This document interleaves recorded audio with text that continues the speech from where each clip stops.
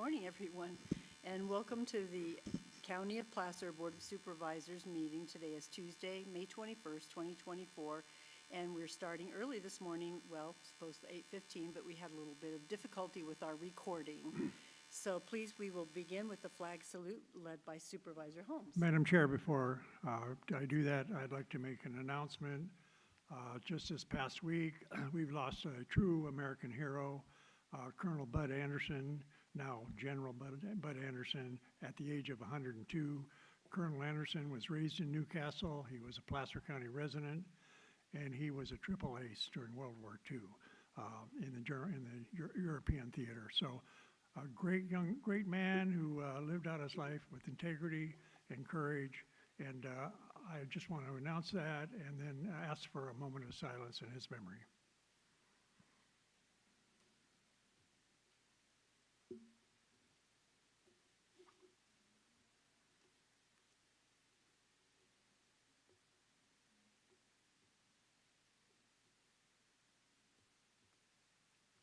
Thank you very much. Now, please join me in the flag salute.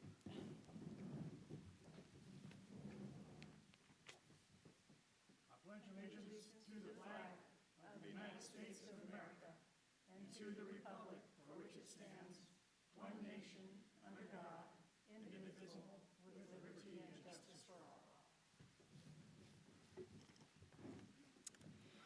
Okay, I'll explain a little bit about today's agenda. Unfortunately, we have to adjourn to closed session right now, and then we will be back following our closed session, at which time we'll take up the consent agenda, public comment, and board member and county executive reports. So we shall be back in a little bit. For those of you who are here for the Community Development Resource Agency item number 3, we will not be starting that until 10 o'clock. Okay, so we'll see you shortly. Did you want to? Yeah. The board will now adjourn to closed session to consider one item, public employee, county executive officer.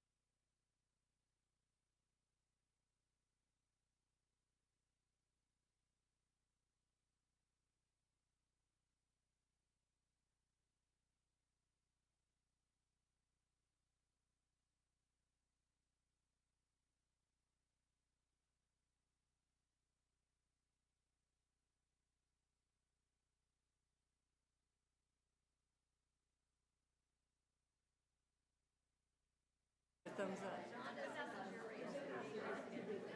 They were looking at me. Good morning, everyone. Welcome to those of you that are freshly here today. We've just come back from closed session and County Council is going to report out. Thank you. Can we have your attention, everyone? Thank you. The board met in closed session to consider public employee county executive officer. The board met to consider the appointment of the county executive officer position. The board voted 5-0 to appoint Daniel Chetney as our next county executive officer and authorize county council to negotiate an employment contract with Mr. Chetney and to bring back this matter on May the 28th on the open agenda to formally appoint Mr. Chetney to the county executive officer. I want to say on behalf of the board and myself, congratulations, Daniel.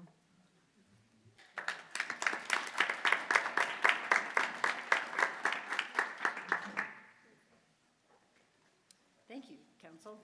Okay, so we're going to move on to the consent agenda.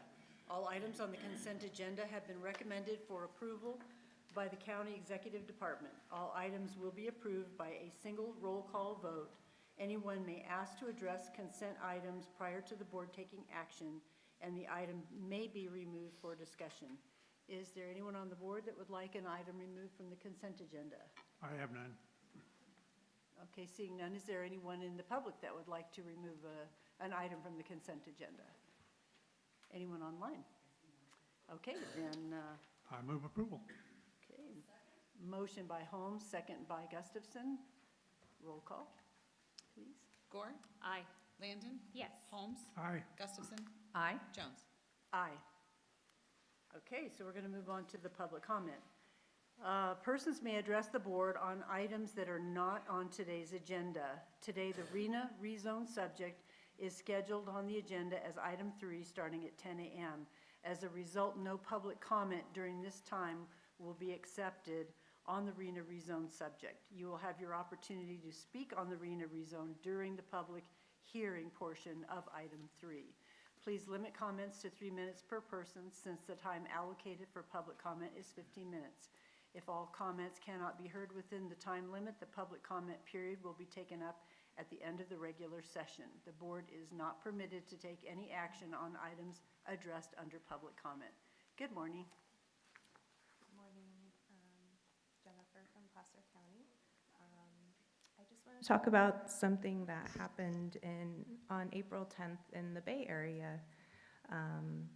The University of Washington did a marine cloud brightening experiment and in the Bay Area, and we were wondering, well, what's that?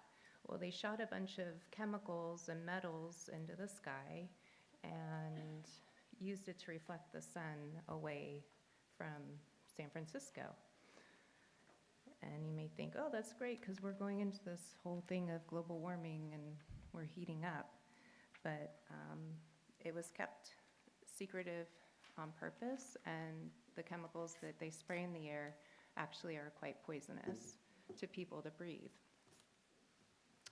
In Mexico recently, last year, they started banning solar engineering from a company, because a company here in California was spraying a bunch of chemicals into their sky and messing with their weather.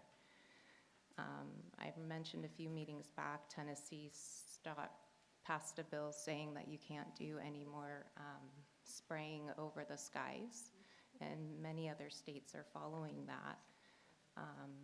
This is actually quite dangerous because it actually wrecks the weather. So the weather will actually start reacting. So we have things like floods, extra wind, snow, rain. So these kinds of things actually start manipulating to cause weather disruptions that cause chaos for us as citizens. I don't know, about a week and a half ago, we went through a 30-degree shift in about 7 days. We had a bunch of hail and snow that came all at once out of nowhere, and we're seeing this more and more. And then we're going, oh my goodness, global warming, global warming.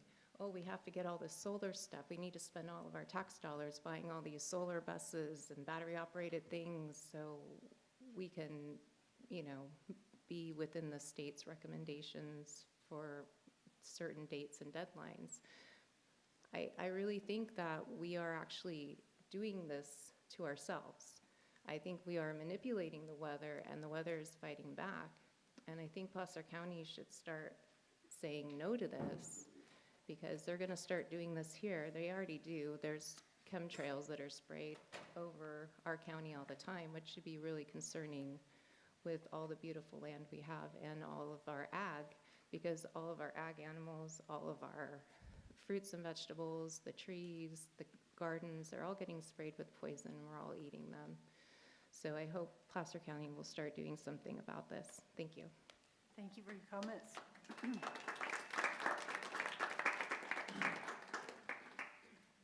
Good morning. Good morning. I'm Wendy Farshman.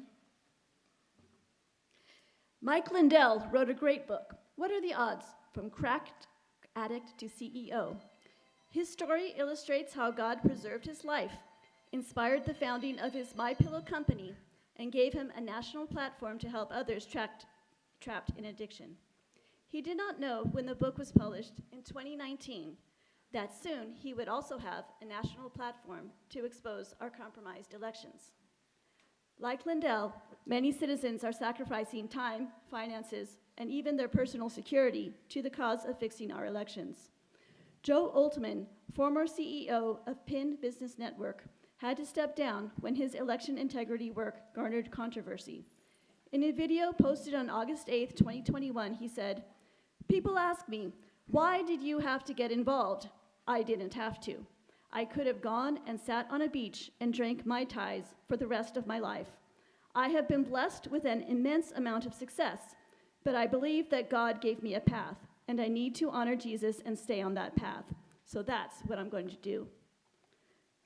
People across our country are investigating elections and speaking up, demanding transparency and answers to honest questions. Too many of them are being attacked. You've all heard of Sidney Powell, Rudy Giuliani, and constitutional law professor John Eastman. Lawyers alleging election malfeasance are being threatened with disbarment. In addition to lawfare, they face intimidation tactics, from death threats to debanking. From the mouths of government spokespeople, including their operatives in mainstream media, the American people are learning it is taboo to question official narratives on elections. Doing so makes you an election denier, someone almost as despicable as those who denied the mass murder of Jews in the Holocaust. We're being force-fed false narratives. We were told November 2020 was the most free and fair election in US history, while our three-letter agencies refused to investigate allegations of fraud. We are told our elections are secure, even though our other systems, deemed critical infrastructure, are regular targets of cyber attack.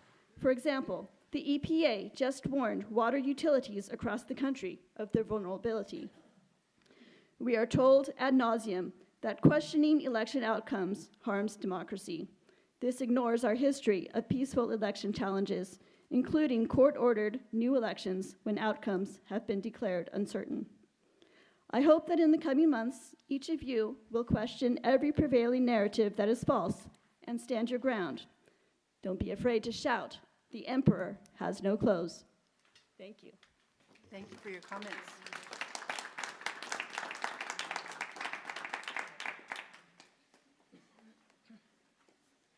Good morning. Good morning. I'm Pat Malberg. I'm president of the Donner Summit Association, so I'm a little bit more local than some of these other comments.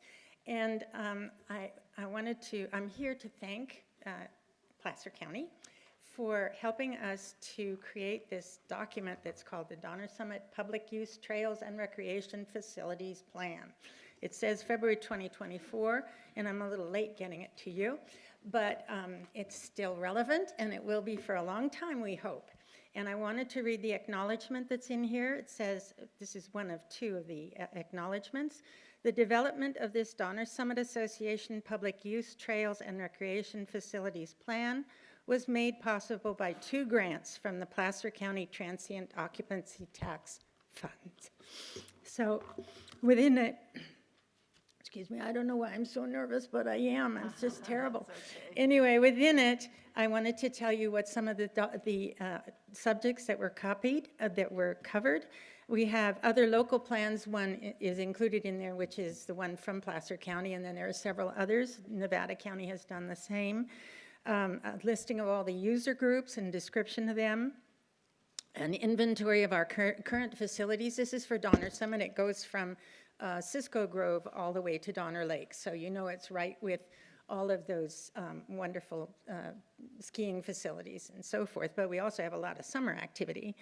What our planned projects are, a needs analysis, priority projects, design guidelines, operation and maintenance, implementation, and funding. This is a living document, which means that we will be updating it, but you can find it on donnersummitca.com.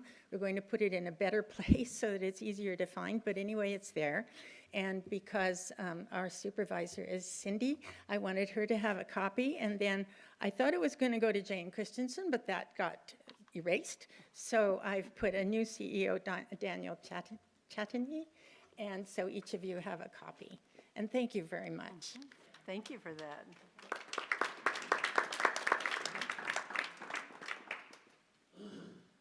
Good morning.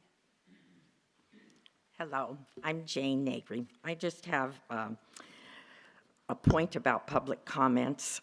When I came today, I was looking for the printout of all the public comments, and anything that was sent to you 2 to 3 days before this meeting isn't printed out for the public. Even in here it says that it'll be distributed to the board during the hearing with a copy available to the public at the hearing location only. Well, it's not available, but I did ask out in front, and so this is for the public. There are so many public comments on this issue, they didn't print them out, but if you go on the county website and you look under this agenda, under correspondence, you will find the public comments. It's a little late for us to read them, but I'm going to read them. Thank you. Thank you for your comments.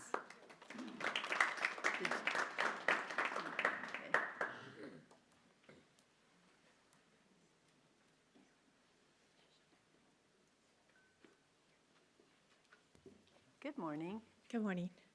My name is Laura Trout, and I'm nervous too. Don't be nervous. Sorry. First of all, congratulations. Is it Daniel? I look forward to you getting to know all of us much better. Thank you for your time.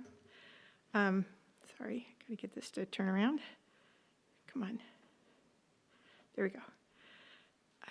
I want to place the following information into the public record. On behalf of Sarah Matranga and the Matranga family. Cyril sold land for the construction of the middle school on Cucuriello with a commitment by the buyer that it would be named for his family. Now, I'm pretty sure that none of you ever heard of Cyril or met him, but he was a wonderful old farmer, little old guy. And when I met him about 30 years ago, he was a man with a good heart that would do anything for anybody, including selling part of his land for a public school at a more than fair price with a simple request. But what you wouldn't know is that Sarah was rather, shall we say, unsophisticated. Literally, he was barely literate. But he was a war veteran of the greatest generation who wanted to do the best for his community, asking only for a small consideration in return. But the managers of the acquisition knew that, and they felt comfortable leading him along and then aborting their promise. By the time he got in touch with me through my aunt and uncle, and I checked into it, I had to tell him that there was nothing I could do. Sarah passed away July of 2022. With that unfulfilled regret. But the last time we spoke, I promised him that I would not forget what happened. And that even though there was likely wouldn't be anything that I could ever do to correct it, that I would make his disappointment known. Today has become that day. For decades, many of us have continued to live with properties purchased, regulations developed, and community and general plans written, with one commitment made at inception being abrogated into something far short of the intended purposes. I can speak to this because I know both sides of your responsibilities. I'm sorry. I didn't know I spoke that slow. I just hope you'll ask your agents to follow their fiduciary responsibilities and do the right things, to not allow developers to continue paying in lieu fees instead of living up to their commitments to build the properties that they committed to buy. Thank you.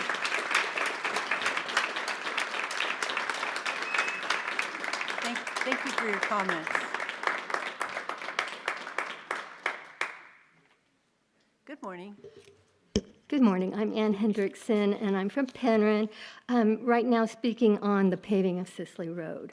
So they had a survey, and I've read the results of the resident survey, and I realized that 50% of the residents would encourage paving it over. However, 50% have mixed reactions. These include saving a 50-foot section of original concrete, saving all viable sections of concrete, and the option of leaving the road as is. Residents agree that speed bumps are necessary, as many people speed on Sisley Road. A few years ago, sadly, a child was hit while riding a bike. In this age of inclusiveness, wouldn't it be a good idea to compromise and pave to comply with the regulations while leaving as much as possible as the historic concrete? By the way, this is the historic Lincoln Highway. We walk dogs on Sisley Road, and many times we felt that our safety is at risk because of speeders. Sisley Road is the shortest distance from Taylor Road to the new winery. Many wine drinkers will be inebriated and utilizing this road once it's paved smooth. Speeding and impaired driving will put residents in danger. Speed bumps are a necessity. Please don't require the residents to petition for speed bumps. Installing them as the road is being enhanced will expedite the process and save money as well. We need the protection. In addition to speed bumps, wildlife signs would be an important addition. Often wildlife is run down on Sisley Road. This breeding season alone, at least 4 geese have been slaughtered by vehicles. A gander whose mate was killed is nesting on our property, and she'll have to raise the young on her own. Here's some comments from the folks that took the survey, and one person writes, more than 50 feet of original road should be preserved. The project should be reported throughout the county because the road is used by more than just Sisley residents. Many county residents care about preserving our part of the historic Lincoln Highway. Another wrote, if you must repair, then please leave as much as the original concrete as possible. There are very few places where we can actually see the rocks in old concrete and actually see this history. Paving Sisley Road, this person writes, would be like paving cobblestones roads in Europe somewhere. It may seem like progress and efficiency, but it is a loss of our ability to see and touch history and share that with our kids. We will eventually forget about this fantastic part of history that runs right through our fabulous community. So many people said that speed bumps are required, and I agree. Another person wrote, strongly recommend adding speed bumps due to drivers driving too fast, and this road is used for walking and children that live on the street. And I say that once you pave over history, you can't get it back. Thank you. Thank you for your comments. Is there anyone else that would like to make a public comment? Yes, please. Good morning. Good morning. Dane Thompson, Granite Bay. So this topic is about elections. I don't attend many of these meetings, but I did attend online and made a comment, and it was in June 2023, when at least 3 of you were voting on Ryan Ronco's recommendation to extend COVID rules to our elections in this county. And just for the record, it was more expensive to do that than otherwise. But at his recommendation, all of you, it was a 5-0 vote, voted for that. And the expectation for that is to actually decrease our confidence in the election by having no unmanned drop boxes, extended voting periods, and all the things associated with unsecure elections. And it's sad that that's the case, because when your constituents are looking for repairing things that we may not agree with you on, we expect our elections to be stable and solid and to have confidence in them. And anyone that's been paying attention, I'm an electrical engineer, I work in computers, we have machines, we know that we know that it's very easy to program them, we know it's very easy to cheat, and we know that that's been happening for at least 20 years. And so I'm just very disappointed that at the recommendation of our recorder, that you chose the less secure, less confident way of running our elections in this county when you didn't have to, and you cost us more money doing it. And I hope that you never do that again. Thank you. Thank you for your comments. Yes, please.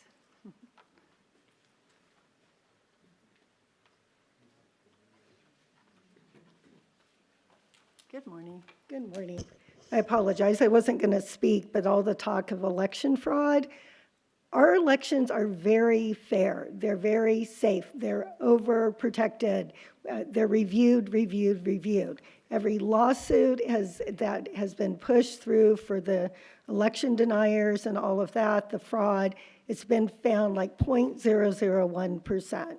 So I appreciate having as much access for as many of our people allowed to vote.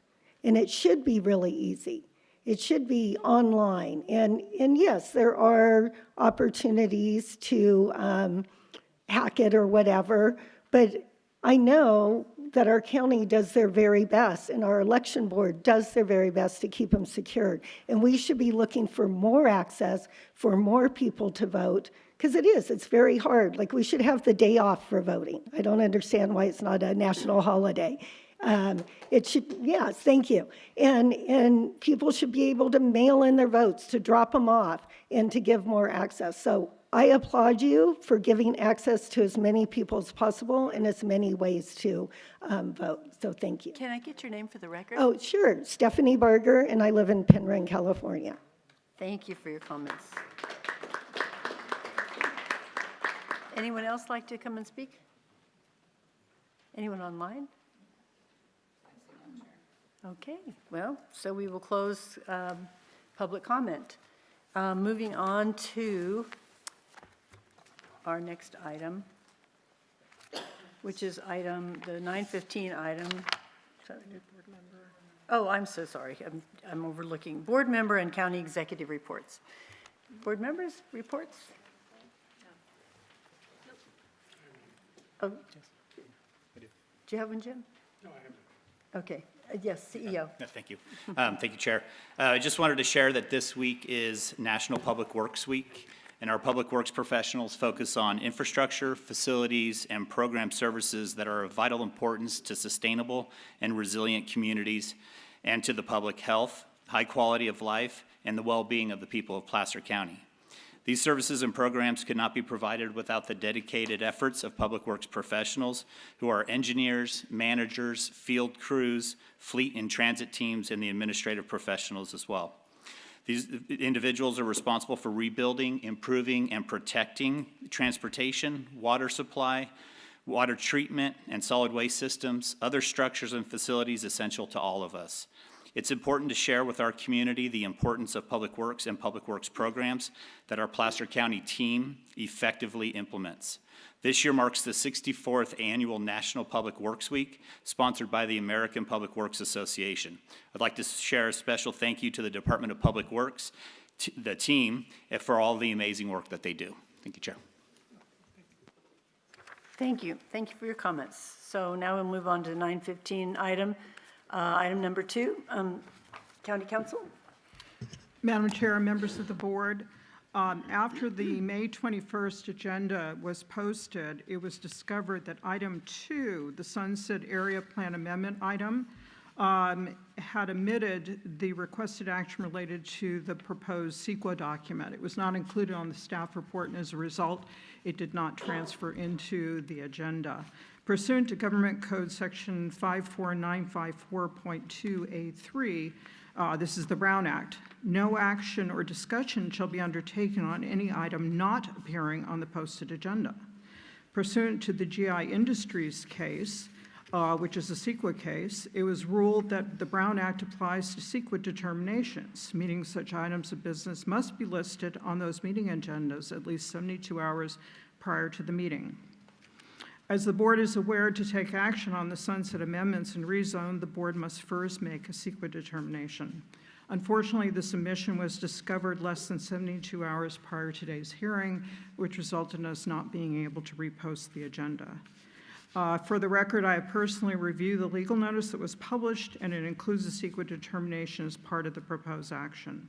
Therefore, all that is needed to be done at this point is to continue the matter to correct the agenda and underlying staff report to include the CEQA determination as one of the requested actions. I recommend the board make a motion to continue this matter to May 28th, 2024 to 9 a.m. 9 a.m. or as soon thereafter. I move approval. I'll second that. Okay, motion by Holmes, second by Gustafson. Do we need a roll call on that? Okay, all those in favor, please say aye. Aye. Aye. Any opposed? Hearing none, motion passes. Okay, so now we would normally be moving on to the 10 a.m. item. Item number 3, the Community Development Resource Agency. However, it's not 10 o'clock yet, so we will take a brief adjournment until 10 o'clock, at which time we'll start the program.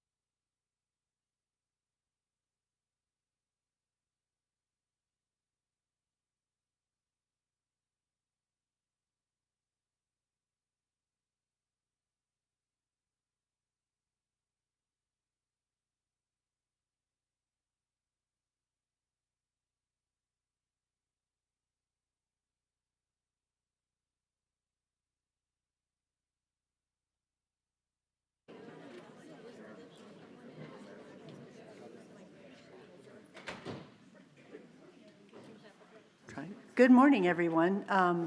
Welcome back to our 10 o'clock timed item. Okay, we will now be hearing Community Development and Resource Agency, Housing Needs Rezone Program, General Plan Amendment, Zoning Text Amendment, Rezone, Environmental Impact Report, all supervisorial districts. Good morning. Good morning, Chair Jones and members of the board. I'm Crystal Jacobson, Acting Director of the Community Development Resource Agency, here today to just have some opening remarks to provide some clarity and context around this item. So since 1969, the California housing law has mandated that local governments plan to accommodate the housing needs of all individuals within their community and region. This is achieved primarily through the general plan with a particular focus on what is the mandated housing element within the general plan. So the housing element is a mandated element within the general plan. It has to be updated on a regular basis. Over the years, we have adopted housing elements for each of the state's 6 housing element cycles. Starting first in the 80s, we had ours adopted by your board in 1984 was the first cycle, and then there have been 6 cycles since. We are currently working on the 6th cycle, which was adopted by your board in 2021. So the methods by which local jurisdictions have met conformance requirements under state housing element law have evolved significantly over the years and through those previous 5 cycles. As we have implemented the housing element now under new laws for the state's 6th cycle, it's evident that significant changes are expected of local jurisdictions. For the first time, I would say that housing element law has real teeth. So the state is taking a very firm stance with new statutory requirements signaling a shift in approach where there are serious consequences for non-compliance with your housing element. Recent state laws, such as AB 72, underscore the heightened emphasis on local accountability, compliance, and enforcement. This law strengthened the California Department of Housing and Community Development, otherwise known as HCD, to enforce housing element laws. So they refer violations to the Attorney General. The state has dedicated new resources to this sort of new authority of enforcement with additional staffing. They have dedicated teams within HCD. They've got an accountability unit within HCD now.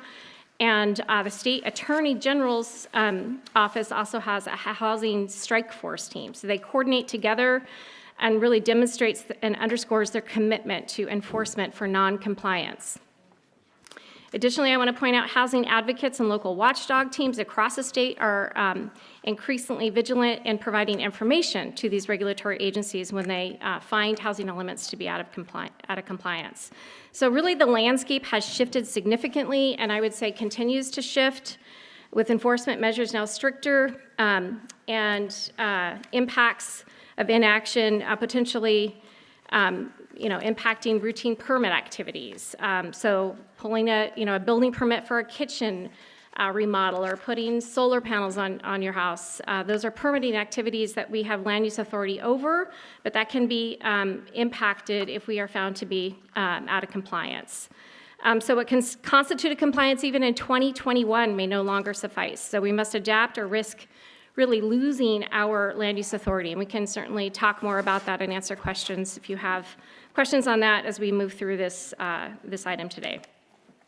So the housing element rezone item before you today is a program that has been identified in that 6th cycle housing element. So it was, again, the housing element was adopted by your board. It was also certified by HCD. And we have committed to to implementing this program. So it's identified in that housing element that your board adopted. We've committed to implementing this.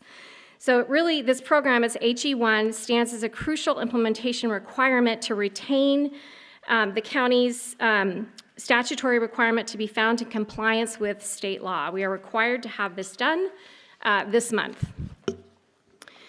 So you'll hear more about that from our planning staff today. They'll share more on the background and analysis that has been prepared and which needs to be considered to move this program forward. As we know, this program is a top priority and critically important for your board and for the county to make sure that we're in compliance with state housing law. Your board, I do want to point out, has really demonstrated a commitment to addressing the county's housing need with the adoption of that housing element. Also support for Housing Trust Placer and for the Tahoe Truckee Workforce Housing Agency, as well as appointing a housing task force to identify opportunity sites throughout the county for potential affordable or workforce housing projects. So there's a number of sites throughout the county that task force, which was appointed by your board, had looked at and have worked with affordable housing developers on potential opportunity sites. Some of those sites are part of the property rezone mix that's before your board's consideration today. So they are some of the sites that are on that list. In line with your board's commitment and direction to address the housing need here in the county, staff have been working diligently to implement this program and to comply with state housing element law and rezone properties to meet 100% of what has been determined by the state to be our unmet housing need here in Placer. So I do want to thank our team for bringing this forward and advancing this program forward to your board today, as we do know it is a top priority. What will come up today is a provision in the state government code that allows for an option to request an extension to the May deadline to complete the program if the county has completed rezones at densities sufficient to accommodate 75% of our need. In requesting that extension, the county would have to make special findings. I want to take this opportunity to share our concerns with this approach. We are not in support of this option, as we believe it comes with significant cost and risk. HCD could challenge the validity of our findings, which would put our housing element at risk of decertification. So that is, we feel, a big risk.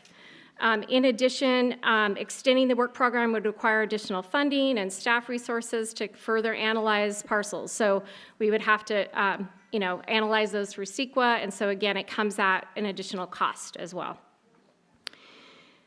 So with that, what I wanted to mention is, and you'll see in the staff report, is that we are bringing forward the Planning Commission's recommendation. The commission met on April 25th, and after thoughtful deliberation, provided a recommendation to your board. However, since that time, I do want to point out things have been fairly dynamic in terms of property owner interest and participation in the rezone. There's been a lot of back and forth conversation between property owners and staff. And because of that, we have prepared some options for your board's consideration today. So you'll see those framed up in your staff report packet. So again, bringing forward the Planning Commission's recommendation, but providing some options for you to consider as well. We do believe we have a mix of properties and options that your board could land on to meet the 100% of the county's housing need. And so I just want to note that through diligence and commitment to achieve a resolution on the state housing element requirement, I'm certain that we can navigate through the challenge that we have here today and land in a position that meets the requirements of the housing element or of the state. I also, before I turn the presentation over to the planning team, I just wanted to touch really quick on the Sunset Area Plan Amendment Package item that was on the board's agenda earlier today and what's been continued to next week. As part of that Sunset Area Plan Amendment Package, staff had, at the board's direction, included and analyzed a rezone of a county-owned site at Cincinnati Avenue that would accommodate high-density residential, and which would potentially add a number of units to the mix, and they could be included in the mix of rezone sites that staff would submit to HCD as part of our housing element update. So that would show that we are meeting our unmet housing needs. So what you'll see today is the Planning Commission included the Cincinnati site in their recommendation to be considered by your board, so that those units could be included in the overall density count and property rezone mix that we would submit to HCD.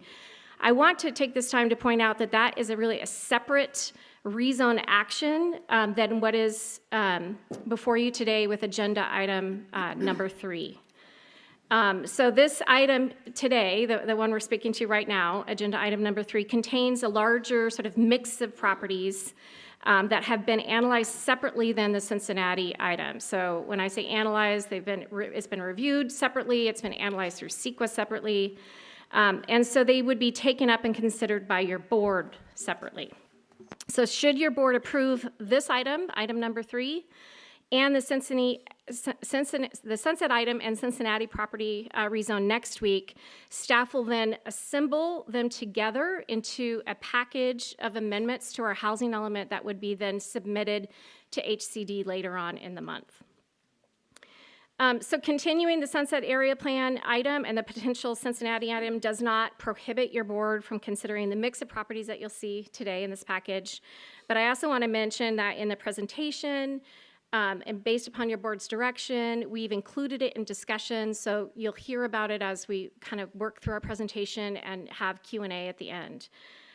So again, it's framed up in the discussion in terms of adding it to our housing element package, this assemblage of properties, but it's not a rezone item contained in item 3. So I just wanted to clear that up. And with that, I'm going to toss it over to Chris Bahuli to provide a presentation. Thank you, Crystal. Good morning, Chris. Good morning. Thank you, Crystal. Good morning, Chair Jones, board members. I'm Chris Bahuli, Placer County Planning Director. Today marks a major milestone for the county's adopted and certified housing element. The package before the board includes a series of actions aimed at complying with Program HE1 and is the result of a tremendous effort by our staff working alongside a team of consultants.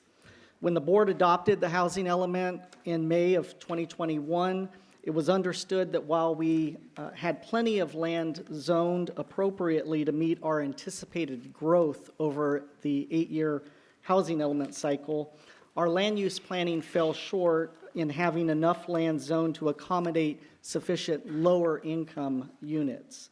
To address that shortfall, Program HE1 was included in the housing element to complete a rezone of properties within 3 years, and staff identified at that time over 36 properties to explore for rezoning.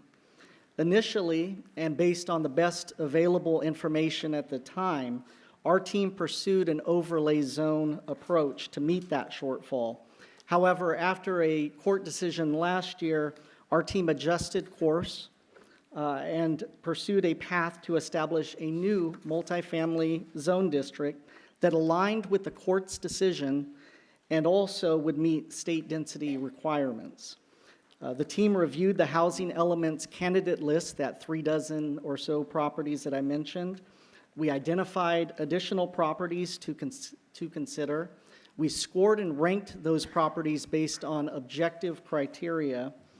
And we also started the environmental review process to meet CEQA requirements. And then we also engaged with those property owners that were identified and with the surrounding communities. We also made sure to check with the board on 2 occasions, both last November and this past February, to receive direction as we proceeded with the rezone program to ensure that our processes were aligned with the board's goals for meeting the program requirements. Last month, as Ms. Jacobson mentioned, following a very lengthy hearing, the Planning Commission took actions to recommend a package of amendments to the general plan and zoning ordinance and recommended rezoning 13 properties that are on the list that are before you today to meet that entire shortfall requirement. Also, as Ms. Jacobson mentioned, there have been subsequent developments since the Planning Commission's actions. And as a result of those developments, staff has developed options that are outlined in the staff report for the board's consideration. And we'll talk about those a little bit later during the presentation.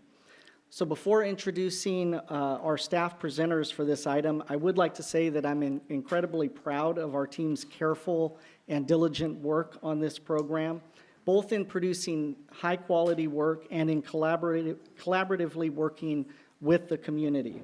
I'm pleased that we are able to deliver a package to the board that includes multiple paths to meet the shortfall and comply with program HE1 before the end of May, which is our in line with our past directives or past time frame that had been identified. I'd also like to acknowledge that this what's before you is in line with the past directives from the board to limit the scope of the rezone to being addressing the shortfall without much of a buffer, involve only voluntary participants, and include sites across the county that are suitable for development.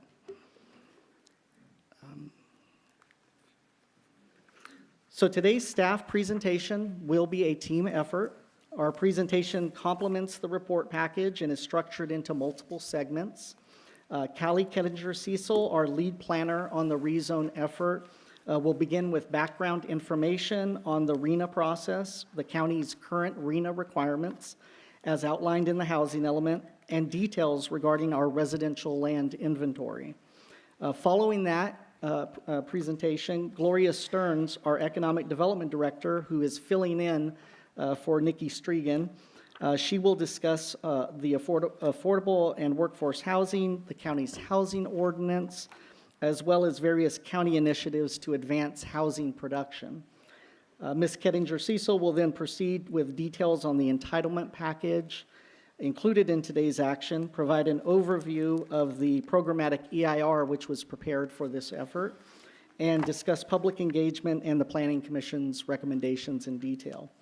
And then finally, I'll wrap up with an overview of the options presented in the staff report and remind the board of the actions requested. So without further delay, I'd like to invite Ms. Kettinger-Cecil to the podium to begin the staff presentation. Thank you, Chris. Good morning, Callie. Good morning, Supervisors. My name is Callie Kettinger-Cecil, Senior Planner with the Planning Services Division. Before I jump into the presentation, I would like to note that ahead of today's hearing, we did receive 192 comment letters and emails. This is in addition to the comments that were comment letters attached to the staff report, as well as the nearly 500 comments received for the draft EIR. Most of these comment letters were opposed to specific sites. We also received a letter from the West Placer MAC, as well as a letter from the property owner of Site 26, and I will discuss that later. So to begin, I'd like to note that we do have some common acronyms that I'd like to define that are used throughout the presentation. In addition to this slide, we also have a handout that includes acronyms that are noted in the staff report. It's a little longer. Common acronyms that are used throughout this presentation include RENA, which is the Regional Housing Needs Allocation, RM30, which refers to the Residential Multifamily 30 Zone District, the HDR 2030, which stands for High Density Residential 2030 and is a proposed land use designation of the general plan. CEQA is the California Environmental Quality Act. An EIR refers to an environmental impact report. And HCD is the California Department of Housing and Community Development. Three additional acronyms that are also used commonly throughout the presentation is MAC, which is the Municipal Advisory Council. PC stands for Planning Commission, and then BOS is the Board of Supervisors. So with that, we will get into the presentation. The project started in 2021 with adoption of the housing element. After the adoption of the housing element, staff prepared a work program to develop an overlay zone district to achieve the RENA shortfall. In April 2023, however, a court case decision determined that an overlay cannot be used by a jurisdiction to satisfy their RENA obligation. At that point, staff proactively changed course to develop a new zone district to achieve the RENA obligation. Staff evaluated the list that was identified in the housing element and expanded that list. That list was presented last summer at various MAC meetings, as well as workshops and a town hall. In the fall of 2023, an environmental impact report process was initiated with the release of the Notice of Preparation and Initial Study. That was released on October 20th, and a scoping meeting was held for the EIR on November 3rd. The first board workshop was held on November 27th last year, and following that workshop, staff continued outreach, including obtaining property owner authorizations to install public signage, releasing the draft EIR for public review, and preparing the housing element amendment. A second workshop before the board was held on February 13th of this year, and following that meeting, we also presented the draft EIR before the Planning Commission on February 22nd. Following the Planning Commission and board hearings, a draft housing element amendment was submitted to HCD in March, and the final EIR was also made available. Staff presented the final EIR to the Planning Commission on April 25th, and I will provide a summary of that meeting later in my presentation. So the purpose of the rezone program is to implement Housing Element Program HE1, which is noted here on the slide. The purpose of the rezone program is not only to implement this program, but also to ensure compliance with state housing law and to ensure there is land suitable for residential development for all residents of the county, regardless of their income.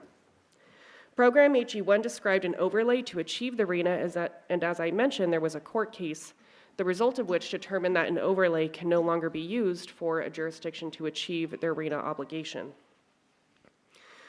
The overlay would have been in addition to an existing zone district. So for example, a property owner of a commercial property would have been able to maintain their base commercial zoning while having the ability to develop residential at a higher density than is currently allowed. An example of an overlay is also combining districts, such as a combining agricultural, combining design corridor, and combining aircraft overflight. Those are just a few examples of existing combining districts that are found in the zoning ordinance. If we would have been able to use the overlay, it would have been consistent with those same combining districts and have the same function. However, as I mentioned, because of the court case, which is known as Martinez versus the City of Clovis, we were not able to use an overlay. So we changed direction, and we are proposing instead a new zoning district to achieve our RHNA. So that brings us to the question of, well, what is our RHNA? So as we see here, our RHNA obligation is over 7,000 units. As I will demonstrate, we have sufficient land available for the moderate and above moderate categories. However, there is insufficient land available for lower income. I'd like to note that the income categories are based on a percentage of the median income, and in Placer County, the median income is $113,900. For reference, low income in Placer County then is a four-person household with an annual income level of approximately $85,000 a year. That's important to note because as we're talking about low income, it's really synonymous with our workforce housing, including teachers, paramedics, home health care providers, and service workers. The existing residential capacity is discussed in Chapter 4 of the housing element. Initially, 206 units were identified for approved and planned projects.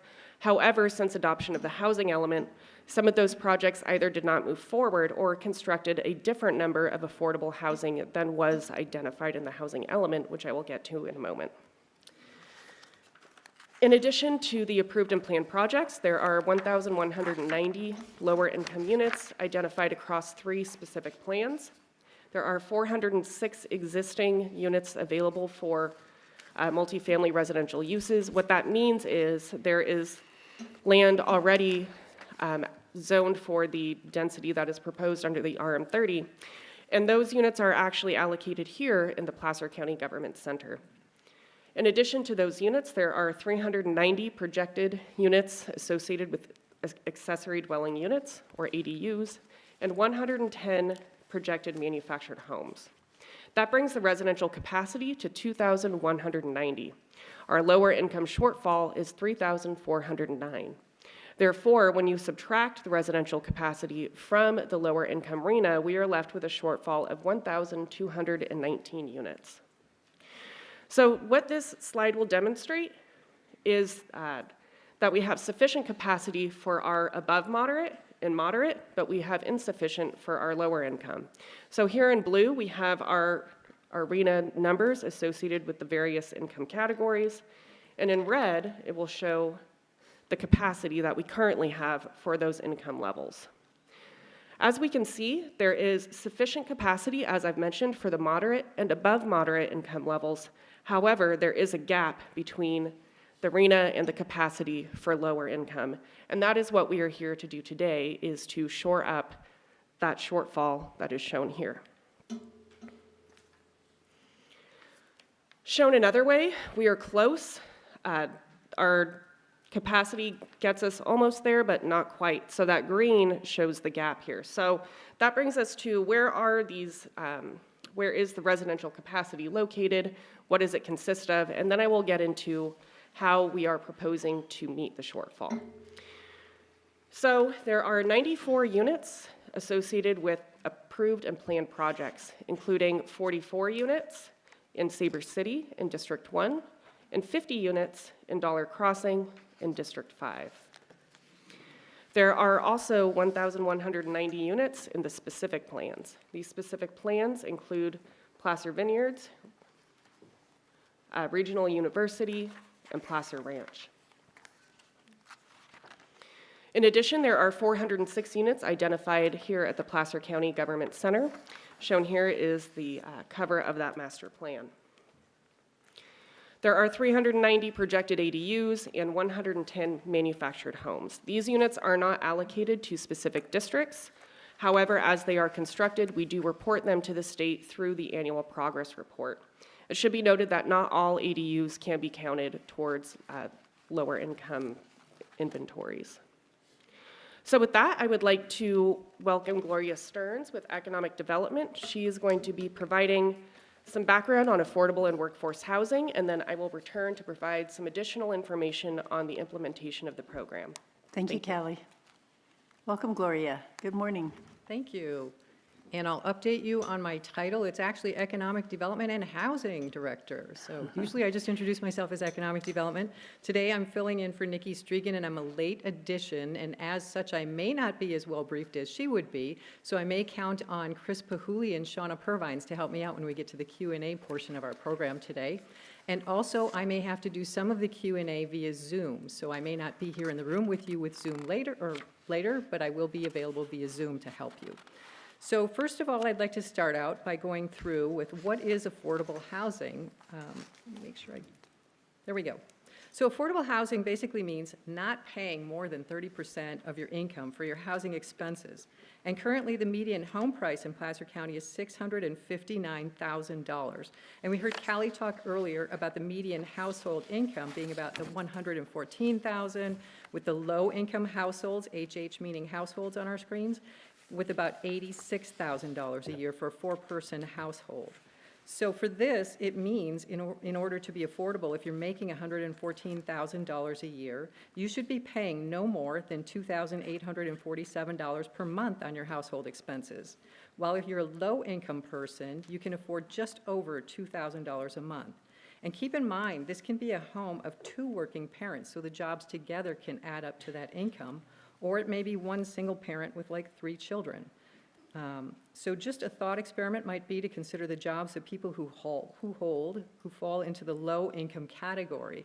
And working in economic development, I can tell you some of our largest employers are in healthcare, the people taking your blood pressure. What is their income? So we go to the next slide and we can see some of these professions of the people here. And it includes things of the incomes to reflect teacher, child care worker, retail sales, janitors and cleaners, and the technicians at our hospitals. So you can kind of see where they fall in the categories here for the lower income, very low, and extremely low categories. Not reflected in this list, but also present in our community are our seniors, our veterans, and those with disabilities. And one question I like to remind people when we look at slides like this is, do you want your child's teacher to live in your community? So next we look at what those of us in the profession call LIHTC, Low Income Housing Tax Credits, yet another acronym, sorry. But it's a way of financing affordable housing. And it's a little bit different in market rate development because the sources are varied and layered. And when we were at the Planning Commission, you might have heard discussions about lasagna, and that's where the financing layers got into a discussion here. But LIHTC will also look at Different things such as location, listed here in our bullets, your location of the project, the targeted affordability, the efficient development cost per unit, on-site programs and services that are included in LIHTC projects, compliance regulations like fair housing, and the developer team experience. All of those give you points, and those with the highest points end up getting those tax credits. And it makes it easier for them to do a LIHTC project, and it takes a few years for that to cycle through, but it is one way of financing these projects. And it's just a way to understand some of the affordable housing options that developers have access to. We also at Placer County have an ordinance in section 1565 that was adopted on October 27th of 2020. And this explains about how there's questions always about when do we do payments and when do we have people build on site. And to be very clear, the 100+ units is the line in the sand where people are required to build on site. So if you have more than 100 residential units in your project, you're required to build your affordable housing on site. If you're between 8 and 100 units, you're required to pay the fee. And that's one of the things that is not always clear for people. The non-residential development in the Sierra Nevada and Lake Tahoe area are also required to pay the fee.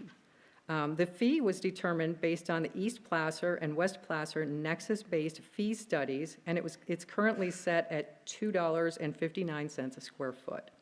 And examples for you to help understand what the fees can be used for is they can construct affordable housing. They can also help with first-time home buyer assistance, and you can acquire and rehabilitate multifamily residential projects. So there are some options with what you can do with those fees. For supporting affordability, Placer County partners with HTP, and they help advance affordable housing development and preservation in Placer County. Their mission involves providing financing and services to create opportunities for lower-income households, including leveraging those funds for grants and other public-private partnerships. And one of the actions requested today is to direct staff to conduct a study about in lieu fees. And we are happy to do so and look forward to taking a look at best practices and returning to your board for further direction. We would like to refine some of the ideas for the scope in that case, and we could come back with a better cost estimate for you. So today, if you give us the preliminary direction to proceed, we're happy to do that, and we will come back to your board one more time with the exact cost and dialed in scope of what we would like to do for that. But we are happy to take a look at all of those for you. So now I'm pleased to return it back to Kelly. Thank you, Gloria.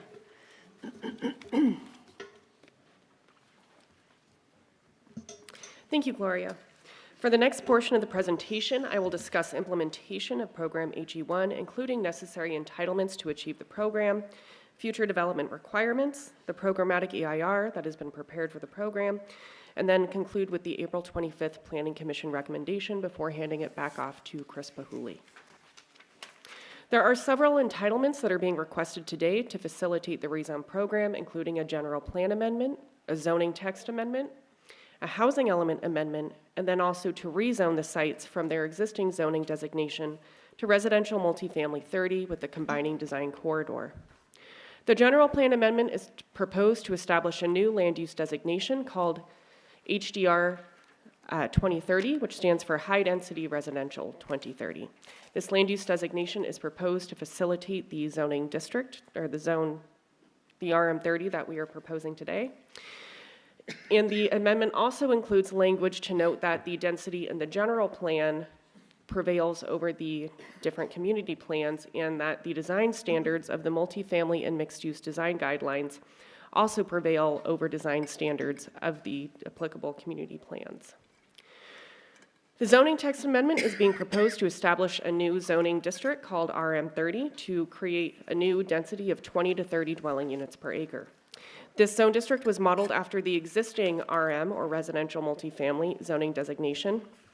And in the vast majority of cases, a zoning clearance is allowed for residential uses. Non-residential uses are subject to discretionary permits, such as a minor use permit or a conditional use permit. There are some accessory uses that are noted in that zoning designation, including accessory storage and animal raising and keeping, which does provide basic allowances for common pets, such as cats.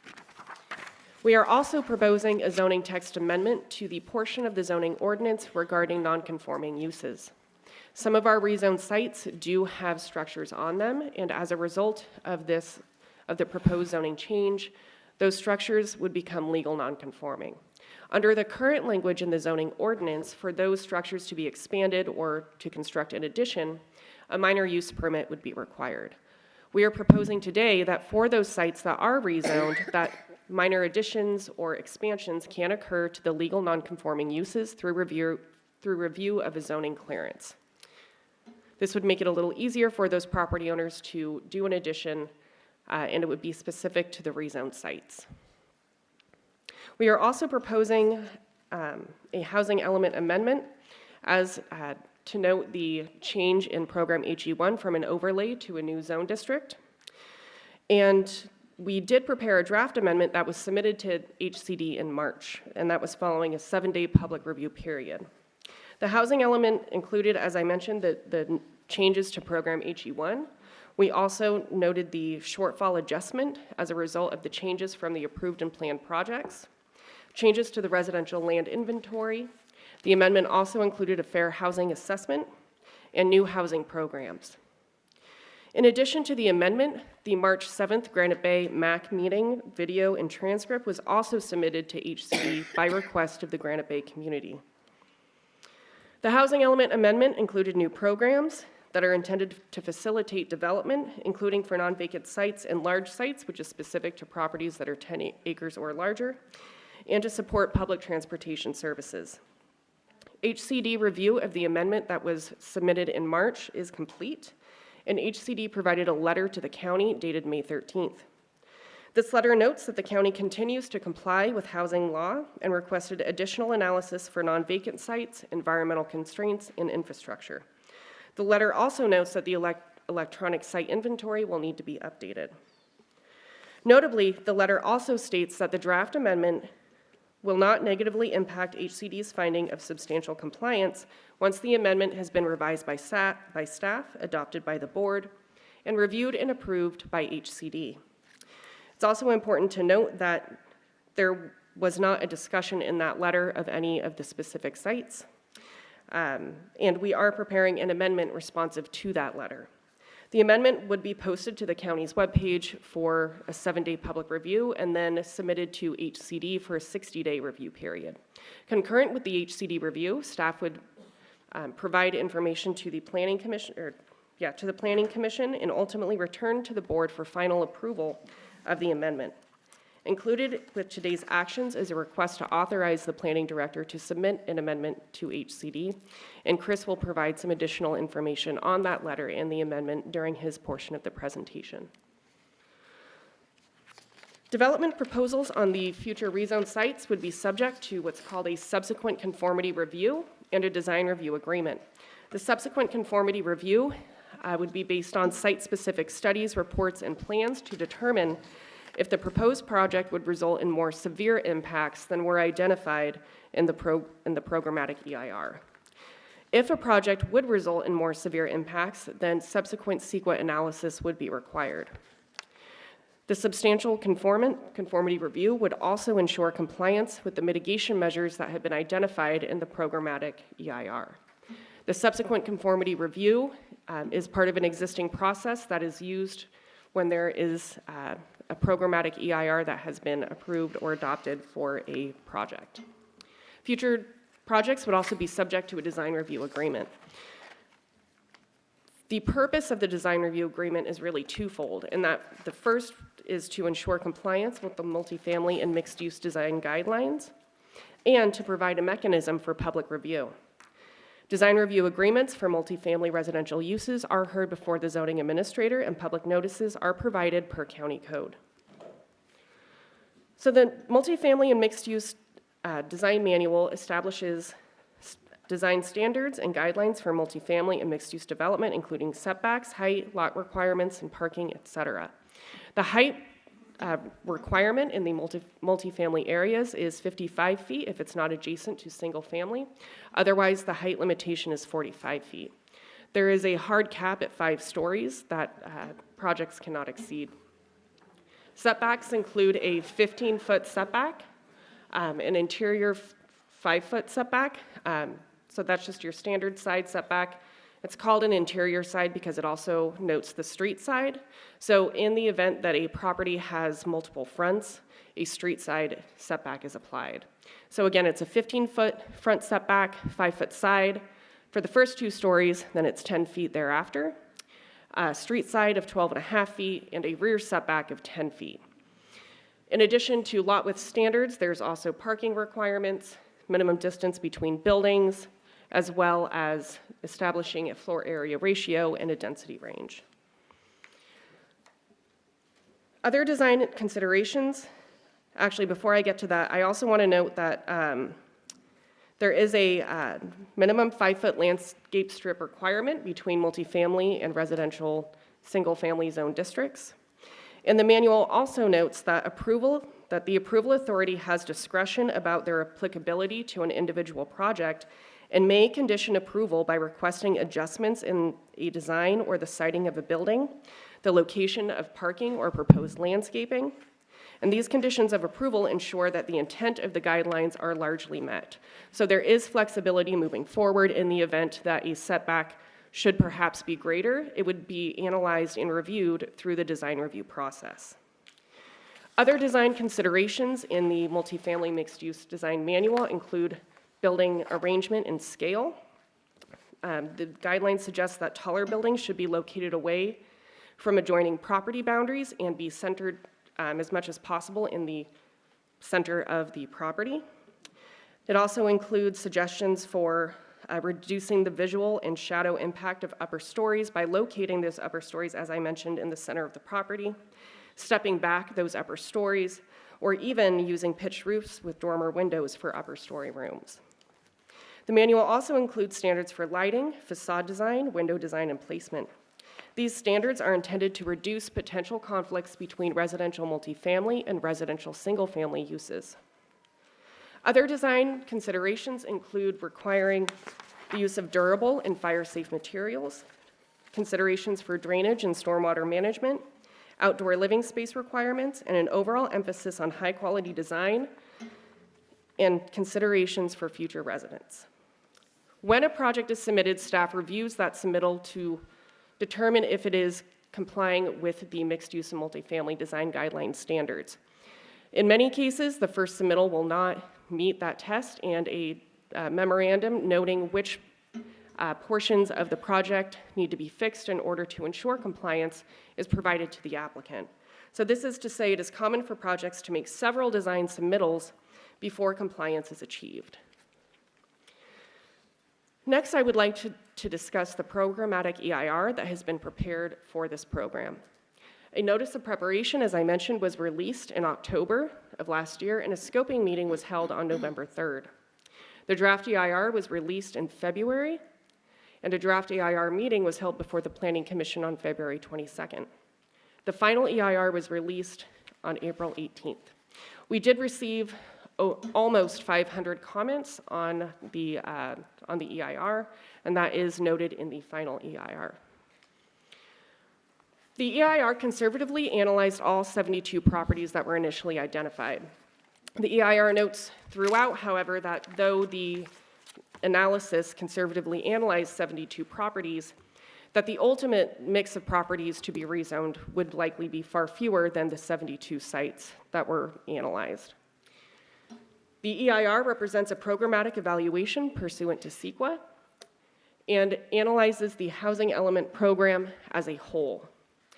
There was no site-specific development proposals or site plans that were included in the analysis for this programmatic EIR, and studies and reports that were prepared for the analysis include an air quality and greenhouse gas emissions modeling, a biological resources assessment, an environmental noise assessment, a transportation impact analysis, as well as a historic resources assessment.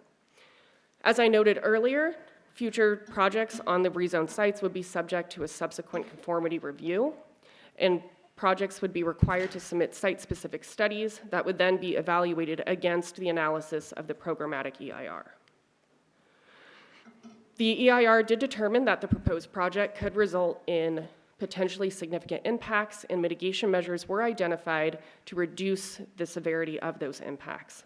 However, there are 4 resource areas that the EIR determined could not be mitigated to a less than significant level, and a potentially significant and unavoidable impact could result from the project as it relates to air quality and greenhouse gas emissions, cultural resources, noise, and transportation. Included with your package today is a finding of fact and statement of overriding considerations discussing those impacts, and we also have Nick Papani from Rainey Management, our EIR consultant, and if there are questions about the findings of fact and the statement of overrides, Nick will be available to answer questions. Public meetings for the program included multiple meetings before the MAX, as well as the EIR scoping meeting, 2 workshops before the Board of Supervisors, a town hall, additional meetings in February, including a meeting before the Airport Land Use Commission. And staff also provided information at additional MAC meetings beyond the meetings that were held last summer. A lack of public notification has been stated in multiple comments that have been received, both verbally and in writing. This slide and the next slide show the public meeting and hearing body, as well as the noticing requirement, and then what CEDAR staff did to ensure compliance with notification standards. So as we see here, we met through the MAX, we went to the Planning Commission, we had a town hall, and the EIR meeting. What you see in the second column is the legal requirement, and again, that third column is what the county did. And in most cases, we met or exceeded legal requirements for notification. In addition, staff established a webpage where the public could sign up for notifications, which has 650 subscribers. Courtesy emails were sent to subscribers of the rezone notification list, and the Public Information Office also posted meeting information on the county webpage and newsletters on its social media platforms. So again, here we see the meeting body, the legal requirement, and the rezone notification that was done for that hearing body. So next, I'd like to provide some information, actually a summary of the April 25th Planning Commission meeting.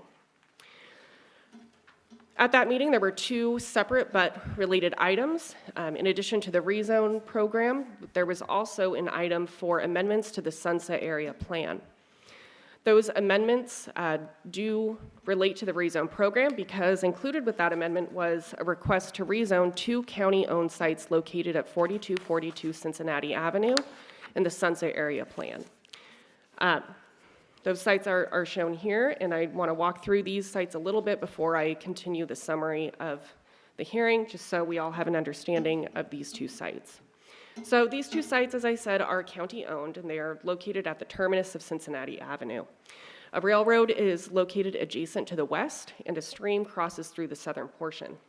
These 2 properties together total nearly 25 acres. However, there are some constraints that need to be noted. Those constraints include a setback from the railroad easement, as well as a stream system setback from the stream that crosses the site to the south.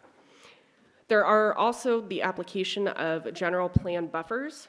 The general plan establishes buffers between uses that may be incompatible, including industrial and non-industrial. So the general plan establishes a 300-foot industrial buffer between industrial and non-industrial uses. The general plan does note, however, that buffer can be reduced to 100 feet, provided that a project proposes screening, burbing, fencing, or a combination thereof in order to provide visual screening between the uses. Absent an active development proposal, we are conservatively analyzing the 300-foot industrial buffer. In addition to those constraints, there is also this square here, which is a 3.5-acre burdened area. So this site was used historically as septage ponds. The site has since been remediated, but as part of that remediation, this burdened area was established. In this burdened area, structures cannot be located. However, if a development proposal does come forward, non-structural uses such as parking could occur in this area.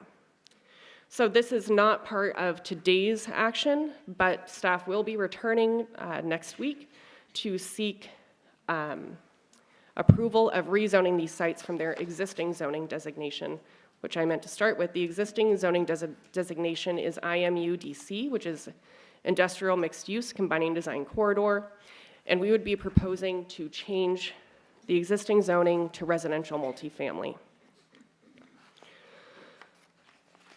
So prior to the April 25th meeting, but following the legal notice publication, there were some changes. So those changes include that the property owner of Site 1, which is located on PFE Road in Roseville, that property owner rescinded previous non-participation status and has indicated to the county that he would now like to participate in the rezone program.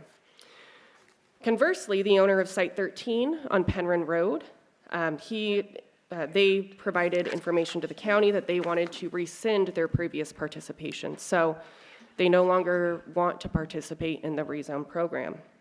And then the property owners of Site 35 and Masters Court indicated that they may be interested in participating. However, we did receive word this morning that they are no longer interested in participating in the rezone program. The hearing was lengthy.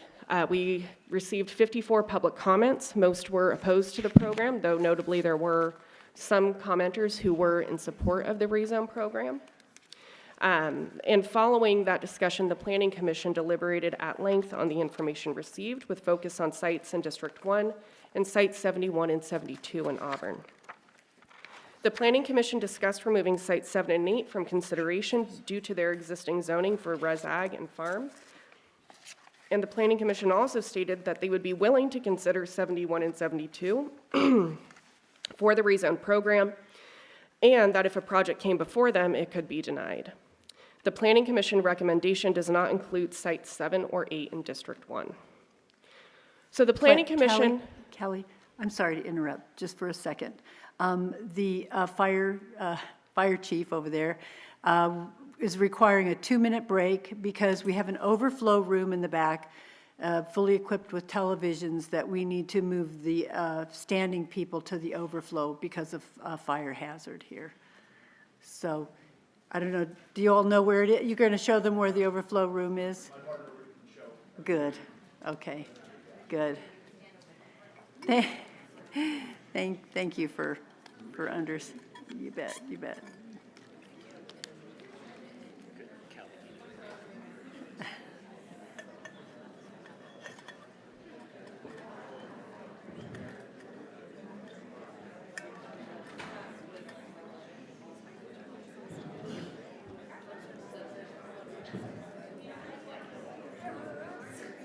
I'll stand up and just walk out.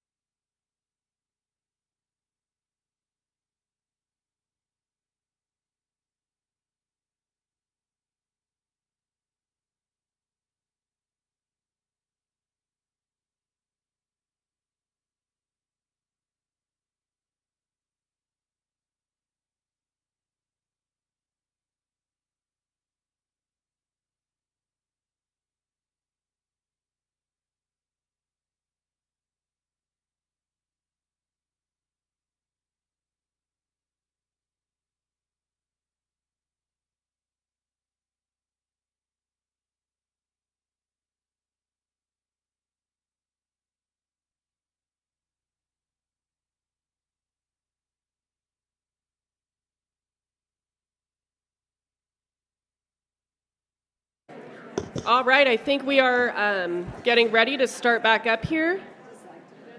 Yes, thanks everyone for understanding. All right. So I will continue with the summary of the April 25th Planning Commission hearing.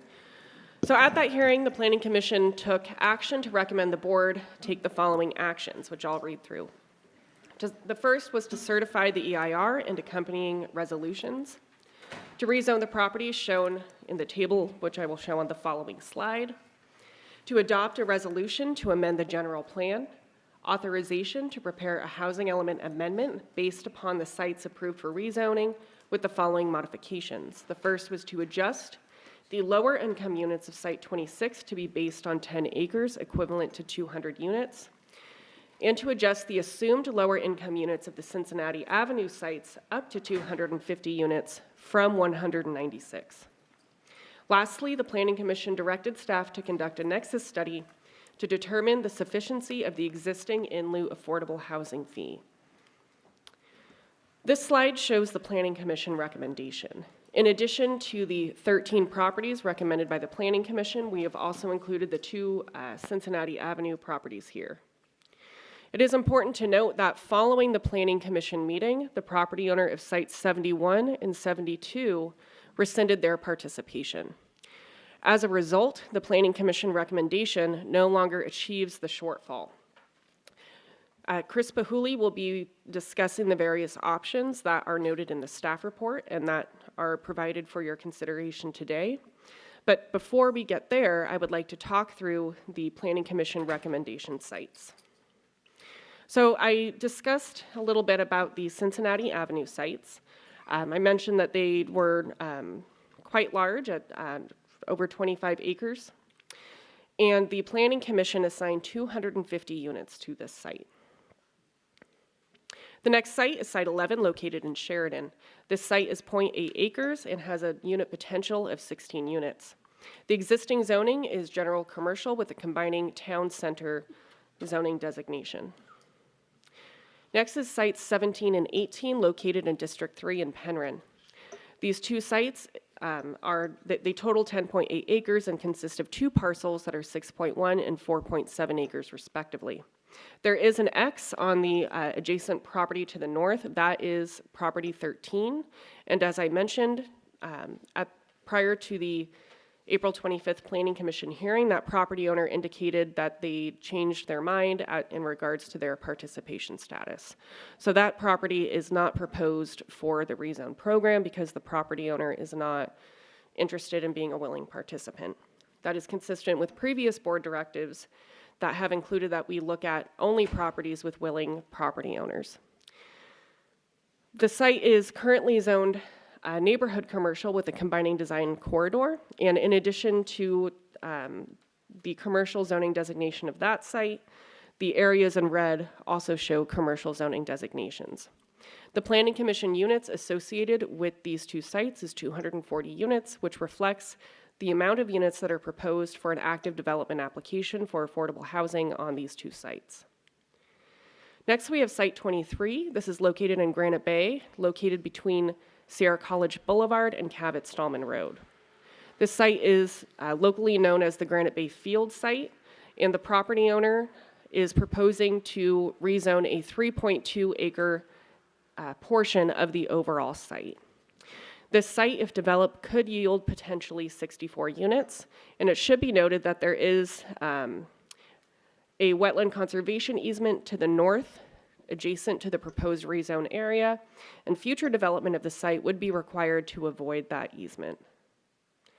Next, we have Site 25, also located in Granite Bay on the northwest portion, or northwest of the intersection of Auburn Folsom Road and Eureka Road. The property is 1.7 acres and could generate approximately 34 units. This property is currently developed with existing multifamily uses and therefore would be required to be subject to the programs and the housing element for development of non-vacant sites. Next, we have Site 26, also located in District 4 in Granite Bay, located just south of Fuller Drive and east of Auburn Folsom Road. The housing element notes 17.4 acres for this parcel, and county documentation notes the parcel as 18.1 acres. For the purposes of the rezone, staff prepared a constraints analysis. Staff prepared that analysis for all of the sites that were over 10 acres in order to determine what the potential buildable area is. There is a stream corridor that runs along through here. And when you account for the stream corridor as well as the roadway setbacks, you are left with an approximately 12.3 acre area. The Planning Commission took action to limit the lower income units for the site to 200. I do want to note that in addition to sites 17 and 18, this site has been the subject of considerable public feedback that we've received both verbally and in writing. I also want to note that as there are those environmental constraints, it should be important to recognize that future development of the site would be subject to participation in the Placer County Conservation Program. That would include a site-specific biological analysis to determine if the information in the EIR is correct or if the habitat information is different, in which case mitigation measures are applied accordingly. Future projects would have to avoid the stream system. And in addition to the site-specific reports that I mentioned, a traffic impact analysis would also be prepared for development of the project. Next, we have Site 29 in Granite Bay. This has also been the subject of some feedback from the community. The parcel is 4.8 acres and could potentially yield 96 units. The parcel is currently zoned residential single-family, combining agriculture, combining minimum building site of 40,000 square feet. I do want to mention that this site, Site 26, the current zoning is commercial plan development with a combining design corridor. Just want to note what the existing zoning is today. So next we have Site 34 in Auburn. This is also zoned commercial plan development with a combining design corridor. Similar to Site 26, a constraints analysis was conducted based on the potential on-site habitats. And through that analysis, staff determined there is an approximately 5.6 acre buildable area. So the unit count is based on that potential buildable area, and the unit count is is 112 units. And similar to Site 26, it would be subject to site-specific studies and reports and would be required to participate in the Placer County Conservation Program. Next, we have sites 42 and 43 that are located not too far from where we're sitting here today. These two parcels total 3.7 acres and consist of one 3.1 acre parcel and a 0.6 acre parcel. These two parcels could yield 74 units. The existing zoning of the site is commercial plan development, combining design corridor, and combining aircraft overflight. This is a good time to note that staff did present sites that have the aircraft overflight combining zone district to the Airport Land Use Commission in February. And at that meeting, the Airport Land Use Commission took action to acknowledge that the proposed rezone sites would not be incompatible with the compatibility zones of the Airport Land Use District. And they did note, however, that Site 43, a small portion, here's Site 43, is located in compatibility zone C1, where multifamily residential uses are not compatible. So there is a letter from the Airport Land Use Commission that states that that portion of Site 43 cannot be developed with a residential use. However, passive recreation or parking could go in that particular area. The Planning Commission recommendation also included Site 51, which is located also here in Auburn and near a project known as Gateway Commons. Just to the north of the site is the former Kmart shopping center, and Highway 49 is to the west, but Plaza Way is adjacent to the west. And the site is currently zoned commercial plan development, combining design corridor and combining aircraft overflight. The parcel is 1.8 acres and could potentially support 36 units. I'd like to note we have not received any opposition to this particular site. Last, the Planning Commission recommendation included sites 71 and 72.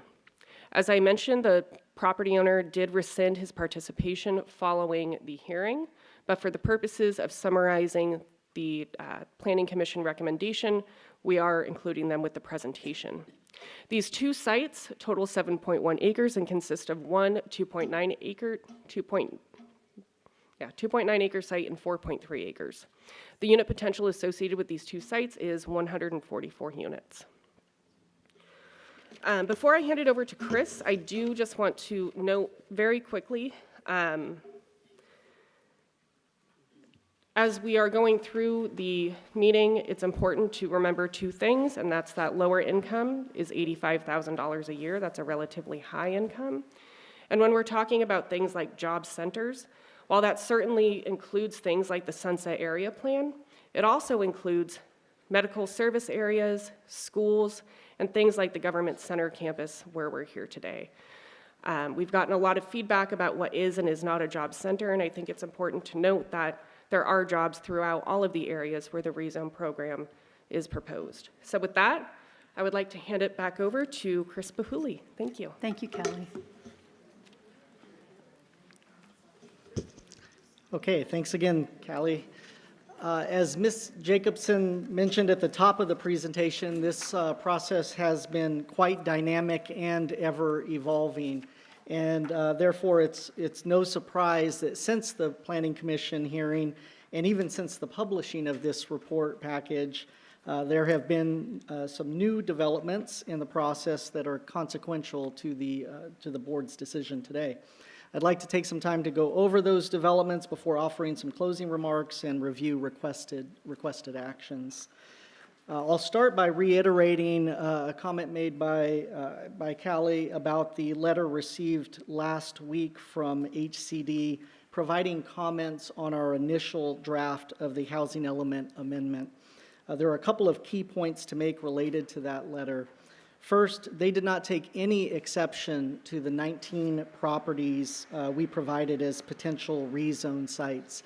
As a reminder, those were the 19 sites that back in on February 13th, the board recommended we proceed with as potential sites for further study. Therefore, we should have confidence with our rezone approach, fair housing analysis with the collection of properties, and our methodology to establish the unit yields allocated to each site based on HCD's comment letter. Second, they did not express any concerns related to the 5 programs, draft programs that were presented, including the programs related to non-vacant sites and large sites. The HCD letter should be viewed as confirmation that the work completed to date is largely on track and consistent with state requirements. I should note that the housing element amendment could be revised fairly significantly based on the board's actions today. Some of the programs that are identified may no longer be relevant. Obviously, the analysis behind the properties may change again based on the board's actions. But I do want to note that their letter is important to today's conversation. So as Callie mentioned at the Planning Commission hearing, a representative from the property owner of sites 71 and 72 stated they wished to be removed from consideration. As was discussed, the Planning Commission moved forward with a recommendation based on inclusion of 71 and 72, but we have confirmed that the property owner does wish to be removed, and they provided that desire to staff in writing. With the removal of the sites, the Planning Commission recommendation would fall from 1266 to 1122 units, and that's below the threshold requirement of 1219 by 97 units.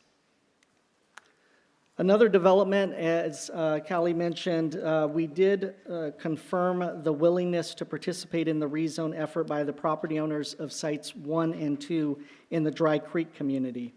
These properties are shown on this graphic in pink. Importantly, these sites are currently zoned office professional with a design review combining district. Site 1 is 4.3 acres and contains a single-family home. If rezoned, it could yield between 86 to 129 units.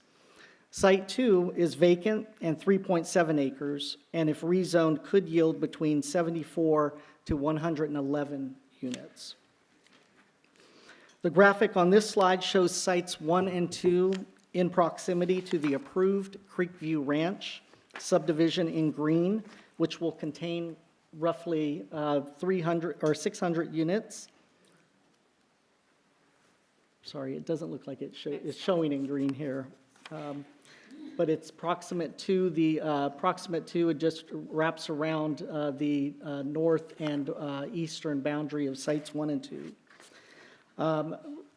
Wrapping around on the south and west portions of properties 1 and 2 is the proposed Mill Creek subdivision, which is in the planning application stage. The applicant for the project is proposing a 321-unit subdivision consisting of low, medium, and high-density single-family homes. Staff's prior analysis detailed that these were appropriate sites given the current zoning, the location next to planned developments, and the infrastructure that would be constructed as part of those projects to support multifamily development. There's the slide I was looking for. I apologize. But again, it shows it in green, the Creekview Ranch, and then the Mill Creek site. Staff also met with the owners of Site 35 here in North Auburn as we received information that they may be interested in rezoning the site. As a reminder, it is outlined in red in the graphic on the slide, and it's located on Masters Court just west of Highway 49 and south of Willow Creek. A portion of the site contains the existing Les Schwab Tire Center. However, there is a vacant 2.3 acre portion which is currently used as a storage yard. The property is currently zoned as commercial plan development with a combining design review corridor and combining airport overflight. If it were to be rezoned, it could yield between 46 to 69 units. The graphic on this slide shows all of the services within the 1 mile area surrounding the site, which demonstrates that there are a great deal of amenities located nearby. However, in conversations with property owners, staff had surmised that the owners were still in the conceptual and feasibility stage with the vacant portion of their site and were not at a point to commit to the rezone of the site. And as was mentioned just yesterday, staff received a formal written notice from the property owner that they did not want to participate in the rezone. Therefore, and based on the previous direction from the board regarding only working with voluntary owners, staff has not included Site 35 on any of the scenarios that are provided in the staff report and that I'll outline in just a moment.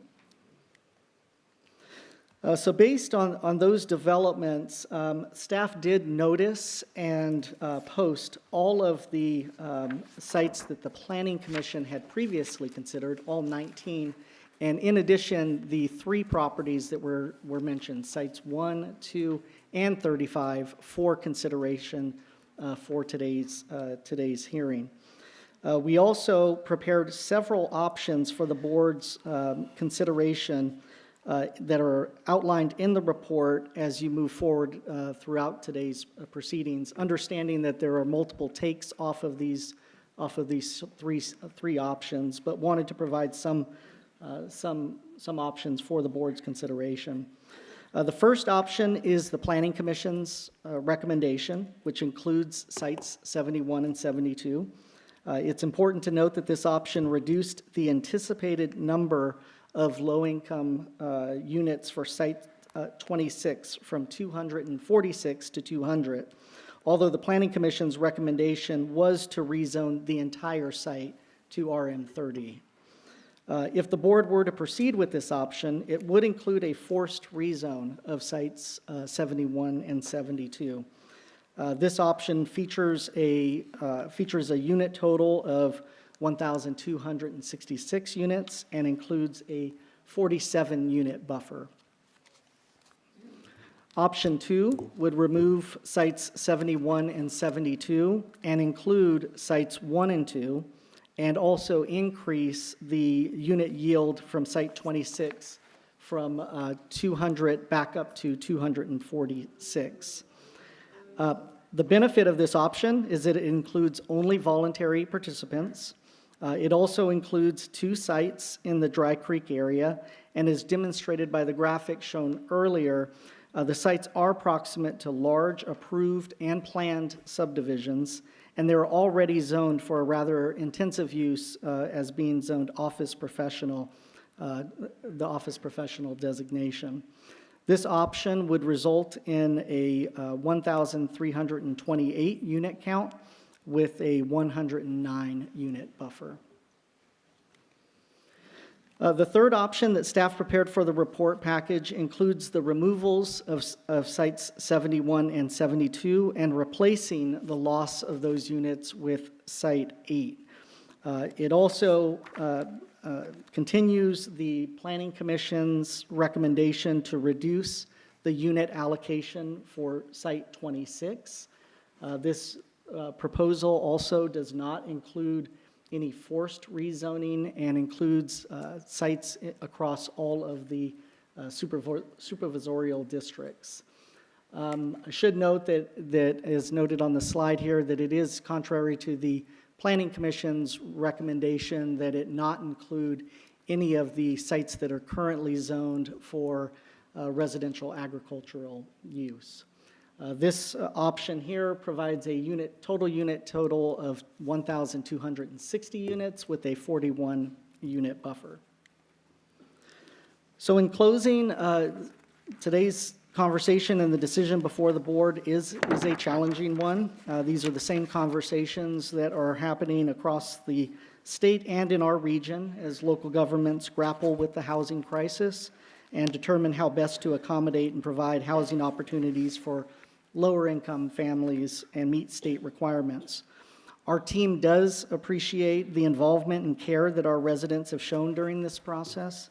We acknowledge the concerns that have been raised about planning for appropriate growth and the changing landscape of existing communities, which was well underway before this housing element process began. As planners, we strive to incorporate the desires of the existing residents while planning for growth, including planning for housing at all income levels, the conservation of open space, and maintaining the charm of existing communities. Ideally, this comprehensive planning would have already taken place, but that is not where we find ourselves today. To guide future housing elements, we have begun work on the Placer County 2050 General Plan, where this comprehensive planning will take place. However, today, there is an immediate need to deliver on our commitments that were outlined in the housing element related to Program HE1. Staff believes that the package before you today and the options I reviewed for you provide a path to do just that. In summary, I want to say that the package before you is consistent with previous board direction to narrowly address the shortfall without including a large buffer of properties, which was what we brought forward initially in November of last year.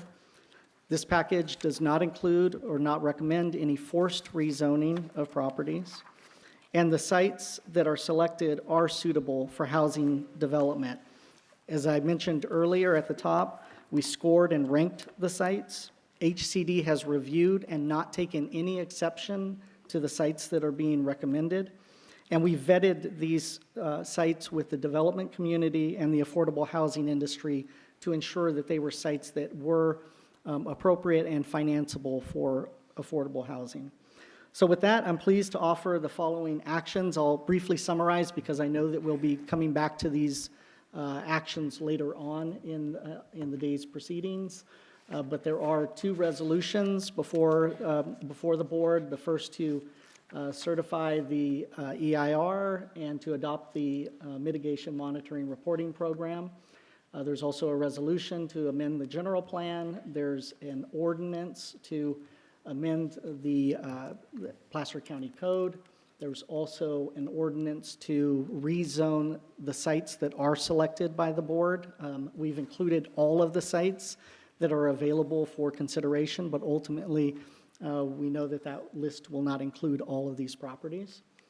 And then finally, we have authorization to prepare a revised draft housing element amendment. That housing element amendment would need to be posted on our website before submitted to HCD. There would need to be comments received back from HCD before we brought it back to the Planning Commission and to the board.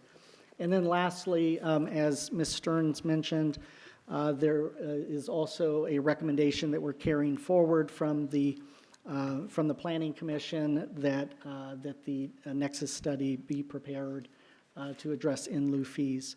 Before I finish, I should go back to Action 5, which does include the statement that the amendment would be submitted based on the collection of properties that are decided upon today. However, if the Cincinnati Avenue sites are approved next week, we would incorporate that into the housing element amendment package and the analysis that's required. So with that, I am going to close the staff presentation. I will head back to that seat and we'll be happy to answer questions. Thank you. Thank you, Chris. Okay, I want to bring it back to the board now for questions, comments. Do I hear Supervisor Gore, would you like to? I do have just two questions, I think, for staff. My first question is that if a project is rezoned and approved in this packet, and a developer decides, yes, I want to move forward on a certain parcel, what's the requirement for the developer to work with local school districts and fire districts to address the mitigation, right? To address the need for schools and fire. And then can you explain the difference between that and then the state property tax welfare credit so that we understand the difference and what a developer would have to pay for?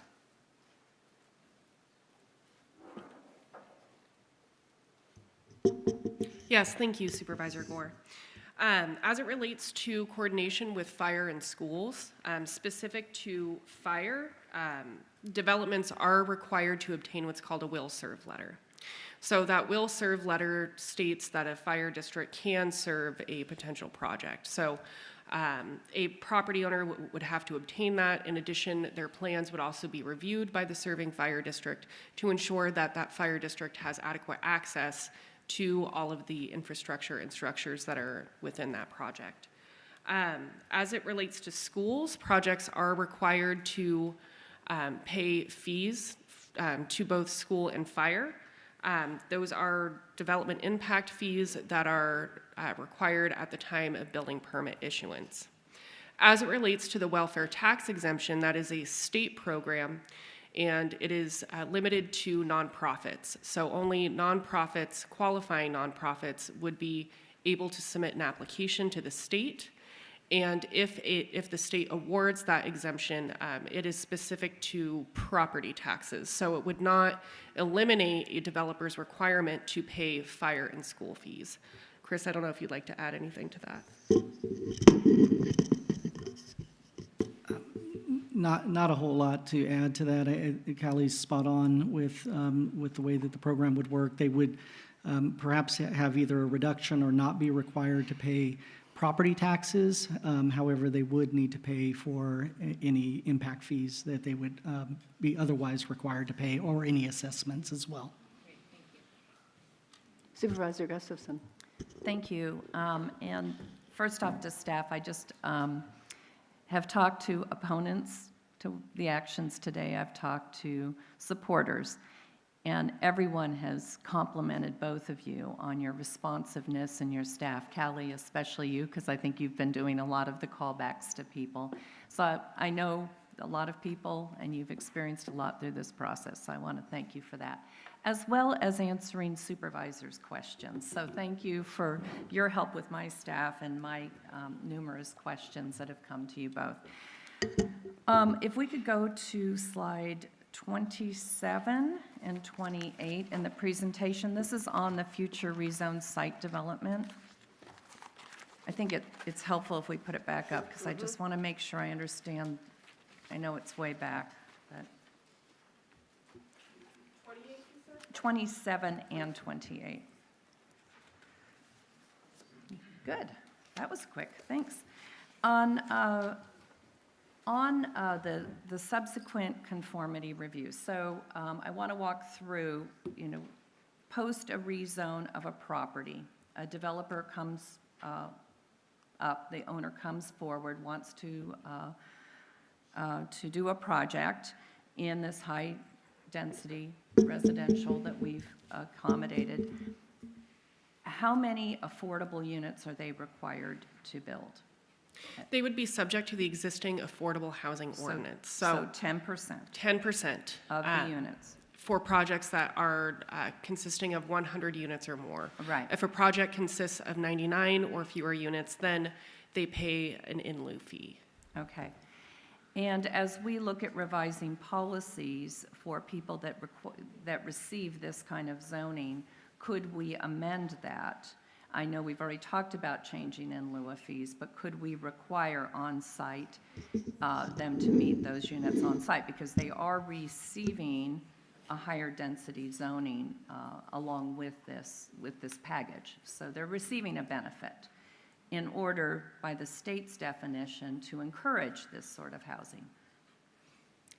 So you're asking more about just inclusionary. these sites and not a county-wide change to the I program? may want to do both, but I am saying specifically for these because they're receiving a benefit theoretically, even though many would say it's not a benefit to the neighbors, but a benefit to the homeowner that they meet their requirements on site. Yeah, I would say certainly that if there were a change countywide, that new countywide requirement would be in place, whatever that requirement would be that the board would approve. As it relates to including specific requirements for this collection of properties, that could create some problems with moving forward with the collection of properties, property owners, and their interest in participation in the program. Through previous conversations with property owners, we have indicated what the current requirements are. policy is. Certainly, we believe that a number of these sites would be good for affordable housing and affordable housing development. And so those property owners may be looking to dispose of their property to developers that might do projects on the site. However, again, conversations with the property owners have been that what the current county requirements are, which include the build requirements for projects over 100 units. Okay, and I do understand that the state's concept on this is that by creating more density, you're creating, by design, these to be more affordable by nature, right? You're not looking at luxury units when you have 20 per acre. So I understand the state's need, but also I'm interested in what we can do to create more inclusionary housing on site for these types of units. In the review process, if a project results in more severe impacts than previously identified, we've heard from a lot of the comment letters that they don't feel the transportation impacts, the safety impacts have been analyzed enough. So at staff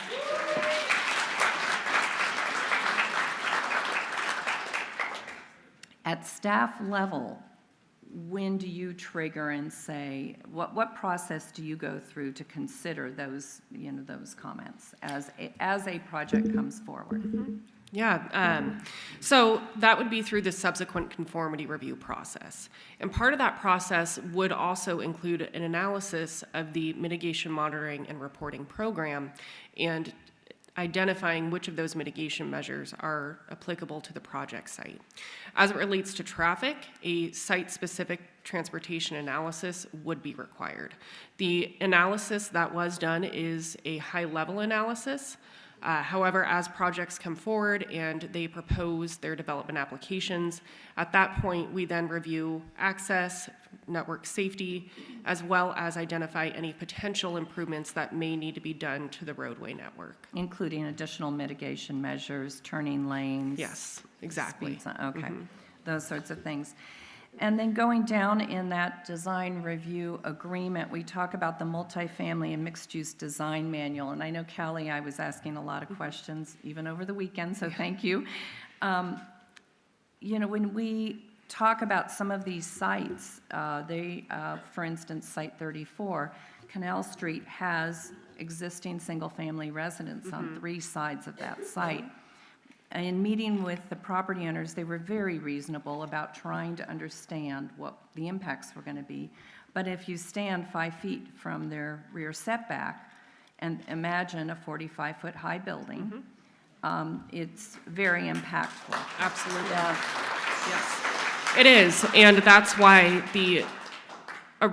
the intent of the manual is really to reduce potential impacts between residential single family and residential multifamily. That's why it includes a number of design standards for locating taller buildings towards the center of the property, for considerations with massing, including as a building goes up in height, that the massing is actually smaller. And if those setbacks are not sufficient through that review process, we can apply a greater setback.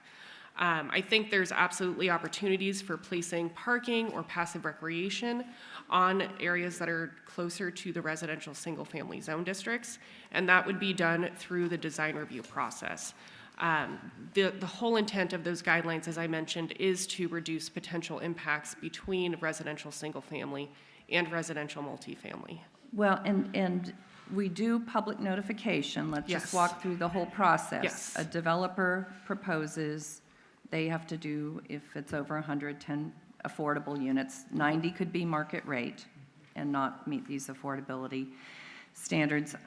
There is a public notification to all of those, and they can question any determination that we make and in fact appeal it then. That's absolutely correct, yes. So the design review agreement for multifamily uses would be heard before the zoning administrator. Those hearings would be noticed per county code, which is a radius of 300 feet. However, if fewer than 30 properties are included in that 300-foot radius, then it is expanded to include that a minimum of 30 properties are noticed. And as you mentioned, the decision could be appealed. So we start at the zoning administrator. That action could be appealed to the planning commission. And that action from the Planning Commission could be appealed to your board. So there are multiple levels of potential public review if a project is appealed. Well, regardless of our outcomes today in a very long and difficult decision-making process, I want the public to be very aware of those appeal processes, right? And that we are not building anything today. We are zoning, and then there's still going to be a lot of opportunity for addressing many of the concerns that we've heard about. If you go to the next slide, 28, this is where I was asking you quite a few questions on kind of the step backs. I'm used to a lot of design criteria that do require setbacks, and step backs as we go up. But on the interior side setback, it's 5 feet for the first 2 stories. So 5 feet from a residential property line. And then 10 feet thereafter, no matter how tall, or can there be additional setbacks? Through the review process, we could absolutely look at further setting back buildings from the adjacent property line. And could we ask that this, now that we see the implications of what the state is requiring, and it's become much more real to so many in our communities, could we look at this design manual? What is the process to revise that, to ensure that? The process would be seeking direction to modify the document and then coming back to provide information on what amendments have been made, and then seeking direction and then final action. And just to add to that, I think what's important is that the rationale behind putting together the design manual was to ensure that we had objective design standards, so that if we were to make any changes, as long as it was very clear within those changes what the new standards are, that would be able to meet with what the state requirements are. Right. Well, with this new zoning, obviously, the impacts are closer, could potentially be much closer to property lines. We're trying to accommodate more units, but let's be thoughtful in addressing our design guidelines to address those. And then I think finally, on that issue, how do the setbacks relate to fire safety? I know fire safety is going to need to get to the rear of properties with equipment, and 5 and 10-foot setbacks, so I don't believe are adequate for that. Right, so the serving fire district would absolutely review those proposals to ensure that they do have adequate access to all of those building areas. So their requirements would override ours, and so even if it says 5 or 10 feet now, the fire department doing their due diligence, especially if you're looking at a taller building that needs a ladder truck, those sorts of things. I think it's important to note that these are base standards, and when a project is submitted, then it goes through a rigorous review process, and those exact considerations are taken into account. Okay, now my final question, sorry. If a property, I did talk at length with one of the property owners who is withdrawn, but is very interested in doing a project, just isn't ready to make this kind of a commitment because it is so difficult to get back out of this program. But if a property wants to come in, and we have serious concerns about other properties that we are rezoning, what is our process then to take a property back out? In other words, if we can meet our numbers in 6 months or a year with a different property, can we remove a property from this list? A property could be removed. It would have to go through a housing element amendment process to remove a site. Right. So my understanding is we can do it. Please, everyone, try to stay quiet while the exchange goes, and that way everybody can hear what's going on. Sorry. We can legally do it. We know it'll be difficult. My understanding is it has to happen at the very same meeting. You can't reduce our numbers ahead of that. Is that correct? They have to be simultaneous actions. I think, Clayton, you answered this for me. Yes, so under the no net loss law, and I should introduce myself, Clayton Cook, supervising Deputy County Counsel. Under the no net loss law, if we are reducing density, we have to add back in that density too. So basically, if a site is removed, you would have to add back in those same units. And it is important to note, this is a rezone for each of these properties as well. So rezones by nature are permanent. So if a property is rezoned, then it becomes that new zoning district unless another rezoning action comes in to then move it to a different district. So if you have a property that's included now, you would need a separate rezone to come in and change and remove them, as well as for any property that's not included would have to go through a rezone process to be added in. And that rezone process would include hearings in front of the MAC, the Planning Commission, and then ultimately the board for that decision.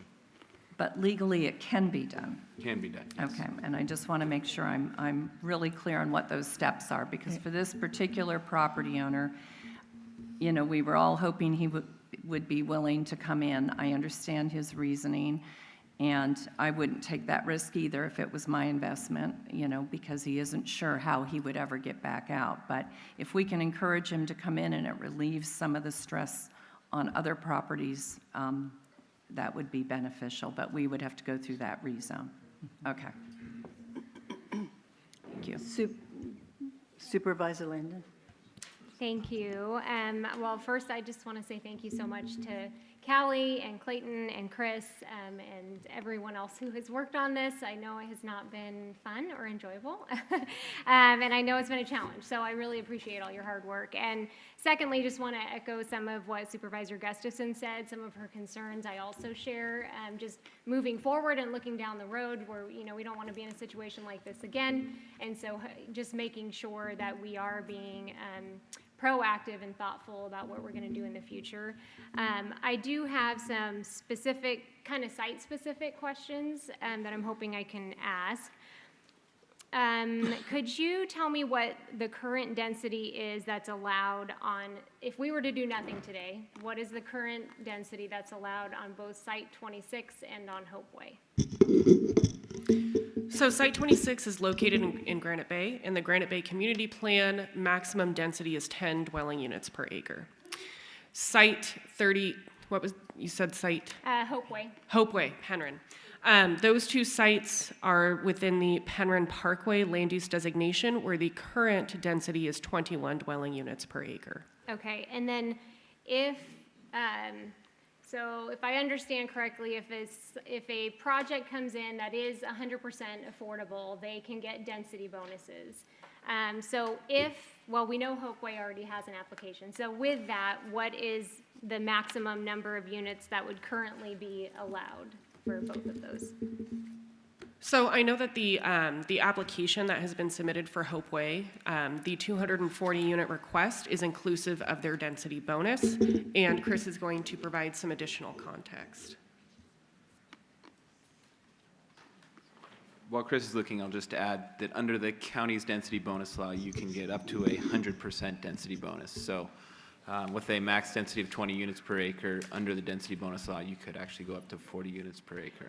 So in theory, could Existing. the 240 units, could they get any additional density bonus to become larger than at the Hopeway site? If they were to be rezoned, is that the question? Either way, so if they weren't, or if they were, if it makes a difference, then yeah, I guess the answer on both of those sides. Yeah, so currently, the site is zoned for up to 21 units per acre, and with the density bonus request, they'd be able to develop 409 units under the current zoning of the property. Certainly, if it were to be rezoned, they would be eligible for a density bonus, to request a density bonus of whatever the maximum density permitted in that zoning district. So if it were rezoned to RM30, they could ask for a density bonus based on that maximum number. I should note, however, that most times where we see a density bonus application, it's to seek other provisions through the density bonus law, which allows for incentives and waivers of current development standards. It's very rare to see an application seeking the maximum amount of density that would be afforded in the density bonus program. Okay, and then is the density bonus, I should probably know this, but I don't, is the density bonus, I know you said that's under the county. Is there any state requirements for those density bonuses? Do we determine at our level what those bonuses will be, or is that determined for us? The density bonus is a state program that we have codified in our county code. The incentives and waivers provision that I mentioned, the request is made by the applicant and staff evaluates those requests, but they are guaranteed as part of the code. Okay, and then I have a question on I know Site 8 is not being, wasn't recommended by the Planning Commission, but just in case it comes back into play for any reason, I just wanted to ask, with the county's requirement that if a resident is within 300 feet of sewer and water, would that Dry Creek neighborhood that's next to Site 8, would they be then required in the future? I'm not sure how far 300 feet is, so I just wanted to know whether that neighborhood would then be required. It would. So for example, if a property owner wanted to install an ADU, they would have to upgrade their system. Okay. And then on Site 34, that's Canal Street, right? because really the only way to get to the site right now is through that little neighborhood that's like a cul-de-sac. At least that's the only place how I could find out how to get in. So my question is, if that site is included, is there a process by which entrance into that site can be somewhere else other than through the neighborhood, is my question. Yes, thank you for that question. The property owner of 34 also owns this property here. So it's important to note that this has direct frontage access to Highway 49. In discussions with the property owner, their proposal would include an entrance from here. If they were to propose coming off, for example, this cul-de-sac, they would be required to work with DPW. They would have to review that existing roadway to determine if it would even be able to support a proposal on this site. I believe it's a private road, so if a project were to come through, they would likely need to obtain access easements from the existing property owners to construct improvements. All of this is to say it's highly unlikely that access would ever go through here, and it would more likely come here through Highway 49, which means they would also have to consult with Caltrans to ensure adequate access. Okay, great, thank you. I think my last question is back on the Hopeway site. What entitlements will, knowing that there's an application currently in process, what entitlements or approvals will that project need moving forward? And would it be different whether it was in the rezone or not? No, same entitlements. It's a design review agreement request with a density bonus. If the site were to be rezoned, in conversations with the property owner, they would still be requesting a density bonus specific to the reasons that I mentioned before, which are some development standard concessions. Okay, and you said before that their current application of 240 units, that is their total, including the density bonus? That's correct. Okay, great. Thank you. Madam Chair. Yes, Yeah, thank you. Supervisor Holmes. First of all, I just have to thank Callie and Chris and Karen Schwab and our, what's his name, Clayton? For the hard work you put into this, and I know it's been weekends and a lot of time involved in this, and I really appreciate that. I want to thank you for that. I believe the Hopeway project, if it's my understanding, they've committed to no more than 240 units. Is that, am I correct in that? That's our understanding. That is what the filed application states. But they could go to what, 400? But under the current zoning, they'd be able to go up to, current zoning with a density bonus request, a maximum request could be up to 409 units. Okay, but I believe they've committed to no more than 240. That's my understanding. That is what the filed application states. Good. And then regarding property 34, it's on Canal Street. It has all kinds of different problems, access being one of them, but there's a reason why they call it a canal street, because there's canal. And I think they'll probably have to do some major work to ensure that that canal does not get any debris or anything in it. So I don't know if they have to encase it or not, but that would be something that they would have to look at as we move forward. So I just don't see the probability of Canal Street being an option, just because of the difficulty and the cost just to bring traffic in and to make sure that the water system is protected.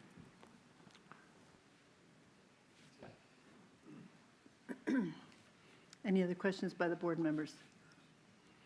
I think it goes without saying that we all thank you very much for all of your hard work on this. It's not been easy for any of us, including our constituents, and I know it's a lot of work that's been kind of dumped on the county here. But other than that, I'm going to reserve my questions for after the public comment. If there are no other questions by the board members, what we're going to do is we want to open it up for public comment, but here's the problem. We have to take another break, a 30-minute break, to take care of business.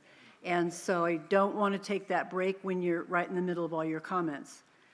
So we'll take our 30-minute break right now, and then when we come back, we'll hear all of the public comments until we're done. Oh, okay, so we're going to stand adjourned right now for 30 minutes.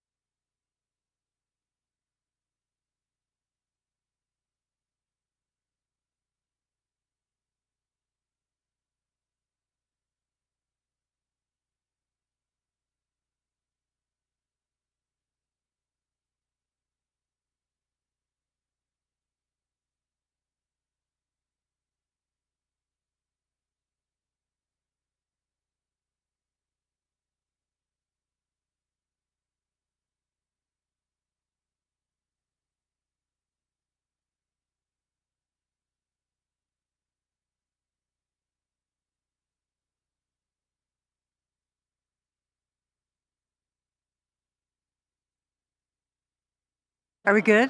No? Good to go? Okay, thank you. Good afternoon, everyone. Welcome back. Okay, what I'm going to do is make a little bit of an announcement. We're going to now hear from public comment. I will now open this matter for public comment. We have approximately 70 members in chamber that would like to speak, and we have a number of people on Zoom as well who wish to provide public comment. Due to the number of folks who wish to testify, I'm limiting each speaker to 2 minutes, so please speak quickly and concisely. We have to be strict with our time because we have 70 people right now, but that's not to say we'll have more people come in. And we're looking at a couple of hours of public comment, which we want everyone to have an opportunity to speak. So we'll be calling the folks up by site area, and I'll ask the clerk to call up the first group if you want to announce how you're going to do it. That would be great. Thanks. So as you know, we're doing this by area. You're not on either. Sorry about that. So we're doing this by area, and if we could get the first group up, which is the Auburn area.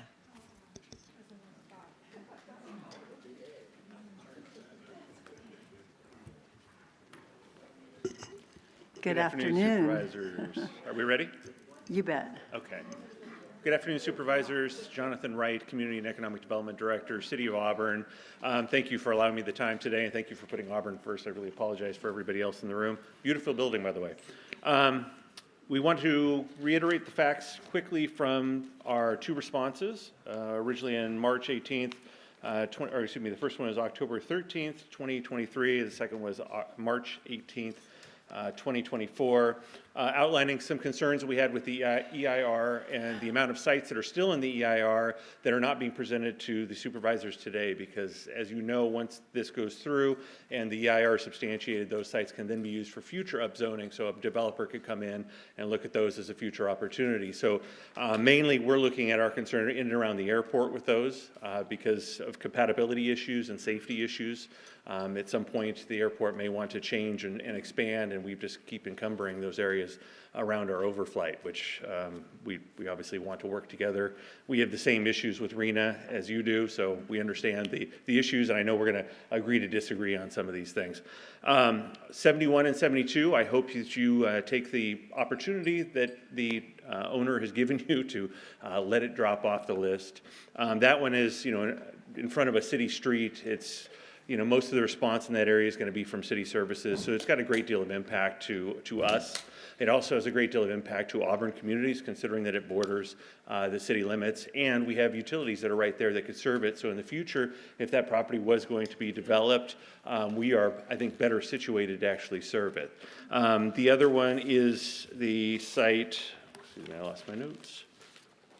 Site 34, and that is strictly because it is adjacent to the city limits. We have very little opportunity, given the growth that North Auburn has seen around our city, to look at future annexation. So anytime you chip away at those spots that we may have to be able to grab onto, it affects us in the long run. Is that 2 minutes? Okay. Anyway, everybody knows our financial situation, so I'll end it with that. We were looking at opportunities, and we're also in a general plan update right now. So we're going to be looking at those same sites for potential opportunities for the city to expand. And thank you very much for your time. Thank you for your comments. Good afternoon. Good afternoon, Supervisors. Karen and Daniel. Again, congratulations, Daniel, on a worthy appointment. I think most people would like to see a redo on this, but that's certainly not an option that we have in front of us. The impact to the communities wherever these parcels are is significant, and it would have called out I believe, a much longer process where you had a methodical approach to this, where there was broad public engagement from day one. That obviously did not happen here. Please don't encumber his time to speak. And I am concerned that we are rushing this process. Typically EIRs, as you know, can take a year or longer, especially as they're complex, and this was certainly complex. And it was done in a matter of months, so it was a very rushed process, in my opinion, as a former planning commissioner.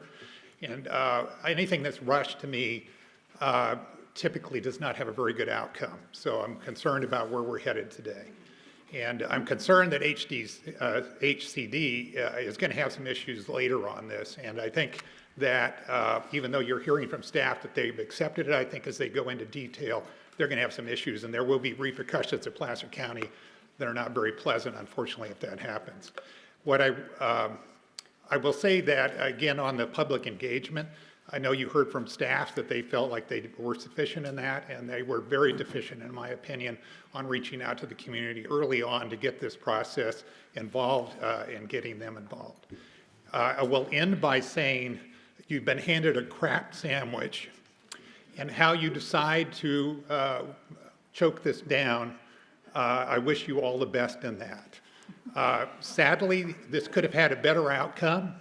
Very sadly, it could have had a better outcome, and I'm sorry it is not. Thank you. Thank you for your comments. Good afternoon.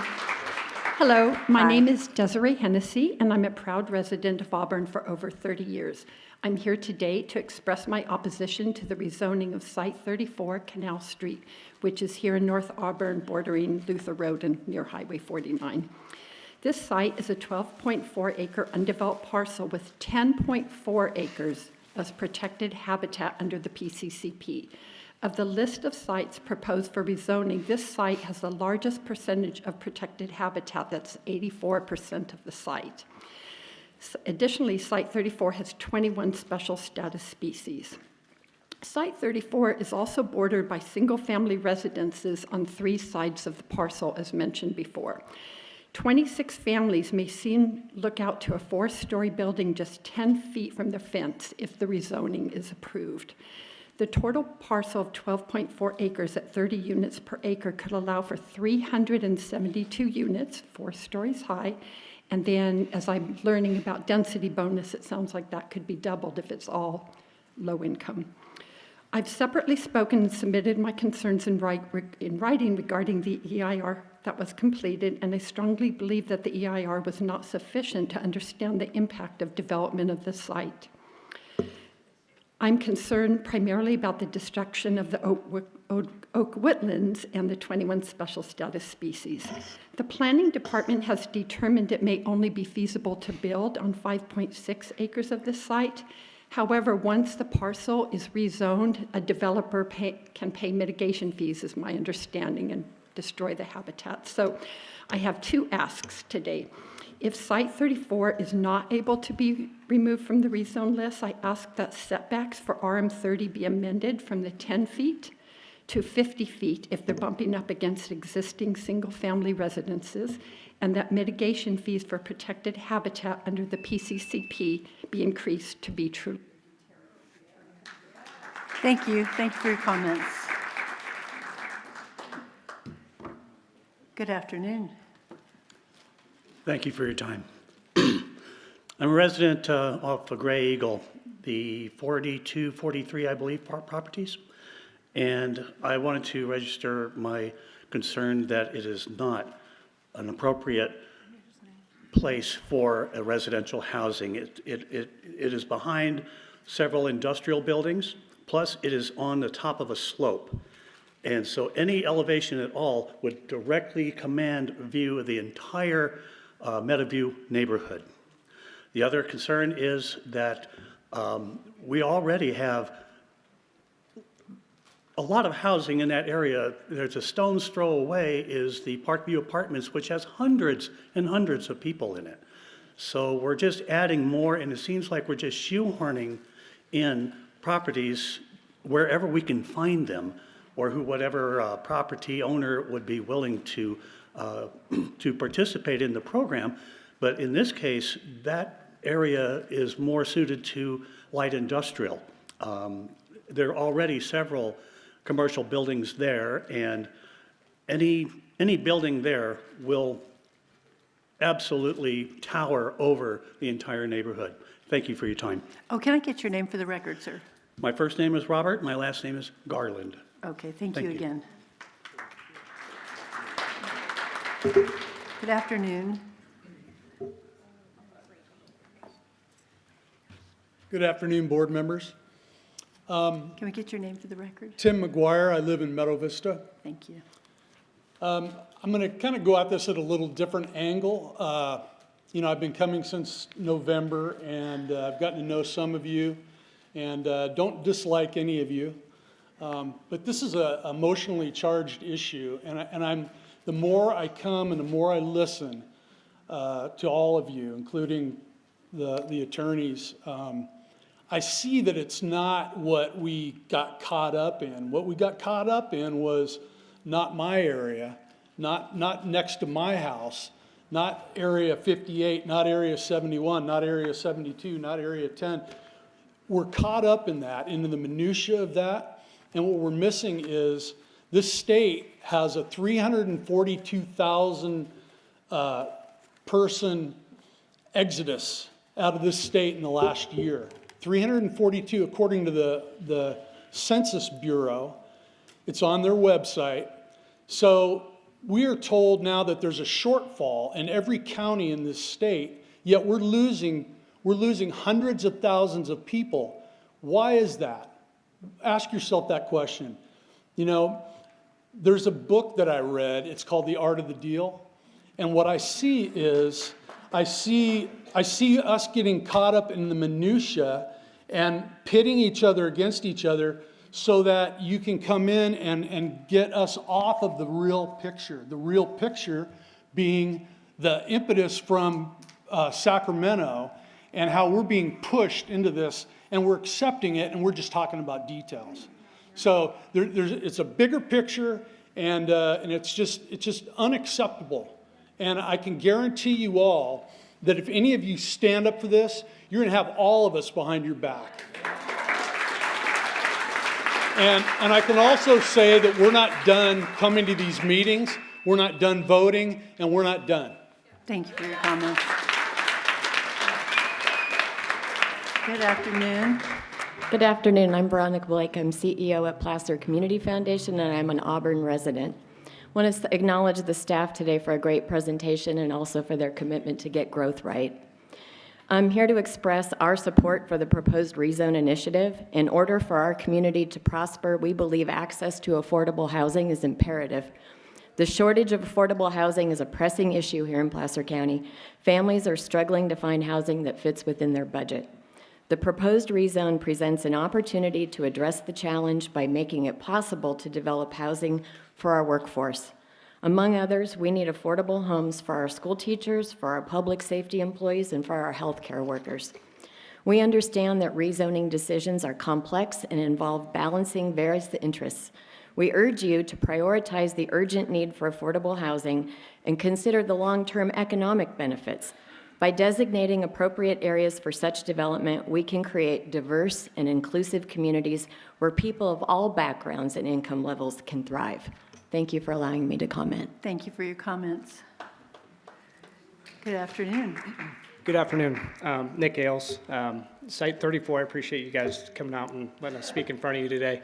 I want to reiterate what Desiree had said in regards to Site 34. I think that speaks for quite a few of the Site 34 members that are here today as well. One other thing I wanted to bring up in regards to the Site 34 is the serpentine rock that is on Site 34. When that rock is disturbed, the asbestos that is essentially let into the atmosphere on top of the diesel units that'll be back there operating to dig that site up. I have, my wife and my daughter both have health issues. So this is something that really hits home, knowing that within 5 to 10 feet, I'm gonna have multiple diesel units in my backyard. The noise, the environmental impact, as well as the asbestos are certain things that need to be looked at during this. Thank you. Thank you for your comments. Good afternoon. Good afternoon, Nancy Neblak, Auburn. I'm reading this for another Auburn resident, Sue Engel, who could not be here today. Sue Engel is a member of the Placer County Solid Waste Task Force. It's an advisory group to the Board of Supervisors on issues relating to the landfill, recycling, and waste management in the county. On May 2nd, the task force held its quarterly meeting, and Chris Schmidt, senior planner, gave a presentation on updates to the Sunset Area Plan. The presentation included rezoning several properties within the Sunset Area Plan to high-density housing. It included the Cincinnati property along with other new locations. Richard Johnson, Planning Commissioner, was also in attendance with this meeting. This was the first we had heard about this rezoning taking place in the Sunset Area Plan.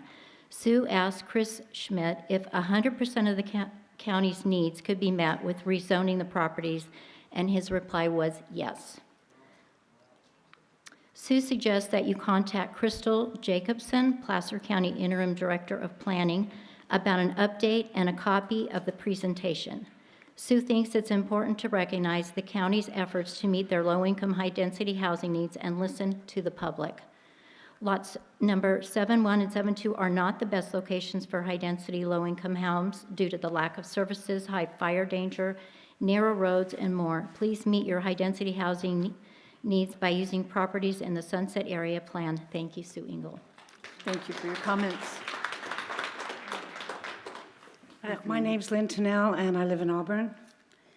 Sites 71 and 72 are without doubt completely unsuitable for high-density development.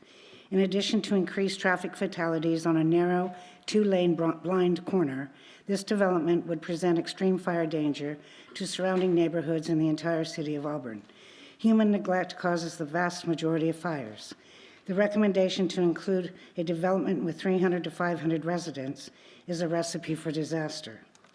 The Planning Commission agrees that Sites 71 and 72 are unsuitable for high-density building. Their recommendation to keep these sites on the list for your approval flies in the face of their own conclusion that these sites won't pass muster and greatly diminishes county planning credibility. Adding 71 and 72 to simply make up numbers is dishonest and a cavalier approach that shows a complete lack of respect for all stakeholders, especially Auburn residents. Approving properties they do not believe will serve their housing objectives is in fact kicking the can, the very thing they said they don't want to do. Consistently falling short on RHNA low-income housing requirements is also kicking the can right into our backyards and has greatly contributed to this fiasco. For example, from 2013 to 19, Placer County met only 5% of its combined low and very low income RHNA requirements. Please listen to Auburn residents and to the property owner and remove sites 71 and 72 from rezoning. Thank you. Thank you for your comments. Good afternoon. Hi. My name is Jeff Dion. I'm a resident here since 1972, so I've been here a while. My family came here because it was a beautiful location. Rolling hills, open fields, and that's shrinking up. I also own a business here. I've owned two businesses, and presently I still have a business that's functioning and very close. I'm in zone 34. So I will be a little fish in a fishbowl being stared at. So they put these big high-rises in my backyard. And it already is a nightmare trying to get out of Holly Vista Way, where I live, to get on 49. So I can't even fathom seeing the traffic that's going to somehow magically pull on 49 at that Ford dealership. There was last night a car truck, a gas truck that crashed into the pine tree right in front of our street. Several people have died just crossing the street to try to walk from Speedy Lube over to get a donut at the donut store. That section of 49 is a death trap. 49 is maxed out. It can't be widened anymore unless you take out our brand new restaurant, the AMP and Mini Market, that we so desperately needed. All we have here in town is for me to do for fun is to go and have a look at a brand new car or go get gas. We don't have very many parks. We don't have any fun entertainment. The movie theater's down to 12 people going to sit in the movie theater. You never have to reserve a ticket. It's kind of a sad thing. This town is shrinking, and it's becoming so crowded with people. You put that many people in a room, and they get irritated with people, the other people next to them. And I was just looking at the people in this room. We got, what, about 300 people in this room right now? Can you imagine taking these 300 people and giving them 5 acres and say, live happily? Not too good. Each person gets 800 square feet. That's a little corner of the room. Each person gets a little corner. It's not going to be pleasant. We're going to be battling each other. I also think that, this land grab, are these people even in this area? Are we just inviting a place for people to come from Roseville, Rockland, Stockton, wherever, and come because there's housing for affording homes? I think it needs to be looked at. I agree with Ray Nader. We have not been giving enough time to talk about this. Thank you. Thank you for your comments. Good Hi. afternoon. Dean Klemensick from Auburn. I've lived in the Loomis Basin area since the 60s. So all of a builder, carpenter, built out a lot of Granite Bay, Tree Lake Village. This is social engineering. This is, you're putting people in areas that they don't belong. Why would you do that? I can't afford to live on Lake Tahoe, overlooking Lake Tahoe, and I'm fine with that. If you can afford to live somewhere, live there. But to rezone everything and to put people in these areas, say, hey, come on, we'll take care of you. We'll give you services. We'll make sure you get everywhere. We'll pay your bills for you. It's not the way it goes. But you guys are, what I want you to do, I want you to fight like Huntington Beach. The OC. Tell California to get screwed is what I want, and we'll back you up on that. I'll throw in money to fight it. Have a backbone. Fight for us. Thank you. Thank you for your comments. Good afternoon. Hi, thank you. My name is Cole Petticone. I'm a resident of District 5 in Auburn. Pretty much right in the center of where all the affordable housing is going to go. Just want to kind of talk to you a little bit about my family, just so you guys can have, just one example. We moved here in 2022. We're new to the community.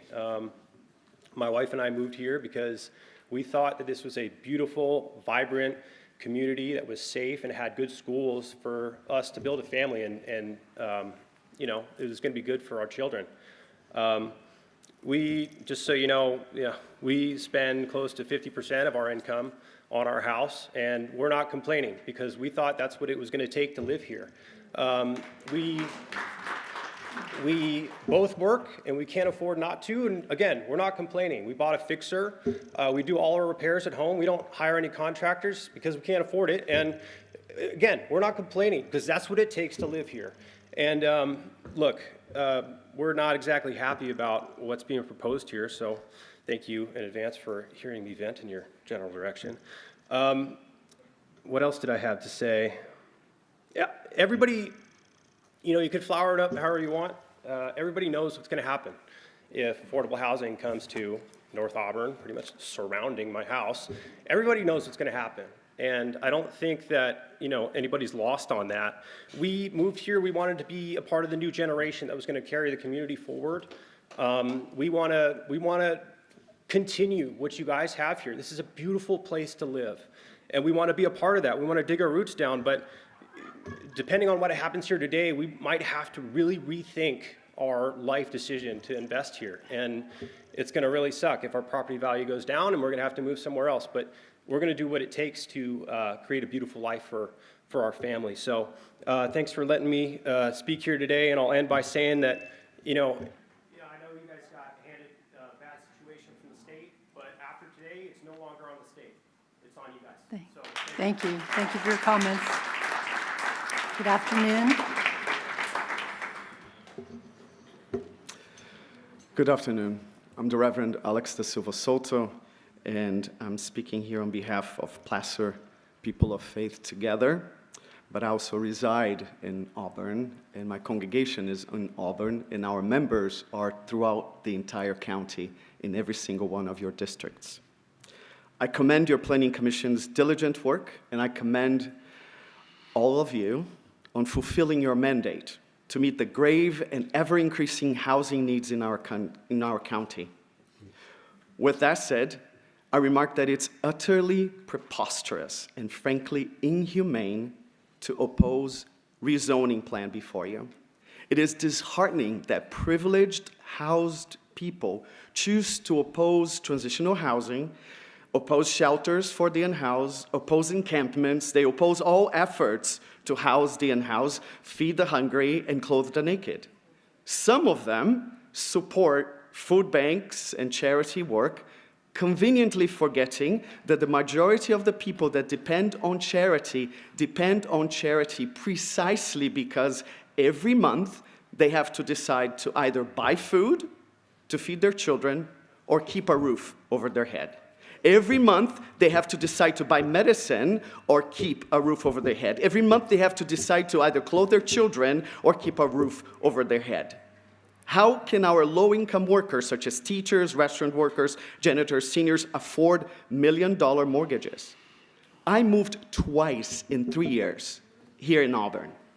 So I know how impossible it is to find affordable housing in our county, in this city, and throughout the county. How can anyone sleep in $1 million home and drive a fancy car to this meeting to prevent affordable housing from being built? Why would anyone choose to ignore the fact that we have a horrendous housing crisis in our county? How can anybody do that, especially if they're people of faith? Thank you for your comments. Please respect, I'm going to ask everyone, please respect other people's opinions. We're all entitled to our own opinion. Just respect that. Thank you. Good afternoon. Good afternoon. Jill Phillips. I'm an Auburn resident. And I think everyone here agrees that we need affordable housing. I don't think there's any argument about that whatsoever.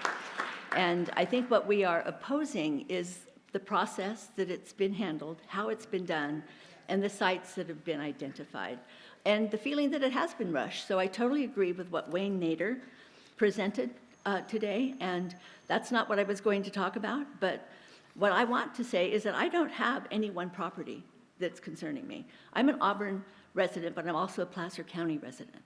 And I see what's going on in all of our rural communities, and I'm concerned. But in particular, Auburn, many are aware that Auburn is being disproportionately impacted by the proposed high-density, low-income rezone program. The City of Auburn's manager, in his comments on EIR Notice of Preparation for the Rezone Element, cited the economic disparity of Auburn and the concentration of poverty. As seen with the many already existing low and very low income projects, such as the DeWitt Center, the Gathering Inn, Acres of Hope, Courts Ridge Apartments, Terracina Oaks, Macaulay Meadows, Palm Terrace, Auburn Court, Brookside Senior Apartments, Colonial Village, Auburn Villa, Valley Oaks, Auburn Palms, Auburn Terrace, and the Mercy Housing, all which are included in the current census estimates showing that already North Auburn has 5,766 low-income housing units in unincorporated North Auburn, creating a concentration of a low-income population. Why, with this information available, would planning designate 33 out of the 74 proposed projects representing 45% of all properties, placing even more of a burden on an already struggling low-income area? With planning's current proposal, Auburn is asked to shoulder 29% of the recommended rezone burden. So my time is up. Yeah. I have this planned for 3 minutes. Oh, sorry. So the main point is it very easily could No. violate AB 686. So Thank- take that into consideration. Okay, thank you for your comments. I'm sorry we had to cut the time down to 2 minutes. Good afternoon. Good afternoon, or good morning. My name's Rob Potter, and I just lost my screen. Thank you for the opportunity to briefly discuss Site 34. I was very disappointed to know how the rezone was rolled and communicated. For some reason, Site 34 parcel did not get a notify timely, which was put up against to discuss critical subjects with our local supervisors. I want to just note documents like that should be registered so somebody knows they need to get something going. So we have sent a lot of documents describing the single homes, rezone not working, and are amended. How are we going to explain all the problems at the time, because we've distributed these to all of the supervisors. I hopefully do what I hope supervisors that did come out. I had a couple supervisors come out and look on the property, and I thought that they handled themselves very well and learned a lot more about it. Thanks to the supervisors that did come out to walk the parcel separately and sorry for those who didn't have the time. It was like herding cats getting supervisors out in the field at times, and I understand it. P.S. There was a lot of neighbors that wanted to come but weren't able to come today either. A lot of them work all the time. Thanks. Thank you for your comments. Good afternoon. Good afternoon, Caleb Engel. I grew up in Forest Hill, and now I live in the beautiful city of Auburn. This could have been done so much differently, and I want to remind everybody in this room that people that have been here a long time, this is their second, their third general plan, and there are those of us here that love and support these communities, but I think even Wendell Roby would turn in his grave. I really do think he would. My family's been here off and on since '68, and this is sort of disappointing. I think mostly in the way that there's no jobs. There's no jobs here. I mean, the guys that I went to high school with and grew up with, they're all commuting to Roseville. I'd love to work for this county and support it, but we got to have the jobs. And nobody's mentioned that today. Again, I said I'm from Forest Hill. You got all that fire danger there. I mean, the mosquito fire almost burned down our town. That's pretty wild. I used to work for the National Park Service out in Townsend, Tennessee. Townsend, Tennessee has 500 residents, a national park, and no businesses, no jobs for its lower income residents or any of those people. Auburn is a thriving community around state park land, and I want it to stay that way because it makes it a beautiful place to live, a beautiful place to reside and raise your family. I understand that all of you think that your hands are tied by the state, and I get that. I've talked to many of you. I understand you care. There's a lot more you could have done, maybe should have, but I just want you to know that this doesn't go lightly, and I don't want our town to turn out like Townsend. I came back for a reason. Thank you for your comments. Clerk, do you want to call the next group? Okay, if we can have everybody from the Dry Creek area, please line up. Oh, one more for Auburn? Okay, come forward. My name's Jim Turney, and yesterday I went through the neighborhood and got a bunch of signatures on No 134 and signs or whatever.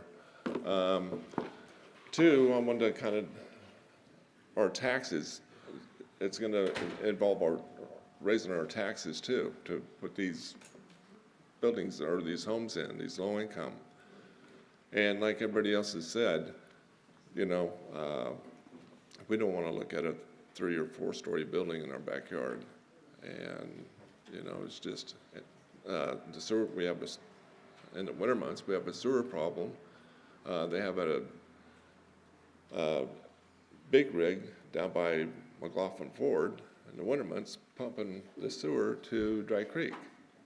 So, you know, and they do that every winter.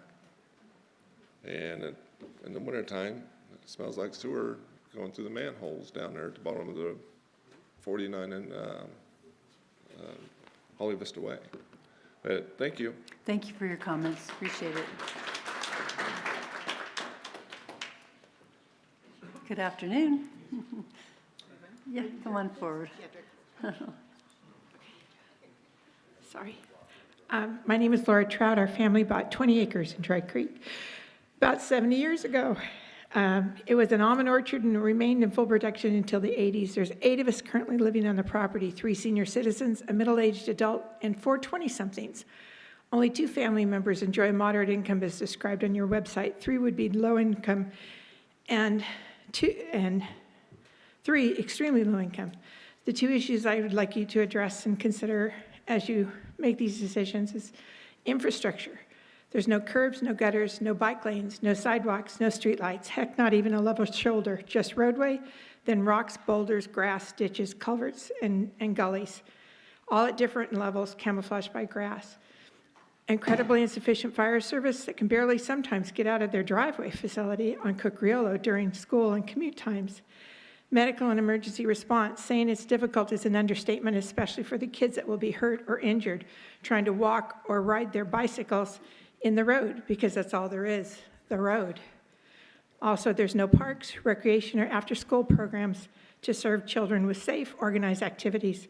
And finally, I'd like to address the comments previously made about us not wanting low-income housing. They say it's NIMBY. The truth is, I don't want high-density million-dollar apartments in our neighborhoods either. 2, 3, and now 4-story buildings next to animals that make noise, raise dust, sometimes smell, draw flies. It's not compatible. Consider the purpose, consider the program, consider the premises. Thank you. Thank you for your comments. Good afternoon. Good afternoon. Tina Trice, District 1, Eva Lane. I've lived in the Dry Creek community for over 40 years and under the Dry Creek Community Plan. The plan was designed and exists today to protect our rural lifestyle. We are one of the few ag rural communities still in this area. Our infrastructure is rural, as she was just saying. Narrow roads, no sidewalks, no stores, no easy access to schools, and plenty of ag operations. We have a cattle, we have a bull, we have horses, we have pigs, we have goats and chickens just on our street. We're not against affordable housing. We believe there needs to be more affordable housing, but the locations have to make sense. They have to be in areas that have the infrastructure and not squeezed in rural areas. Affordable housing, again, needs to not be in these rural, undeveloped areas. Big developers haven't been held accountable. We want to see a potential look at your program in the future. That 10% obviously is not getting it. So this is our problem for this month, but let's look to the future too to say how do we better accommodate this so we don't come to these deadlines as we did for this one. Don't vote to suck up our rural parcels and cram high-density housing. Again, it wouldn't have to be affordable, any kind of high-density housing into these rural areas. Rework your approach with the developers in large plan communities to integrate true affordable housing into their plans. Placer County is a large county with many places to consider. Don't reinsert Property 8. Property 8 is ag. It's strawberries, it's corn, it's garlic, it's ag. Don't reinsert that into your program, and please include Cincinnati. Thank you. Thank you for your comments. Good afternoon. My name is Ryan Pinder. I'm in District 1, which is Dry Creek community. A few years ago, my wife, along with our 6-year-old son, moved to Roseville and specifically chose the Dry Creek area because of the way it exists today. People like us move to Dry Creek because they want this particular way of life. These development proposals stand in direct opposition to what the Dry Creek community is about and why every single householder has chosen to live there. I just want to mention, for our Dry Creek community, it's not just the rezoning that's happening, and it's not us being faced with just this. There are being proposed additional developments on the table that would take this from just a few hundred homes that we're talking about today to over 1,000. And as has been said, single lane roads, no lighting, no sidewalks, no infrastructure, and not even the ability to put it there to accommodate this. So my family, like many others in the Dry Creek, we work hard to buy our home, to move there. And we don't want to see a developer or any state make irreversible changes to the community and turn it into another urban sprawl like larger metropolitan cities such as San Francisco or Los Angeles. The Dry Creek does not have the infrastructure to support such density and growth, and we don't want it there. So I request on behalf of my family living in the Dry Creek District 1 that we remove parcels 7, 8, 9, and 10 from the proposal for rezoning. I'll leave with this. If we really want to address the affordable housing crisis, we need to pass a law to prevent foreigners who don't live in the U.S., who are not U.S. citizens, green card holders of any sort, to buy properties with cash and prevent people like myself and others from being able to afford homes because they're driving up the prices and we're competing in a market we can't win in. Thank you for your comments. Good afternoon. Hi. My name is Jessica Haynes, and the Dry Creek community is my home also. And I really don't know what I have to say that's going to be any different than what my neighbors have said. But I do know that the issue before you today has, in a very short amount of time, really brought together our community. The entire thing, residents who have families who have been here for generations, as well as neighbors that have only recently put down roots. They've all come together, really united in the common goal of seeing Dry Creek saved from this blatantly incompatible rezoning. When we found out about this, like just 3 months ago, we created a Facebook group called Stop the Rezone Madness, which has grown to over 1,000 people very rapidly. many of whom wish they could be here today to address you.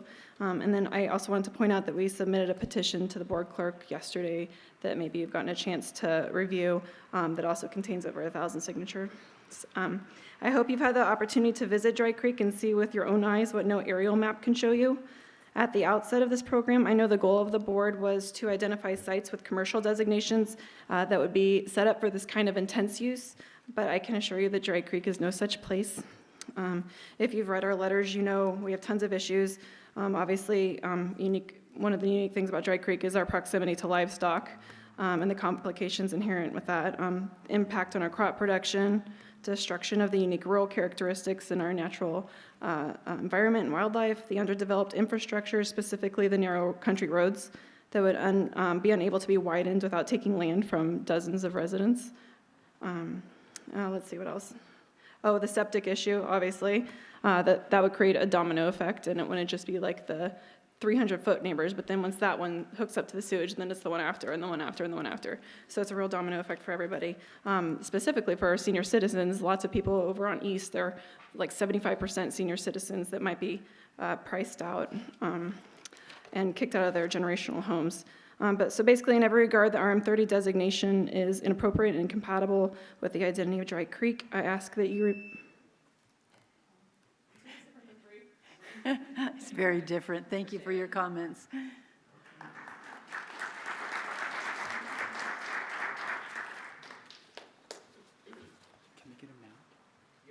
Oh, jeez. Okay, imagine you have a paper in your hand. Okay. Good afternoon. My name is Ryan Haynes, District 1. We have talked a lot about the aerial overviews being insufficient to truly understand what's going on in each community. So I took the liberty of creating a little pictorial overview of property 7 and 8 specifically, because those are the res ag that are still on the list. Hopefully 9 and 10 are out of conversation as the property owner chose to remove himself. But if you look at these pictures here, you can see the character of Dry Creek community. So there's been some conversation that Dry Creek is Roseville. Dry Creek has a Roseville zip code. It's unincorporated. It's very much rural agricultural. So property 7 is on page 1. You can see there, it's wide open spaces that go to res ag properties containing crops, land, smaller houses. Page 2 is the property 8, which is currently zoned res ag as well. Property 7 is technically zoned farm, by the way, but property 8 is zoned res ag, and it's a working farm in Dry Creek community, affectionately known locally as the Strawberry Stand, but they grow strawberries, sweet peas, onions, garlic, corn, to name a few items. And that farm is a hallmark of the Dry Creek community and has served local families homegrown fruits and veggies for decades. It's a one-of-a-kind place in our area. It's worth preserving. If you look at page 3, that's the Strawberry Stand in action. Lots of people frequent that to get their fresh produce and vegetables. The strawberries are delicious. I would have brought you some, but I thought it would probably be a violation of the Brown Act in some form, since everything is a violation of the Brown Act. And so, and then lastly, if you look at page 4, this is the view of the heart of Dry Creek. So these properties, 7 and 8, are gateways into Dry Creek community. And if you go just behind, which the aerial view doesn't do a good job showing you, these are the types at the bottom of the picture. Those are the types of rural agricultural areas that are at risk. If we bring that development up to those places within 300 feet, those people will have to pay out of pocket $35,000 to $84,000 to hook up to sewer at least, if not more money for the other services. The last page is a bonus cheat sheet for when you guys get a chance to do the in-depth look at each of the properties. Thank you for your comments. Good afternoon. My name is Kathy Fields. I'm also in District 1 in the Dry Creek community, specifically on Vineyard Road and Eva Lane. We are currently zoned ag residential. I was looking over the frequently asked questions that one of the supervisors referred me to in my email to them late last night. Is this zoning for homeless or Section 8 housing? And one of the things it says is, housing built on these properties is intended to be for rent or purchase by residents in the low and very low income levels, but still could be developed into a general market rate product. Another question, if these properties are rezoned, when will they be built? Answer, first line, there is no requirement or timeline for any units to be built. So I ask you, how is this solving our current housing crisis? I also was referred to, thank you, Supervisor Landon, for sending a copy of the article you wrote for the Gold Country Media. I hope you don't mind if I quote from it. In light of these challenges, I've been exploring alternative strategies to help maintain local control and autonomy. I'm seeking any opportunities we may have as a county for greater flexibility and discretion in land use planning, allowing us to tailor housing policies to suit the needs and preferences of our residents. In my conversations with HCD, our state lobbyists, and others, it's clear we have many hurdles to overcome.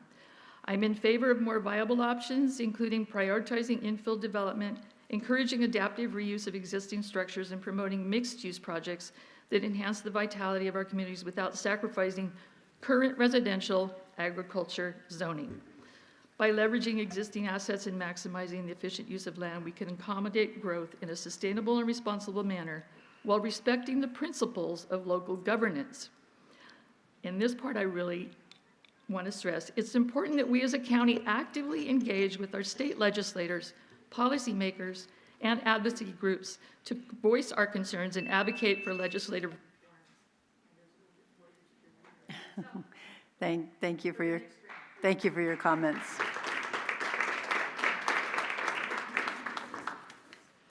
Good afternoon. Good afternoon, Rick Reedman, Dry Creek. I want to start off by thanking you guys for giving us a catalyst that we needed to actually become a force, because we are. And we're done being bullied by government and being bullied by developers. We're going to fight you every step of the way. Now, why aren't we talking about density transfer when we're talking about Cincinnati? If a developer is going to develop land and 50 acres of it isn't buildable, they just transfer that density over to the stuff it is. You have all this unusable land on Cincinnati, use density transfer, just like you do with us. I haven't heard a single person in here complain about Cincinnati. The in lieu of fees. I don't think we were told the whole truth. When you talk about things like Brickford Ranch and Riolo Vineyards, were all built with zero affordable housing. A portion of Riolo Vineyards was in trade for some acres of Hope stuff, but the rest of it was not. So I don't believe that we're adhering to our 100 homes or more they have to build on site, because they're not doing it. We really fumbled the notice on this thing, and I'm sure that if I asked anyone to hold up their hand that actually got a notice, you probably wouldn't see many hands out there, because I've yet to talk to anybody that did get notice. So that's kind of behind us, but it's still the lifestyle. I've ridden horses with my dad, I've ridden horses with my wife, I've ridden horses with my kids and my grandkids, and I'm hoping in a few more years I'll be able to do it with my great-grandkids. If we keep putting urban residents within the country, we're going to lose our ability to have those animals, because they keep dust, flies, smells. I don't want to explain to somebody's 3-year-old why my stallion's breeding a mare out back and explain to them what's happening. You're also going to start causing urban exodus, which I'm sure we all know what that is. The more lower people come in, the more upper income people leave, and pretty soon an area that was once a destination is now a slum. I mean, Thank you for your comments. Good afternoon. Good afternoon. Tammy Reedman. I'm with the Cowboy. Y'all know that. You've heard me. I plead for the lives of the children every single time, so I'm going to do it again. Vineyard, very narrow, very busy road. Okay, Robin, our planning commissioner lady, said to solve that, the school district was going to put a sidewalk or a walkway. I talked to the school district boards, and guess what? They don't have the funds, so that's not going to happen. So that means they're going to walk on the road, and there's a ditch and rocks and grass. There is nowhere but white line and road, okay? I have a speed limit thing here, and from the Brady Vineyard stop sign to where they put the little speed control thing was little over 1/10 of an acre, or 1/10 of a mile, okay? Well, 43 people went over 75 miles an hour, 24 went over 80, 9 went over 85, 5 went over 90, and 1 went 99 miles an hour in 1/10 of a mile. That is right next to 7, okay? Now, I know Mr. Pahui's gonna try to put a roundabout on Vineyard. But that's not gonna help coming from that stop sign towards the school. Those children are in danger. A child will die, and you guys are responsible. Please take 7 out of this. I can't even beg you enough about that. Okay, now, our lifestyle is gonna change. We had an emergency in 2005. My husband was in our back pasture, and a horse fell on him. It took my fire department, which is 1 mile from my house, 45 minutes to get to him. He is now paralyzed. You see him. Don't put more people out there. We don't have the safety. Thank you for your comments. Good afternoon. Good afternoon. I'm Dean Shanklin, Dry Creek. Well, you've successfully attempted to pit us all against each other with this rezoning. Nobody here, we would all be friends, but yet we have to like fight for our land and they have to fight for their land, and nobody wants to be doing that. I've met more people that I love and care about during this rezoning issue than I've met in 10 years prior. Just a bunch of wonderful people out here, and shame on everybody that's involved in what caused this to create this mess. I want to go back, Rick was talking about Bickford Ranch. In 2015, when the Board of Supervisors, it was brought back before them, they eliminated the golf course and they eliminated all the high density proposals within the specific plan. How does that happen? If we're supposed to do 10%, how does that happen? Is it density transfer? I don't know. I'm sure Chris could answer that. And you guys were talking about the other place where density transfer put Acres of Hope in place, which was really, really needed. However, it counted 0. It counted 0 towards what we're doing here. We need to have it be equitable. If you're going to transfer something that's going to help us with this rezone, do it and have it help us with the rezone. And to the person that was out in the audience that spoke earlier that was judging me about how much money I make or what kind of house I live in, I urge them to read Matthew chapter 7, 1 through 4. And I'll leave that for you guys to look that up. Thank you for your comments. Good afternoon. Good afternoon. My name is Craig Watts. I'm also a resident of Dry Creek, and I can't reside with Dean more that I'm like, I want to fight for my properties, but I want to fight for everyone's properties. I don't think that they shouldn't be in my community, but they should be in somebody else's community. And I don't know all your guys' track records on which things you have voted for, but the Placer County government they have failed. And if this was the private sector, you all would be fired, and they would clean house. But it's not the private sector.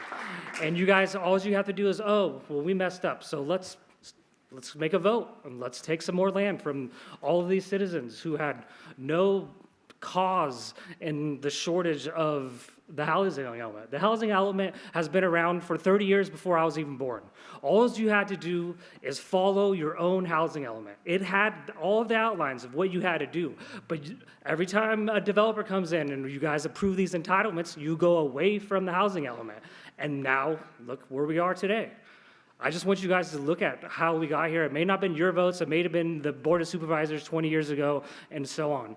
But we need to figure out a way to move forward without coming and playing the shell game of rezoning lands. So if you're gonna really support building these properties, then make sure that these developers, or make sure that we're building properties. We're not just playing a shell game. And coming into these communities that have been well-rooted for years and years. These should be going into new developments. Placer Vineyards, 14,000 homes are going in. We should be finding ways to properly plan. These should be going in areas that have the new infrastructure. We're not shoving them in communities where they're gonna get shoved into these communities, and these communities are not gonna welcome them. That's all I have. Thank you for your comments. Appreciate it. Good afternoon. Hi, my name is Bruce Long. I'm property owner number 1 on the list. First and foremost, I want to thank each and every one of you up here for your tedious, long, hard, thankless work that you're doing. I would like you to consider my property for the rezoning. I would like you to consider my next door neighbor's property for rezoning. We are currently zoned office professional. The difference between office professional and RM30 basically is what they wanted to do initially was to overlay. And I was informed of this information probably 3.5 to 4 years ago by Mr. Schmidt, that this was in the process. I did my due diligence and did the research that I needed to do in regards to my property and the property that surrounds me. In the meantime, a developer came in 5 years ago and is putting 900 homes wrapping around my property and approximately 4, maybe 5 other 5-acre parcels in this community. And I asked you to rezone my property simply because we're right in the middle of 900 homes. We don't have pigs, we don't have chickens, we don't have cows. My next door neighbor doesn't either. I don't see any problem with my property and Mr. Hatzel's property next door to me. Most of the feelings that I have, he and I have the same thought processes and reflection on. Thank you very much for your time, and I do appreciate your long, hard, work, tedious, thankless work. Thank you for your comments. Appreciate it. Good afternoon. Hi, I'm Brenda Timmons. I also reside in Dry Creek. I cannot add anything more than what my neighbors and friends have already added. What I would like to do is just read a little bit to you from the Placer County website. Agriculture has always played an important part in Placer County's economic, successful, and colorful past history. I put past history. The Board of Supervisors continues to support and encourage agriculture in the county with the Right to Farm ordinance. That is Dry Creek in a 2 or 3 sentence. You guys have pledged to withhold our way of life. We ask that you do so, please. The one thing I do want to say is I'm really irritated, personally, by the fact that they have 5, 10, 15-foot setbacks that are going into this rural area. Do you know when I wanted to add on to my house on an acre lot, I could not, because I have a 50-foot setback. 50 feet. They get 5, 10, and 15. I do not understand. I need you to uphold your pledge. Thank you. Thank you for your comments. Good afternoon. Good afternoon. Hopefully my 2 minutes doesn't start until I get these handed out because, you know, we got to do this really quick. And I had 3 minutes. Okay, I don't know how to do it in 2. All right.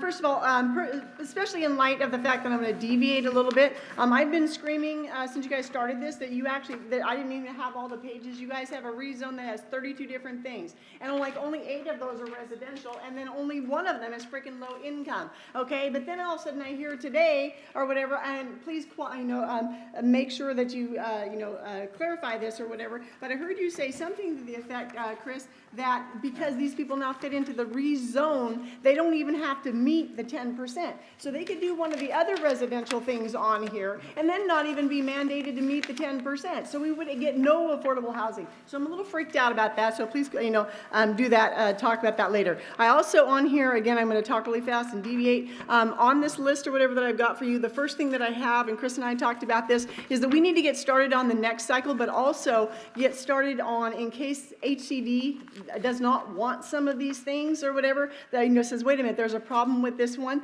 that actually give Chris today, authorization, not like that thing that happened in November where you guys said we told you to go check on Cincinnati, and then he said, no, you didn't actually give me actual instructions. Get him started now, okay? Again, I'm Laura Bullard, and I taught AP government for 34 years, and I taught my students the government is meant to work. It is meant to work for the betterment of us all, not just to make money for the developer who neither lives in our community nor has worked with our community in their development plans, okay? I taught my students to be involved, and I said that your guys' job is to protect the citizens within the communities, not the person who buys the land in a community, knowing the zoning, by the way, ag residential, but hopes that they can turn a profit at the expense of those in the communities that they bought into. It saddens me when I talk to people, and I heard somebody here say, hey, they might leave the county or whatever because it is no longer, it's turning into the Bay Area, it's turning into Southern California. We don't want that. We are here because it's a nice, quiet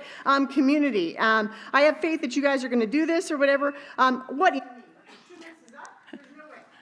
Anyways, there's more stuff right here on there. Please read. But say 8, okay? 8.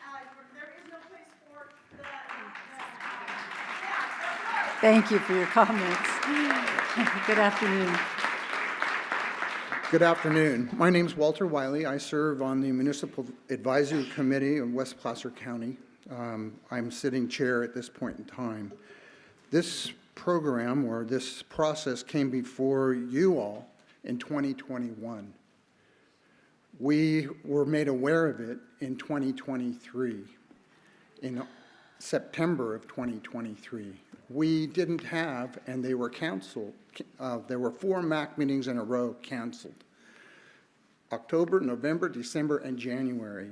In February, I called to find out what the heck is going on. How come we're canceling? The answer I got back from Bonnie's office was, in fact, that there's nothing going on, so we haven't had any. Then what do we get hit with right away is this rezoning opportunity for Placer County.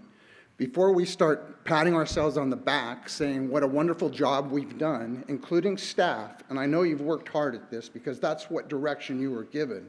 But before we start doing that, you need to be held accountable for since 2021 being aware of this. This is unbelievable that you would put the onus on neighbor against neighbor in regard to this. So the Mill Creek proposed project, which was brought before you today, hasn't even been brought to the MAC meeting. We don't even know anything about it. But yet, this is common knowledge for you all to understand that that's where lots 1 and 2 reside. That being said, the reason why I don't come to these anymore is because I get really worked up. It's very difficult. My blood pressure rises. I've been trying to deal with our community for quite some time, and I ask for just 30 seconds more to read the letter that we provided from the MAC.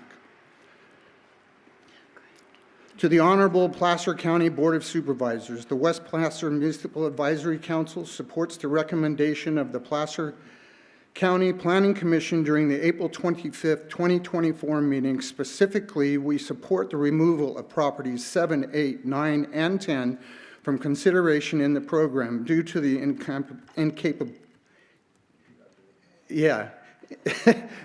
incompatibility of high density with agricultural zoning. We understand that subsequent to the Planning Commission decision, the respective owners of properties 1 and 2 located on the corner of PFE Road and Antelope Road North have resubmitted their parcels consideration in the program. We also understand that these parcels are zoned for office professional and are in immediate vicinity of 2 recently approved, which is actually 1 recently approved development. The Creekview Ranch subdivision is the one that's been approved by the board. Because there will be adequate infrastructure for the high density and the residential of this significant need, we support these parcels. Thank you for your consideration in this matter, Walter Wiley. I also add to that this is just an unbelievable amount of pressure that you put on a community in 3 months. And Bonnie and I have had discussion in regards to this. Thank you. Thank you for your comments. Here's the letter. Thank you.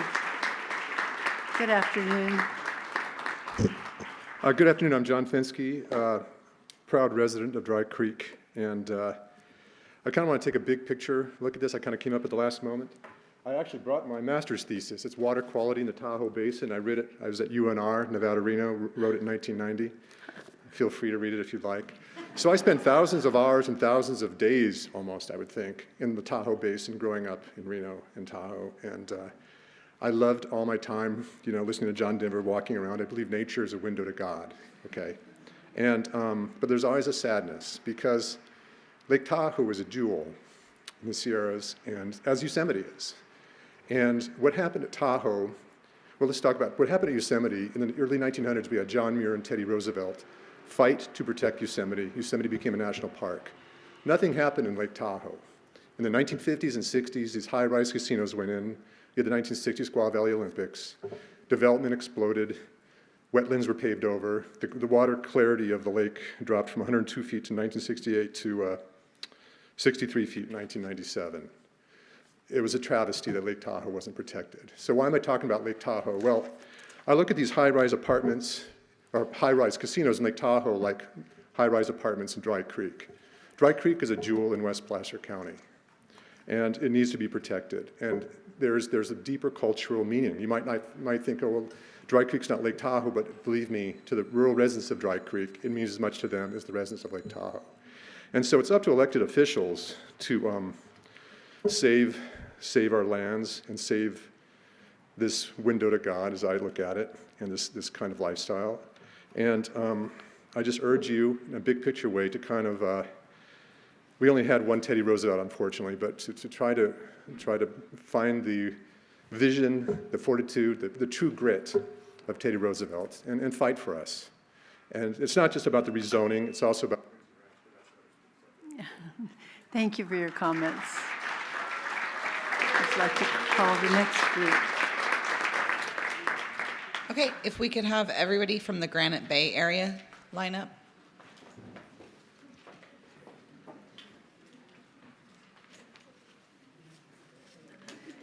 You can come forward. Good afternoon. Hi. I brought one copy for you, Susan. Oh, thank you.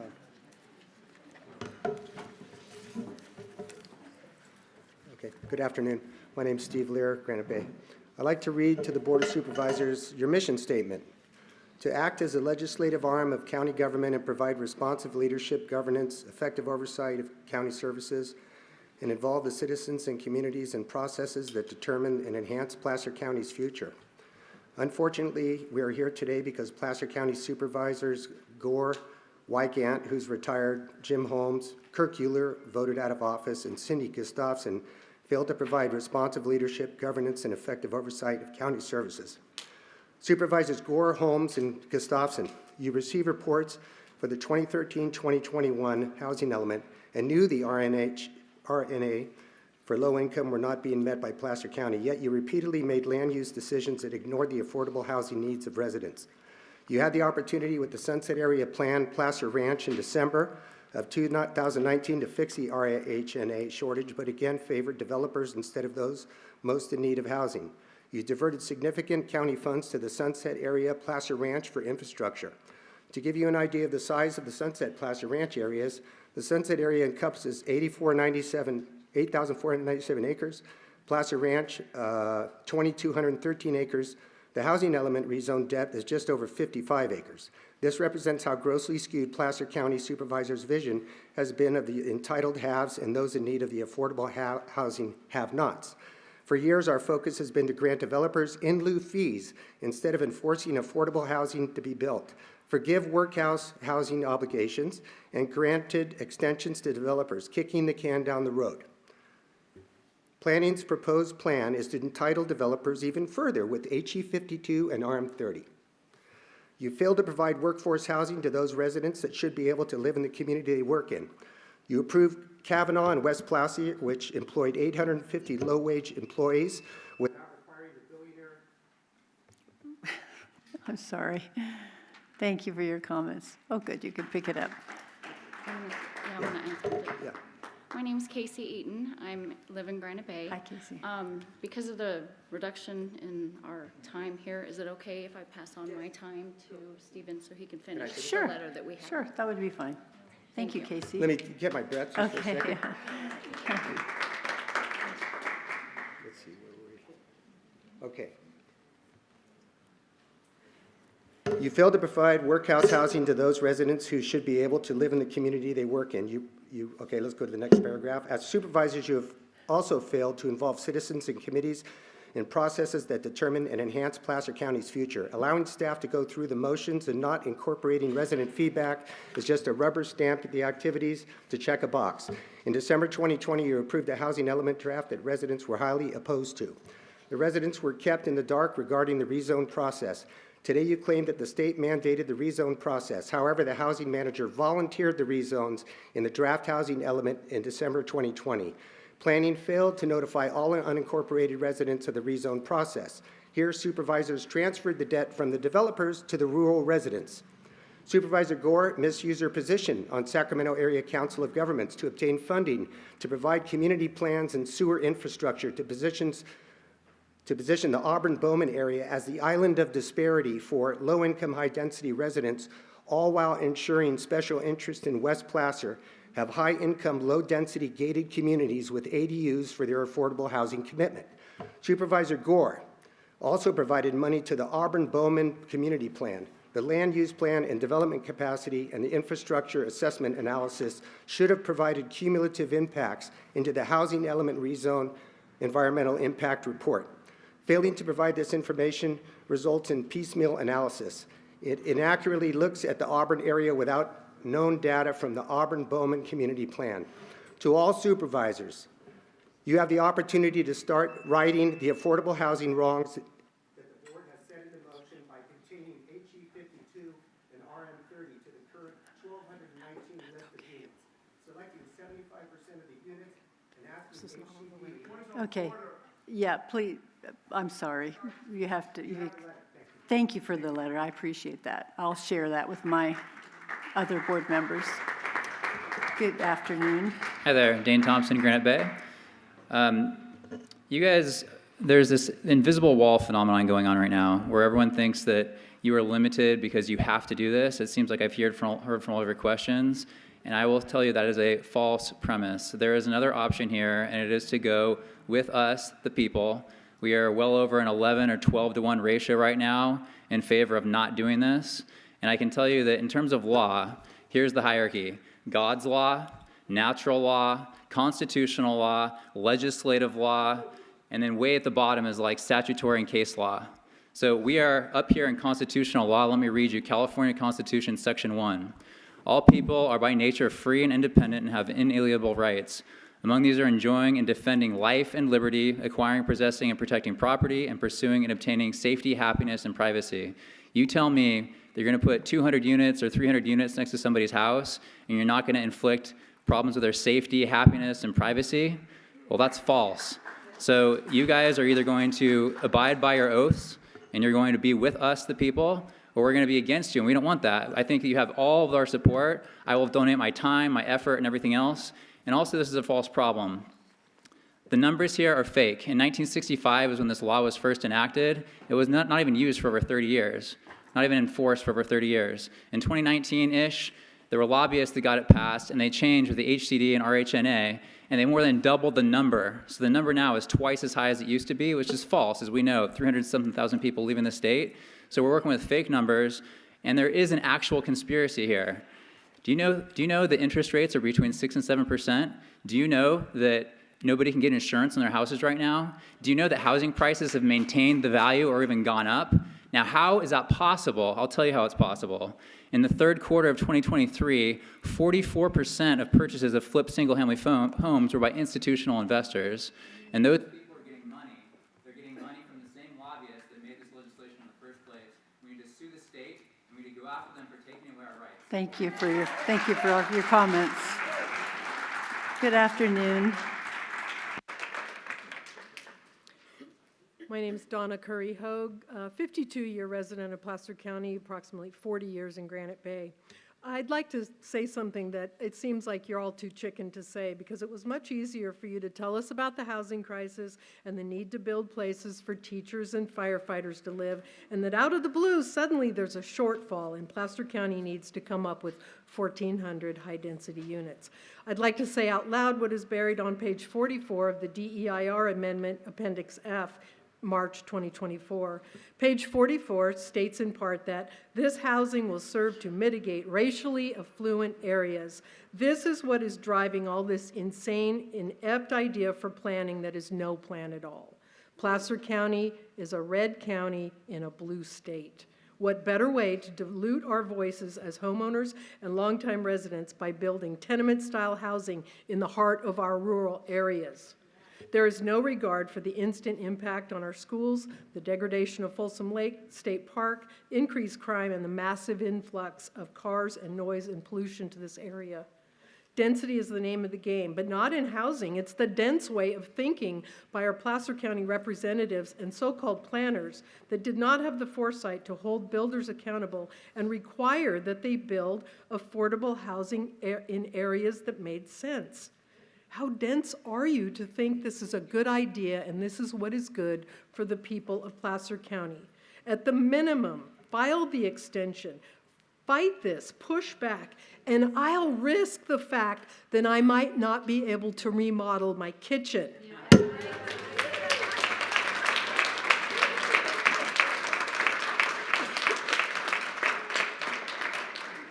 John Raby, Granite Bay. You all have letters from me, so I won't be going over that. But I do have a couple of comments and then some questions. When I was a professor back in the late 60s, I taught public opinion and propaganda. That's what you got today. You got public opinion and propaganda. You got the sugar-coated thing. Teachers are going to move into those. Firemen are going to move into those. That is not true. It is not. You saw the slides that looked like, oh, these wonderful buildings. That is not what those units are going to look like. They painted for you a wonderful picture. But as a professor of that level, I don't buy it because it's false. They didn't do their job. They had years to do their job. They did not do it. And we're now here, all of us asking you, take ours off, take ours off, take ours off. I get that.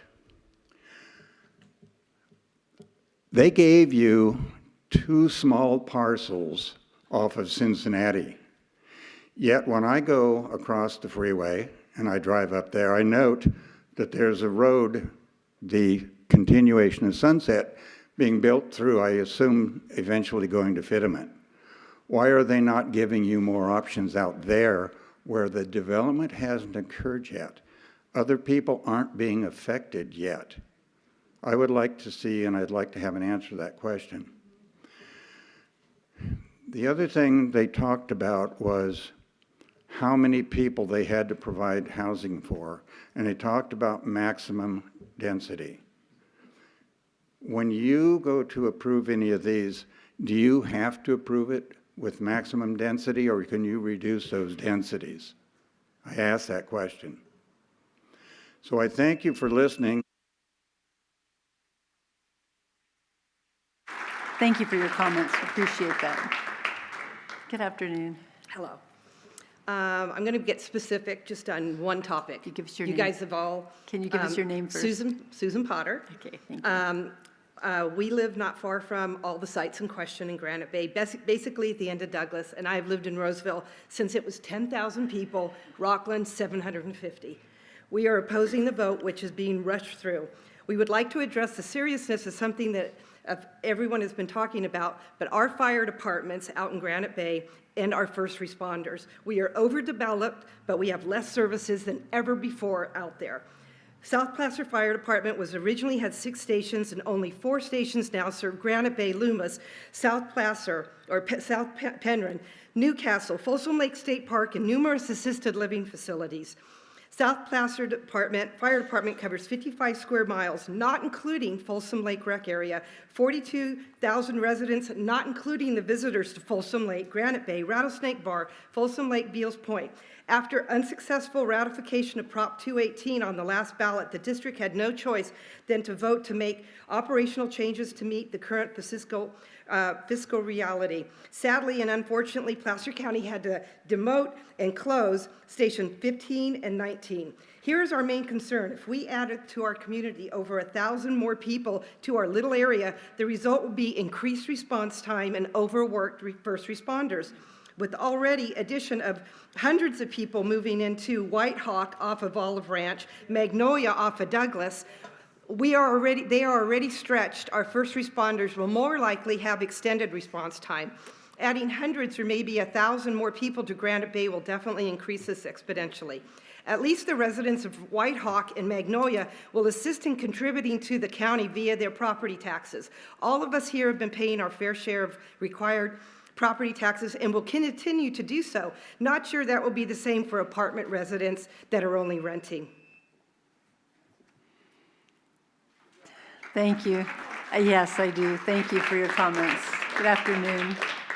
Good afternoon. My name is Victoria Leach, and I'm 18. And I have 2 points to talk about today.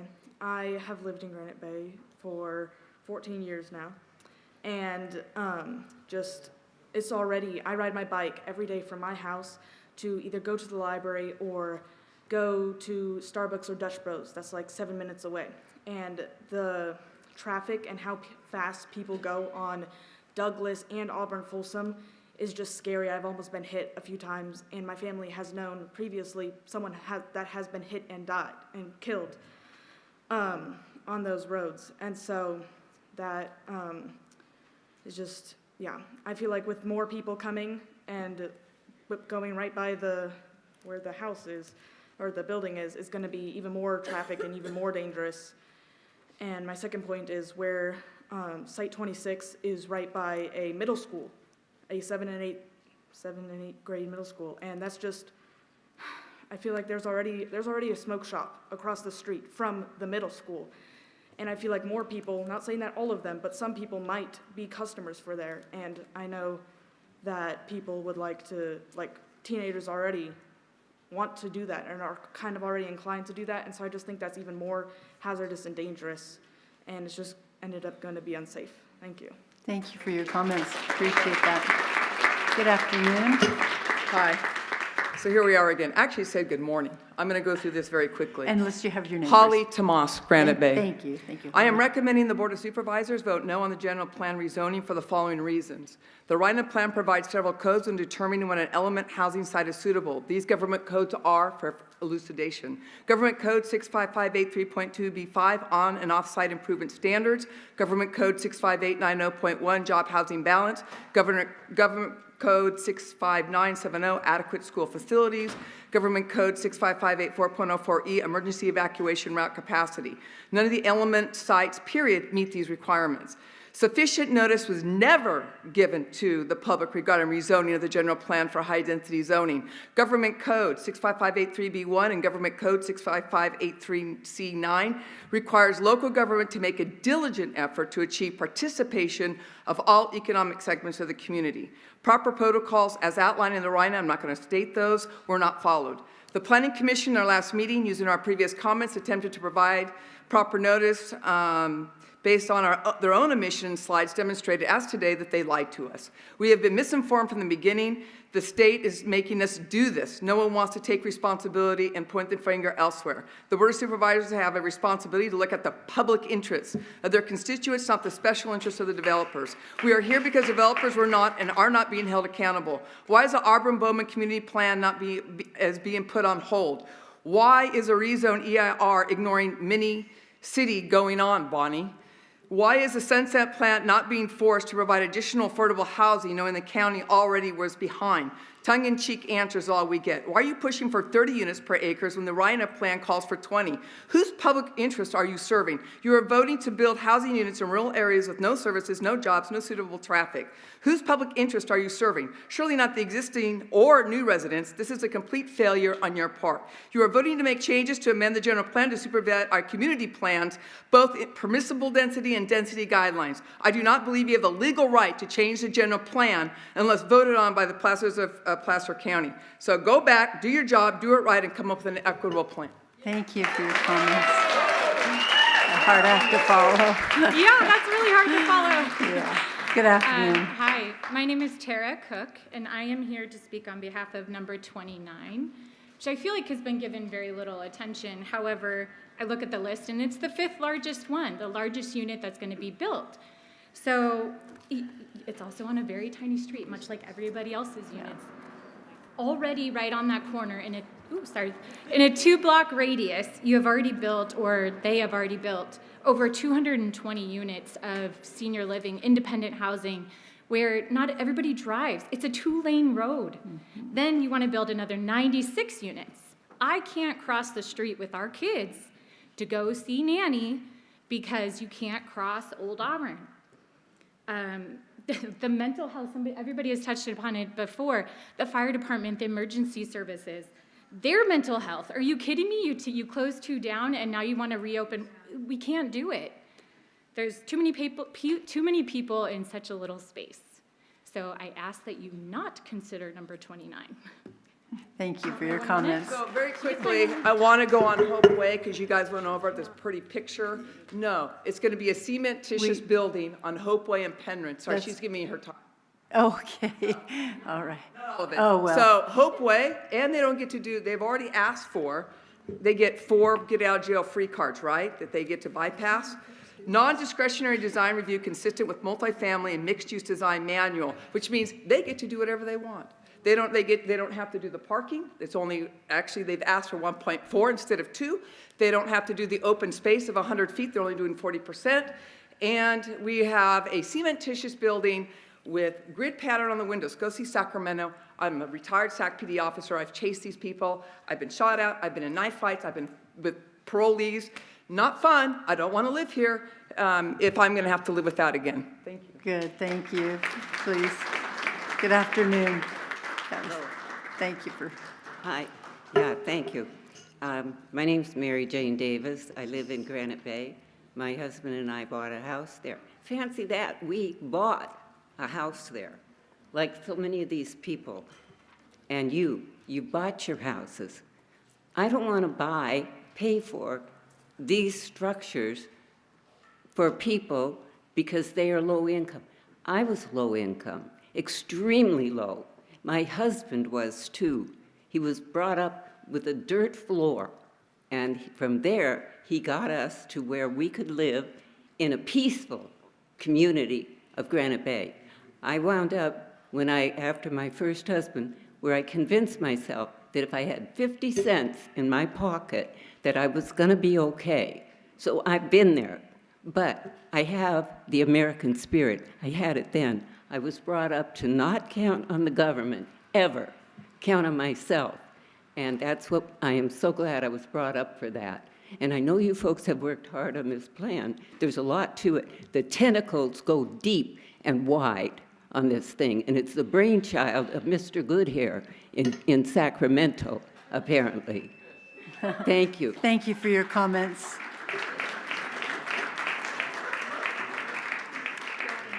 Good afternoon. Hello, my name is Teresa Powell, and I'm from North Auburn, but I wanted to speak on behalf of Granite Bay.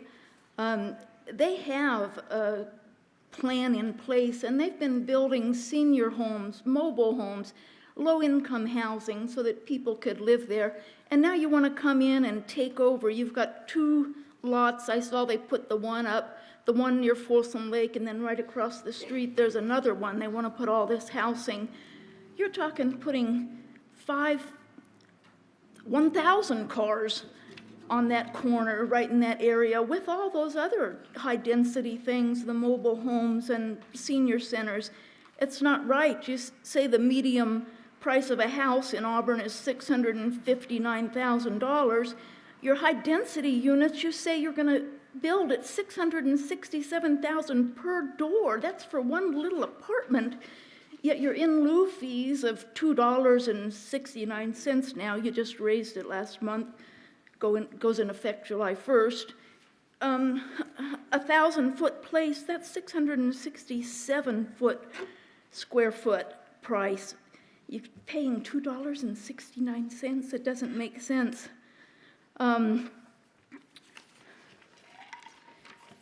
And then with Dry Creek, they've already got Placer Vineyards, Morgan Creek, Creekview Ranch, and some other ones going in. 1,181 lots for the Placer Vineyards. Only 168 of those, it says, will be high density. So you got all these, you're going to have, what, 3,000 homes there? You put 2 cars per place, that's another 6,000 vehicles. They can't even walk down the street to get to school. You're just messing with us. And the state is dictating to you, their dictatorship. You guys are just falling in place. Protect us like that. Thank you for your comments. Good afternoon. Good afternoon. My name is Jan Dunn, and I'm a resident of the Stone Ridge community, and here to speak basically on Lot 23, which is at Bayside Church. I believe the last I checked, they were the owners. Both lots 23 and 26 are treasures in Placer County and provide multiple ways of enjoyment. Lot 23 is on Miners Ravine, and Lot 26 is on Folsom Lake, and both are just pure treasures.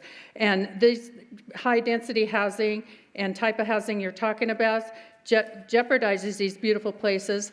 I'm opposed to this density, and I think that we need to look at better and appropriate planning to be considered. I also think that it needs to, I'm very concerned about what's been happening on this Lot 23.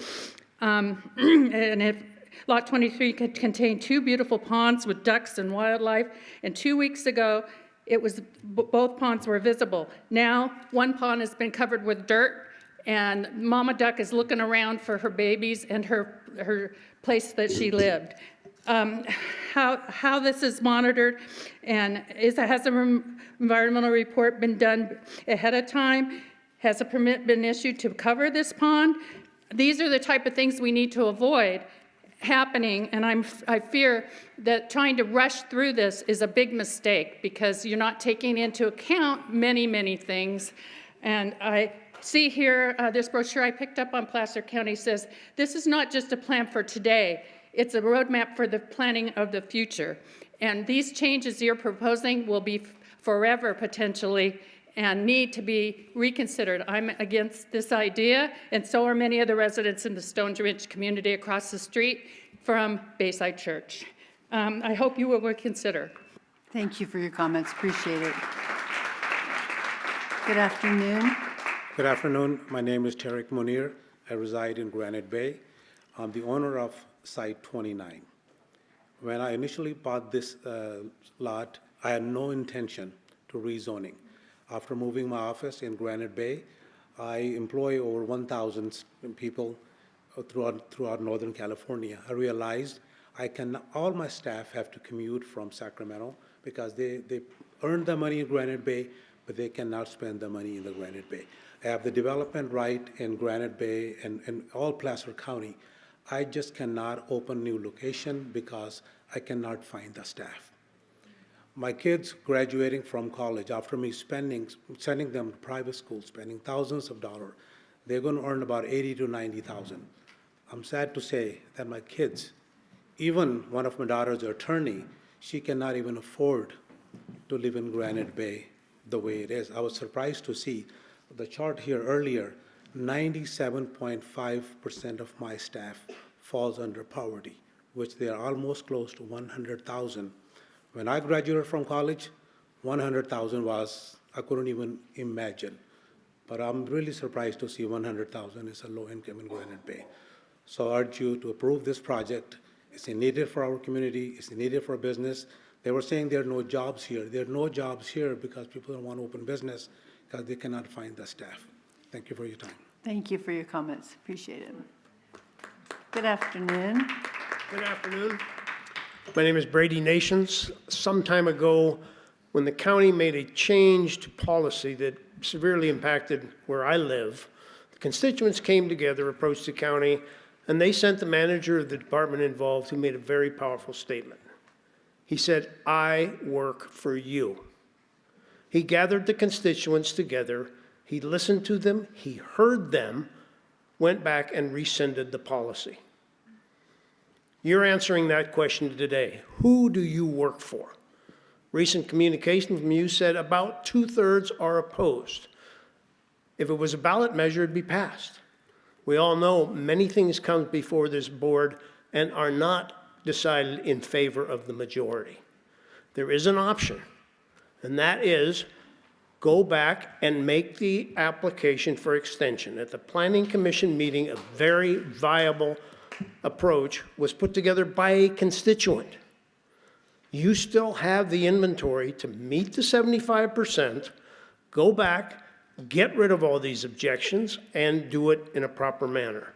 As far as notification, we have seen new proposals today for the first time. And we have had no opportunity to comment, and you're going to vote without our input? That's not correct. Please apply for the extension and do it right. Thank you. Thank you for your comments. Good afternoon. Good afternoon. My name is Erin Hallway. I live off of Lou Place, which is directly feeds into Douglas Boulevard. I pass through the intersection of Douglas and Auburn Folsom daily, and the sign, the notification, has its back to us. And the only way that we can get through that intersection now to get from, I live 1.4 miles to Rayleigh's.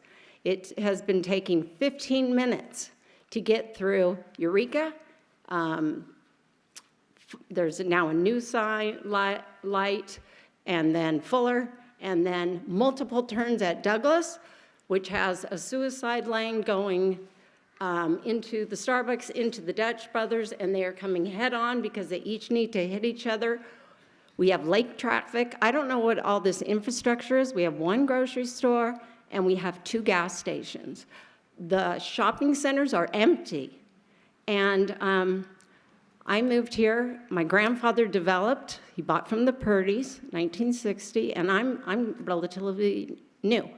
And we bought here when we were young and poor, and we had asked God for a smaller house on a larger lot, zoned for horses and away from cars. We are on horse property that needs to cross to the horse trail on the other side of Auburn Folsom. It's already been widened against all of our concerns, and people travel. I'm merged onto a freeway right now. Yet, lake traffic, don't know what's going on because I have a turn pocket. And 2 days ago, someone came to a complete stop while people are going 75 miles an hour. They stopped for me to merge because I have to hit from 0 to 70 in 2 seconds, because otherwise I'm going to get rear-ended or somebody's going to swerve into somebody, and we've had deadly head-ons at that dip. This is not why we moved here. We were young and poor, made it happen, and you guys you work for us. You care. You're supposed to be in charge of the land and doing the right thing by every citizen. Thank you. Thank you for your comments. I appreciate it. Good afternoon. Good afternoon. I'm Drummond McCunn. I live near lot number 26. And the concern that I have with what is being proposed to the board today is that we're being asked to do a global approval of all of these lots in terms of rezoning when there are many concerns that have been raised and concerns that I unfortunately only individually, anecdotally can provide regarding why I would be concerned with a specific lot. If this was a normal process, for example, with lot 26, we would be having a proposal of what was going to happen there, and we'd have an impact. We'd have an impact related to the traffic. The Auburn Folsom Eureka Boulevard intersection, I've lived there and I work there, so I get to see it every day. Both my wife and I have been in bad accidents coming out of Park Avenue, which is right across from lot 26. It is a massive traffic problem, especially ever since the dam road was remodeled. I don't mean road damming it, but Yeah. there's a lot of dam traffic. Over the dam, yeah. There are 2 new housing developments that also recently went in there. What has happened to us, again, anecdotally, we could not flush our toilet. The water pressure was so reduced that we had to go to the city to get water to come in. This is with 2 new housing developments, one going on Douglas headed towards the lake, one on Auburn Folsom near Eureka. We're talking about adding in on 24, lots 26, 24, and 25. That would be 3 new units going in, yet we have not had the evaluation of the utilities to be able to provide that, the traffic impact. We're also hearing about the fire department. This would happen if we had looked at the lot development plan for 26 first, not for rezoning everything, and then we're going to catch it later after we already know that we're headed towards high density. Done. Thank you. Thank you for your comments. Good afternoon. Good afternoon. My name is David Hepworth. I live in Granite Bay. First of all, I would just like to say that Granite Bay is affordable.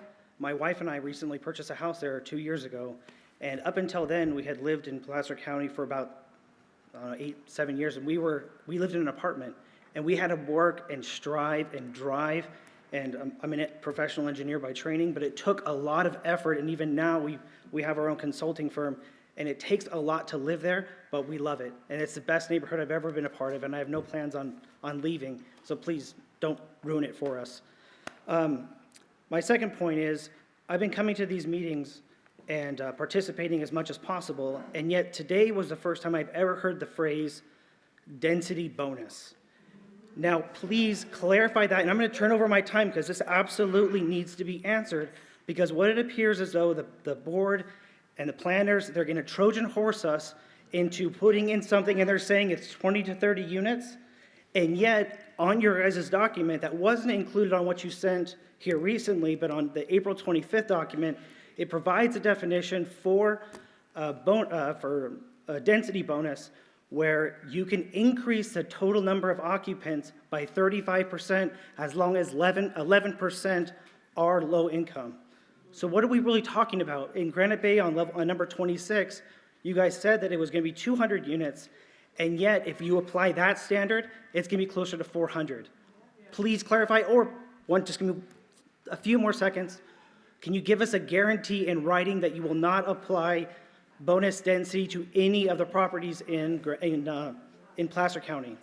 The planning department will follow up with your question after we get through with all the. Well, let's just do it right now. We We're can't. Right here. We cannot. I'm sorry. We have to follow the process so everybody has an opportunity to speak. Thank you for your comments. Good afternoon. I'm Darlene Betancourt. Hi, Darlene. Granite Bay. This is in regard to Site 26. And I have written the letter, you guys all have it, and I'm just going to read some of it, back. So Site 26 negatively impacts the highest number of people. After reading much of the 500-page staff report, the conclusion to push this project through came well before the ink was dry. The problems that cannot be mitigated are inconsequential because, according to staff, the benefits far outweigh the horrific impacts that it will have on thousands of people. And that's their words. The staff stated in the report that Site 26 was suitable because it was located on an existing travel corridor. Firstly, the number of added car trips per day, if built out, will be anywhere from 2,400 a day to 2,952 car trips per day, depending on density. This is a conservative estimate. Auburn-Folsom Road is presently at capacity, according to the staff report, LOS Level E, as well as Douglas Boulevard. There is gridlock now, so the travel corridor will become a parking lot, impacting 3 intersections, backing up far beyond Eureka, with frustrated drivers cutting through neighborhoods and down two-lane Eureka Road. Site 26 is nearly sitting on top of Cabot Junior High, which also contributes to the traffic issue at Fuller Road. Fuller will also become a cut-through as well to avoid the gridlock at Douglas. Eureka will again be the cut-through to Granite Bay High and Douglas. Remember, this part of Eureka is a 2-lane country road. Site 26 is also between 2 state parks, as you know, that are very popular boating, biking, and equestrian destinations year-round with numerous triathlon-type events. When lake traffic is backed up, I presently cut through Lake Ridge and Lakeland to get home to Hidden Lakes, as well as many of my neighbors. Auburn-Folsom Road, as well as Douglas, are also notorious for car accidents as well. Rarely a week goes by with no accidents. There's no mitigating these issues. Site 26 is in a flood zone. Linda Creek, it is bordered by Linda Creek. From personal experience with FEMA rezoning us a few years ago due to Linda Creek, I know this can be a challenge. Base elevation will have to be considered with that monstrous. You have to wrap up your comments. I'm sorry. I know. Anyway. This is really difficult. Please reconsider Site 26. Thank you for your comments. Thank you for your comments. You ready for the next group? If we can have everyone from the Penryn area line up, please. Donna Delano, Penryn. Good afternoon. Hi. I'm a 24-year resident of Penryn, representing me and my neighbor's wishes. Downsize the number of units being proposed for Penryn. The Housing Trust Placer project is population-inducing and has not been evaluated for that. There is no possible mitigation for a pocket of poverty doubling the size of our tiny town. I summarized some of Defend Granite Bay's comments with their permission. Supervisors, the objectives of the RM30 rezone are excellent examples of creative fantasy. They cite a housing opportunity framework, creating suburban centers close to jobs and providing retail services. Who can possibly consider kerplunking massive 3-story apartments randomly around the county as a housing opportunity framework? When the first parcel is built with only 10% affordable housing, they will have to play seek and find for a no net loss parcel. Islands, not suburban centers, are being created by putting massive apartments next to a highway near farms and single-family homes, all in towns with no jobs, impacted schools, and inadequate fire and infrastructure. How does segregating low-income housing in Auburn and putting a huge number of units in Penryn, when we have no retail to speak of, provide retail goods and services for multifamily housing? How does placing the bulk of the countrywide deficit 30 minutes from Roseville into the new Sunset Industrial Area benefit proximity to job clusters? There are no job clusters in Penryn, Dry Creek, Auburn, or Granite Bay, or Tahoe, or Granite Bay. Tahoe, which has pleaded for affordable housing, were completely overlooked. You have a fiasco, not a framework. You can point fingers at CEDRA and HCD, but the responsibility is yours. During the approval of Placer Ranch Sunset Specific Plan, we asked you to course correct, but instead of working on it in 2019, you turned around and improved equivalency in 2020, giving developers free rein to kick the can down the road for decades and keep the money in their pockets by transferring units. 50%, okay, I just want to say one more thing. For Penryn, for the 240 units, I talked to Callie just now. If that gets rezoned to RM30, and then they ask for a density bonus, that's 648 units, which is way more. Our population is 871, so I beg all of you to say no. Please vote no on the RM30. Thank you. Thank you for your comments. Appreciate it. Good afternoon. Hi, my name's Tracy Whitley. I've been in the Penryn area since '95. I've seen a lot of changes, and this is by far the worst thing that's happened. I think the information that was given to us these last 6, 7 months, 8 months that I've been going to these things have been willfully deceptive by putting the 20 dwelling units per acre to 30. They said, oh, it could be more like, oh, so it could be more like 30. There was no mention anywhere at any time of all the meetings that I've been to, that was even double that. Not to mention the fact that the Penryn site is already zoned at 22 acres, or 22 dwelling units per acre potential. That's what I heard today. I never heard that before. If we just keep it off the list, and that happens, that's half of what it could be if it's included in this list. It's already zoned for that, for 22 dwelling units per acre, which would be a lot less impactful than doubling that amount. I'm a traffic engineer. These streets are not designed for this kind of traffic. You can't walk on the road. I've just about had my own head taken off by a Mack truck walking down Penryn Road. I felt the breeze blow past my head. I never walked on that street again. I go across the street, I go wherever there's a little bit more wider area, but there's areas where there is no wide path to walk. The Penryn Road approaching King Road it's blind. There is this much space between there and a wall of dirt. There's no path, and I guarantee you these people aren't going to have to widen these roads to give bike paths, and bike paths would be a start, but there is no infrastructure And it's a traffic engineer that looked at accident reports. You're just looking for accidents to happen. And that freeway is not designed for people to get on it. That freeway on-ramp is dangerous. That's all I have to say. Thank you for your comments. Appreciate it. Good afternoon. Hello, Kelly Reed. I live in Penryn, and I want to beg you guys to go back to the drawing board. This has been pushed through in less than a year. I know people who are trying to get a permit just to add on to their house that is taking more than a year.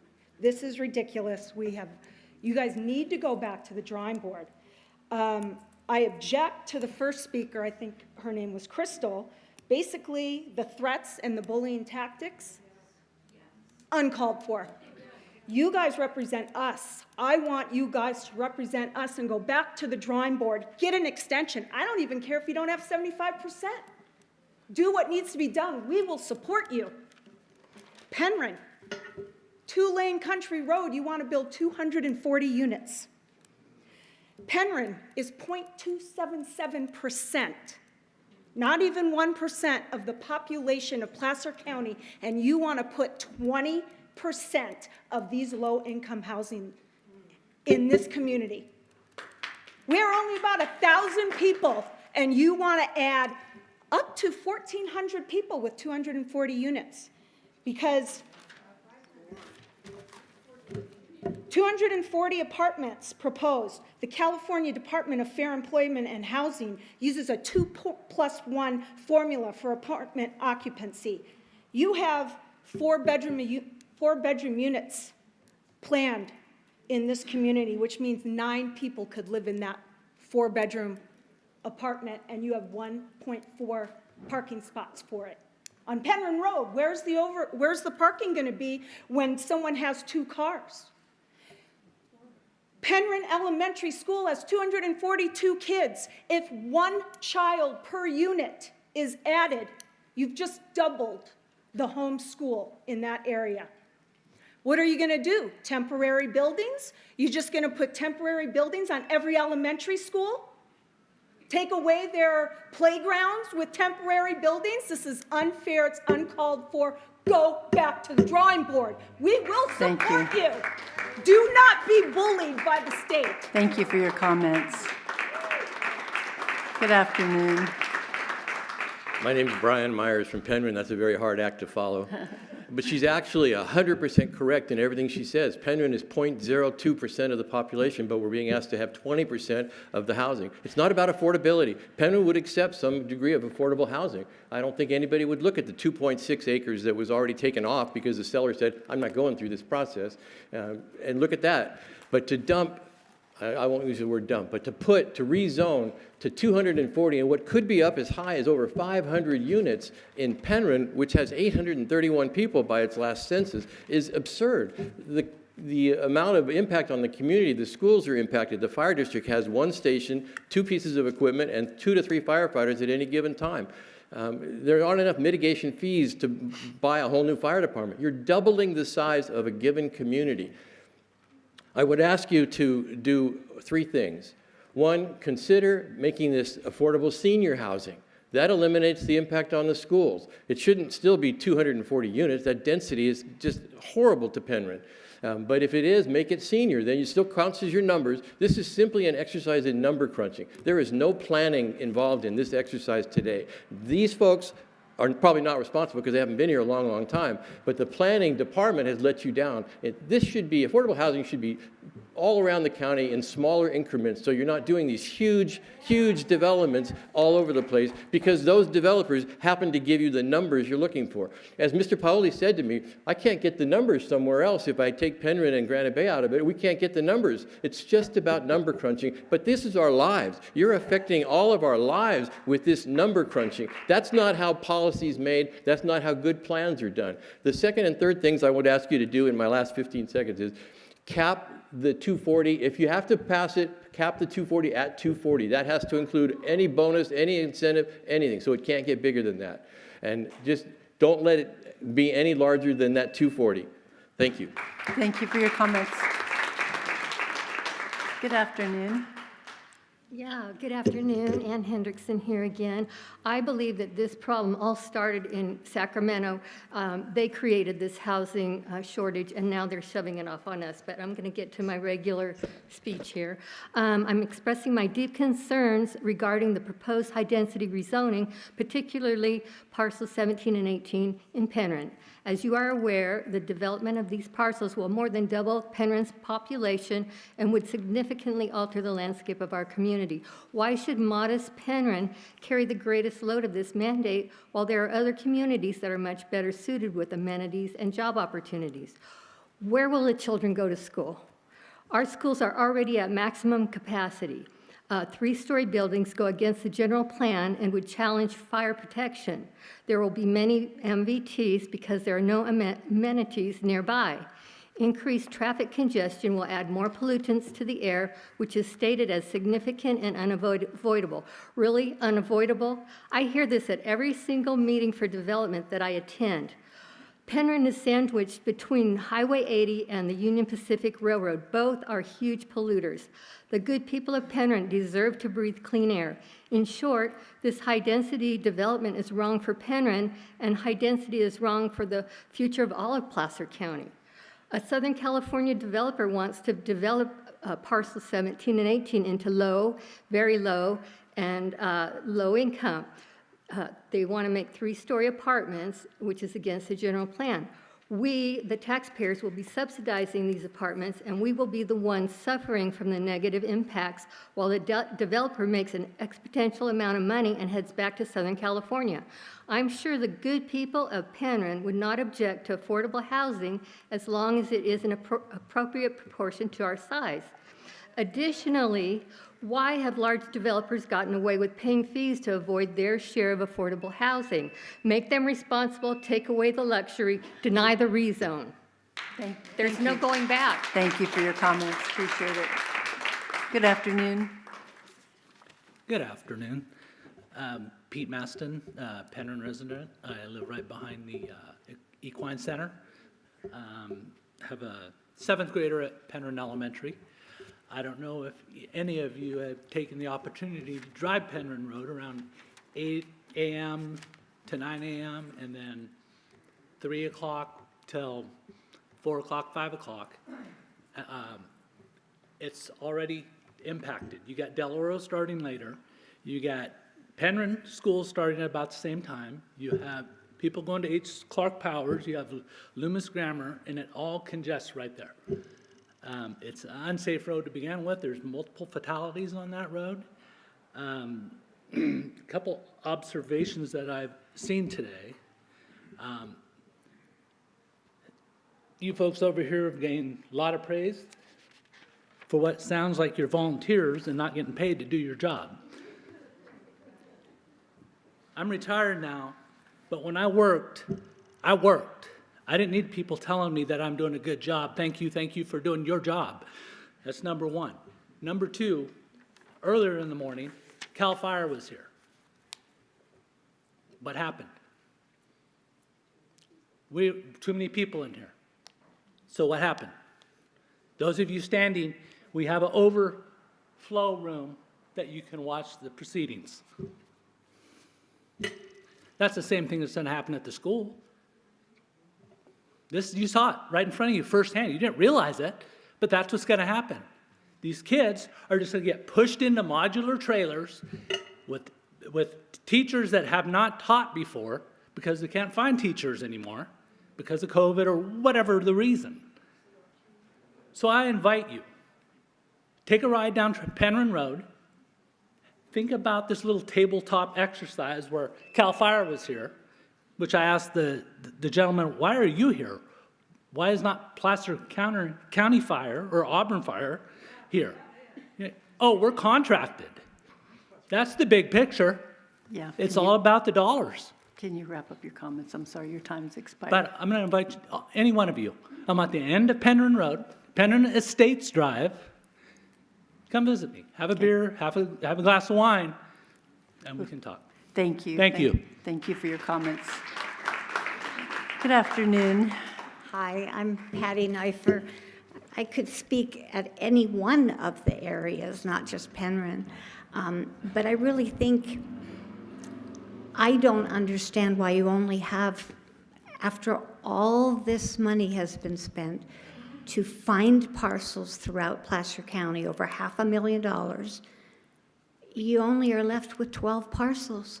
And the majority out of 72, and the majority of those do not meet the criteria that you had asked planning for. You had asked for them to be spread out throughout the community, not to impact a specific community unfairly. You had asked for them to be put in areas where there are services. You had asked for the parcels to be put in areas that could accommodate an increase in population, where the traffic could be accommodated. You did your job. You told the planning department, here's what we're looking for. We're looking to serve our constituents. We're looking to integrate higher density housing into our community as we're instructed to. I don't think you got what you asked for.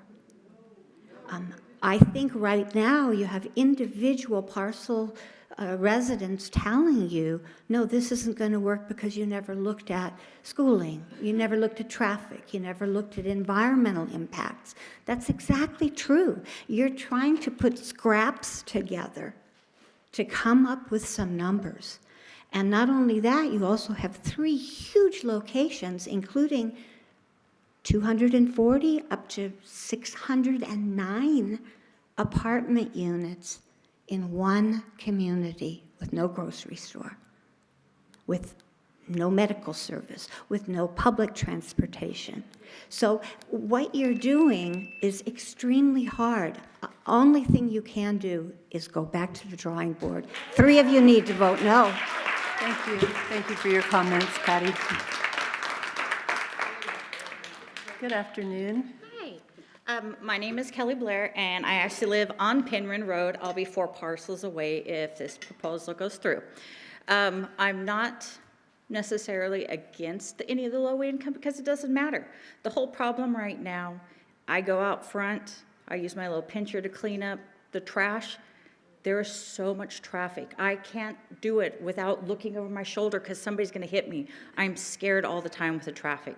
Like the other gentleman said, twice a day traffic is stopped. And I'm in the mid-range between 80 and Taylor. If there is an accident on the freeway, you can't even get out of your driveway. And it will be stopped all the way to the freeway from the new stoplight they put in, which that stoplight is fantastic, whoever did that, down to the other stop sign, which is on the corner of English Colony, like where the Valencia Club is. You can't get any place. My daughter had an incident where we needed fire, and this is after we voted to increase our taxes in Penryn for the fire department. Took 20 minutes to get there. I am a retired first responder that I could have helped her, and it was so bad I couldn't, and I still had to wait 20 minutes to get response to my house. It is a shame. Unfortunately, having that many people together, as we all know, when there is nothing to do, we all think back when we're kids, we get into trouble. There is nothing for people to do in Penryn. There's nothing for the kids to do. There truly is not. That road is awful. We were going to get animals out front of our house, and we decided to go against it because of people stopping. You're going to put 240 to who knows how many units there. You have the horse vet across the street. Can you imagine what's going to happen when kids have nothing to do but go over and bother the horses and stuff? It's just, we need it fair across the board, and unfortunately, I don't feel it is for Penryn. Thank you. Thank you for your comments. Good afternoon. Hello. Hi, my name's Irene Hape. I'm just here to ask for the folks here to look at asking for the extension and reevaluating these properties. In my mind, it doesn't have anything to do with low income. It has to do with these are rural communities. It's a very big impact to us. I know as the gentleman earlier commented on, basically the people with money not wanting low income here. And The property I live in, I saved for and bought. It wasn't $1 million home back then. I had a dream. I even told my husband, one day we're going to live out here. But I commuted for 37 years and never less than an hour. And for 2.5 years to own a home, I commuted one way 78 miles for 2.5 years, never once spent the night in town. So I get people want to live in the community that they work in, but that just isn't always a reality. And we didn't, you know, I don't come from money. I come from a, you know, very humble, quite poor family growing up. And I worked my way up, and I understand service, you know, helping people, but I also believe in teach a person to fish. And let's, you know, let's try to think of this thoughtfully. There's a lot of room in the Placer County area. There's a lot of development going on over by Fitterman. I know it's not our town, but it is still our county. And I just hope that you will ask for an extension and not shoehorn this in, and let's kind of look at what we can do as a community to make this work and make it right for everybody. Thank you for your time. Thank you for your comments. Appreciate it. Ready to call up the next group? Can we get everybody that had signed up under the group for other?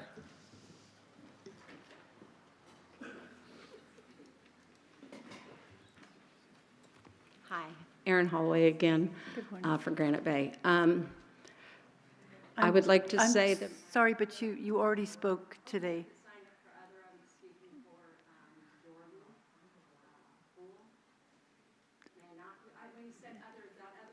It's other areas. Yeah. Oh.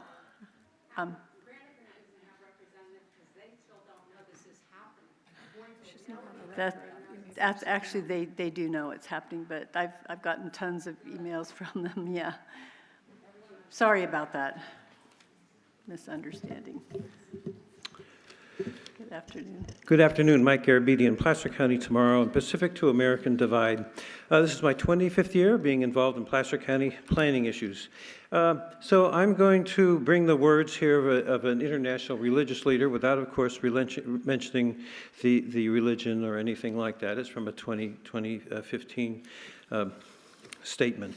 And part 3 of that statement is called Dialogue and Transparency in Decision Making. And paragraph 183 says, a consensus should always be reached between the different stakeholders who can offer a variety of approaches, solutions, and alternatives. The local population should have a special place at the table.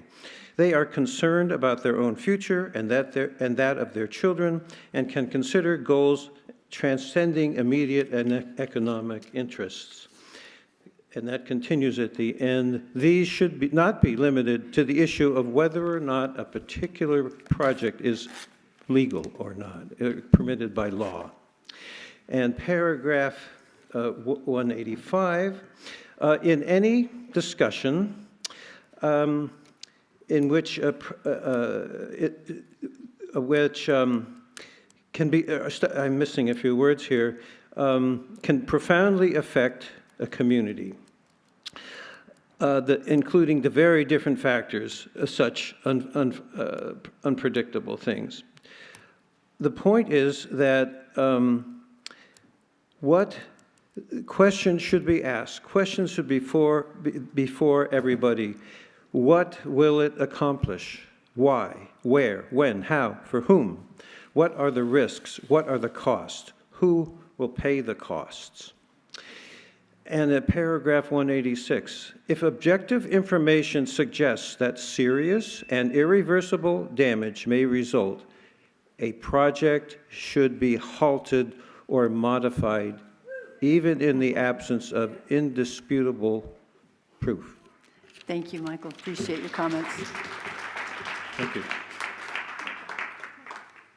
Good afternoon. Hi, Gary Dahlbeck, Granite Bay.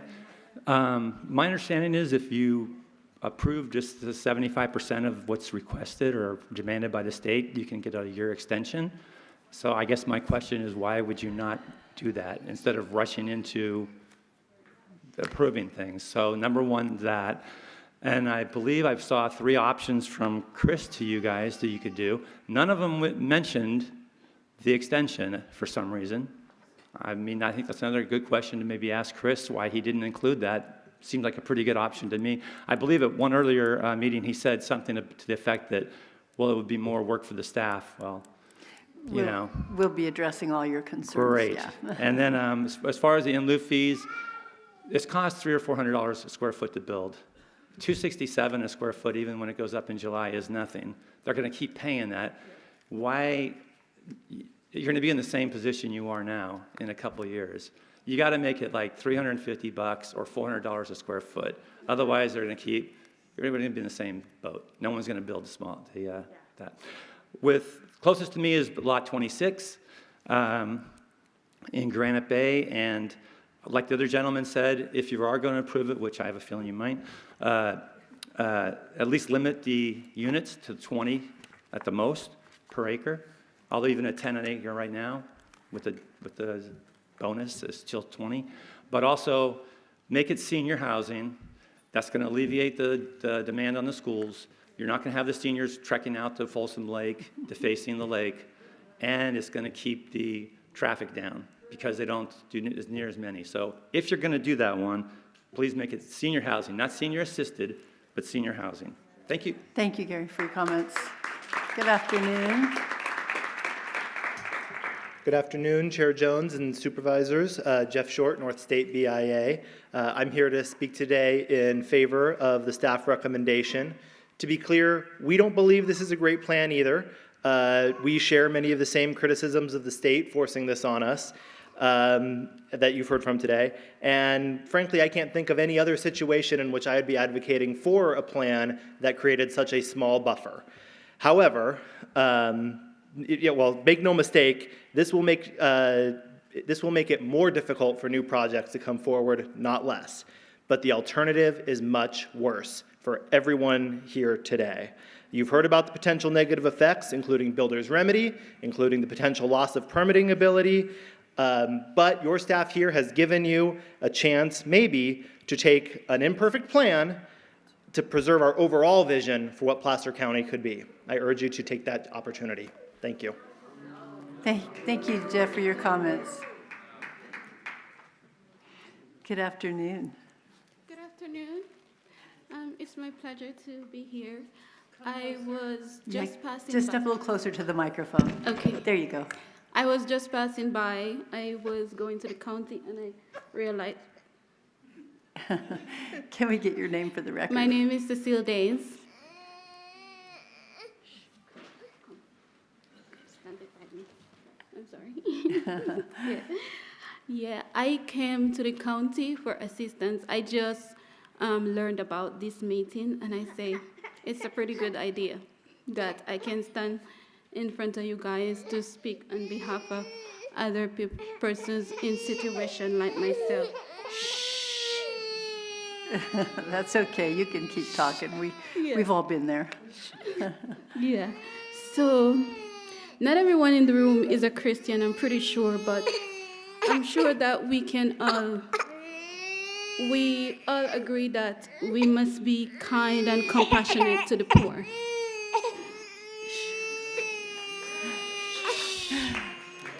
So I recently moved to Placer County. Thank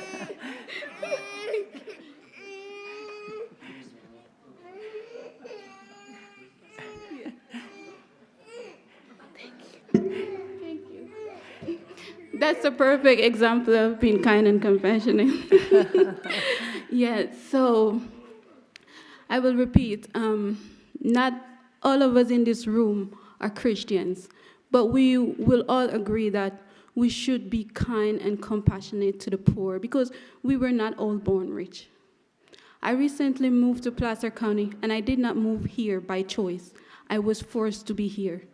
I am a domestic violence victim, and I came here because I have nowhere to live. Me and my children have been homeless for almost 2 years. Wow. It's depressing. Sometimes I feel like I don't have no more fight left in me. But thank God for strength. I'm saying on behalf of people who are in this situation, and my dear friend who just said that we must teach a man to fish. I truly believe that low-income housing is a way of teaching us to fish. I would love to benefit from low-income housing, but I don't hope to stay in low-income housing forever. I can smile. I just graduated my high school diploma. Wonderful. Thank you. Congratulations. And I'm going to go to college. Good. With faith, I know that someday I might be purchasing a property from somebody in this room. I don't hope to stay in low-income housing forever, but it could be a start. It sure could. Thank you so much for sharing your story with us today. Just stay strong. You're doing good. Thank you.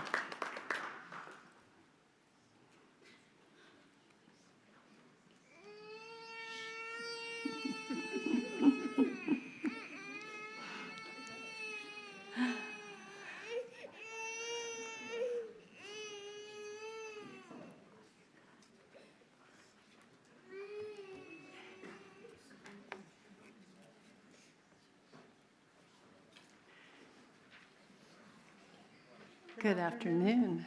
Cheryl Berkema, Granite Bay. I actually did want to just say, please consider not doing property 26. I know I sent Supervisor Jones. We had a subject matter expert that looked at the recent sewer statistics, and it appears that unlike Auburn-Bowman, we do not have the luxury of a study as wealthy as Granite Bay appears to be. We don't have that luxury. So if you'll please consider that. I gave you a timeline before. I've just updated it. And I wanted to point out a couple things on it. You've known since 2017 you had zero progress, zero, on low-income housing. So you went through 2013 to 2017.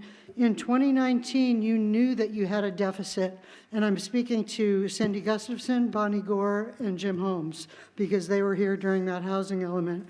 The deficit was known, and that you approved the Sunset Area Plan. It was brought out. If you add Sunset Area Plan and Plaza Ranch, that's 9710 acres. We're having a bloodbath over 55 acres here. 9,710 acres. That, I think, is dereliction of duty. That is not acceptable that you made that decision, put all this money into infrastructure to go to that place. We've said it time and time again, but if you look at those numbers, that's really bad. And then you went ahead and approved the 2021 housing element. You actually did the draft, because before supervisors leave, they always try and get in as much as they can before the end of their term. And residents now in 2020, the draft went to HCD, and now residents are going to pay for that deficit. How did that happen? An audit needs to happen. Actually, an external audit, because I've asked 2 or 3 times now for an audit. You can't just lose 1,200 and something units. So I hope you would look at that, and also look at the fact that the EIR was done by a consultant that now is going to be with significant impacts. They're going to look at the next project in Dry Creek. How does that work? You develop those significant impacts, and then you have a private project that you're going to make money off of? I hope you'll look at the master level agreements and look at the conflicts. Will do. Thank you for your comments today.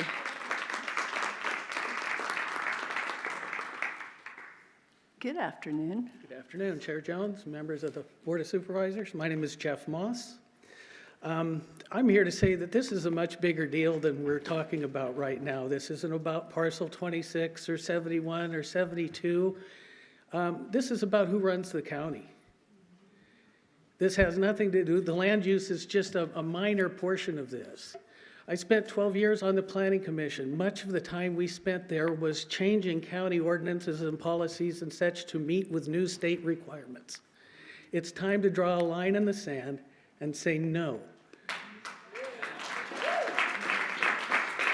and let it become a habit. Thank you. Thank you for your comments. Do we have anyone else? Is there anyone else in the audience or in the overflow room who's not had a chance to comment?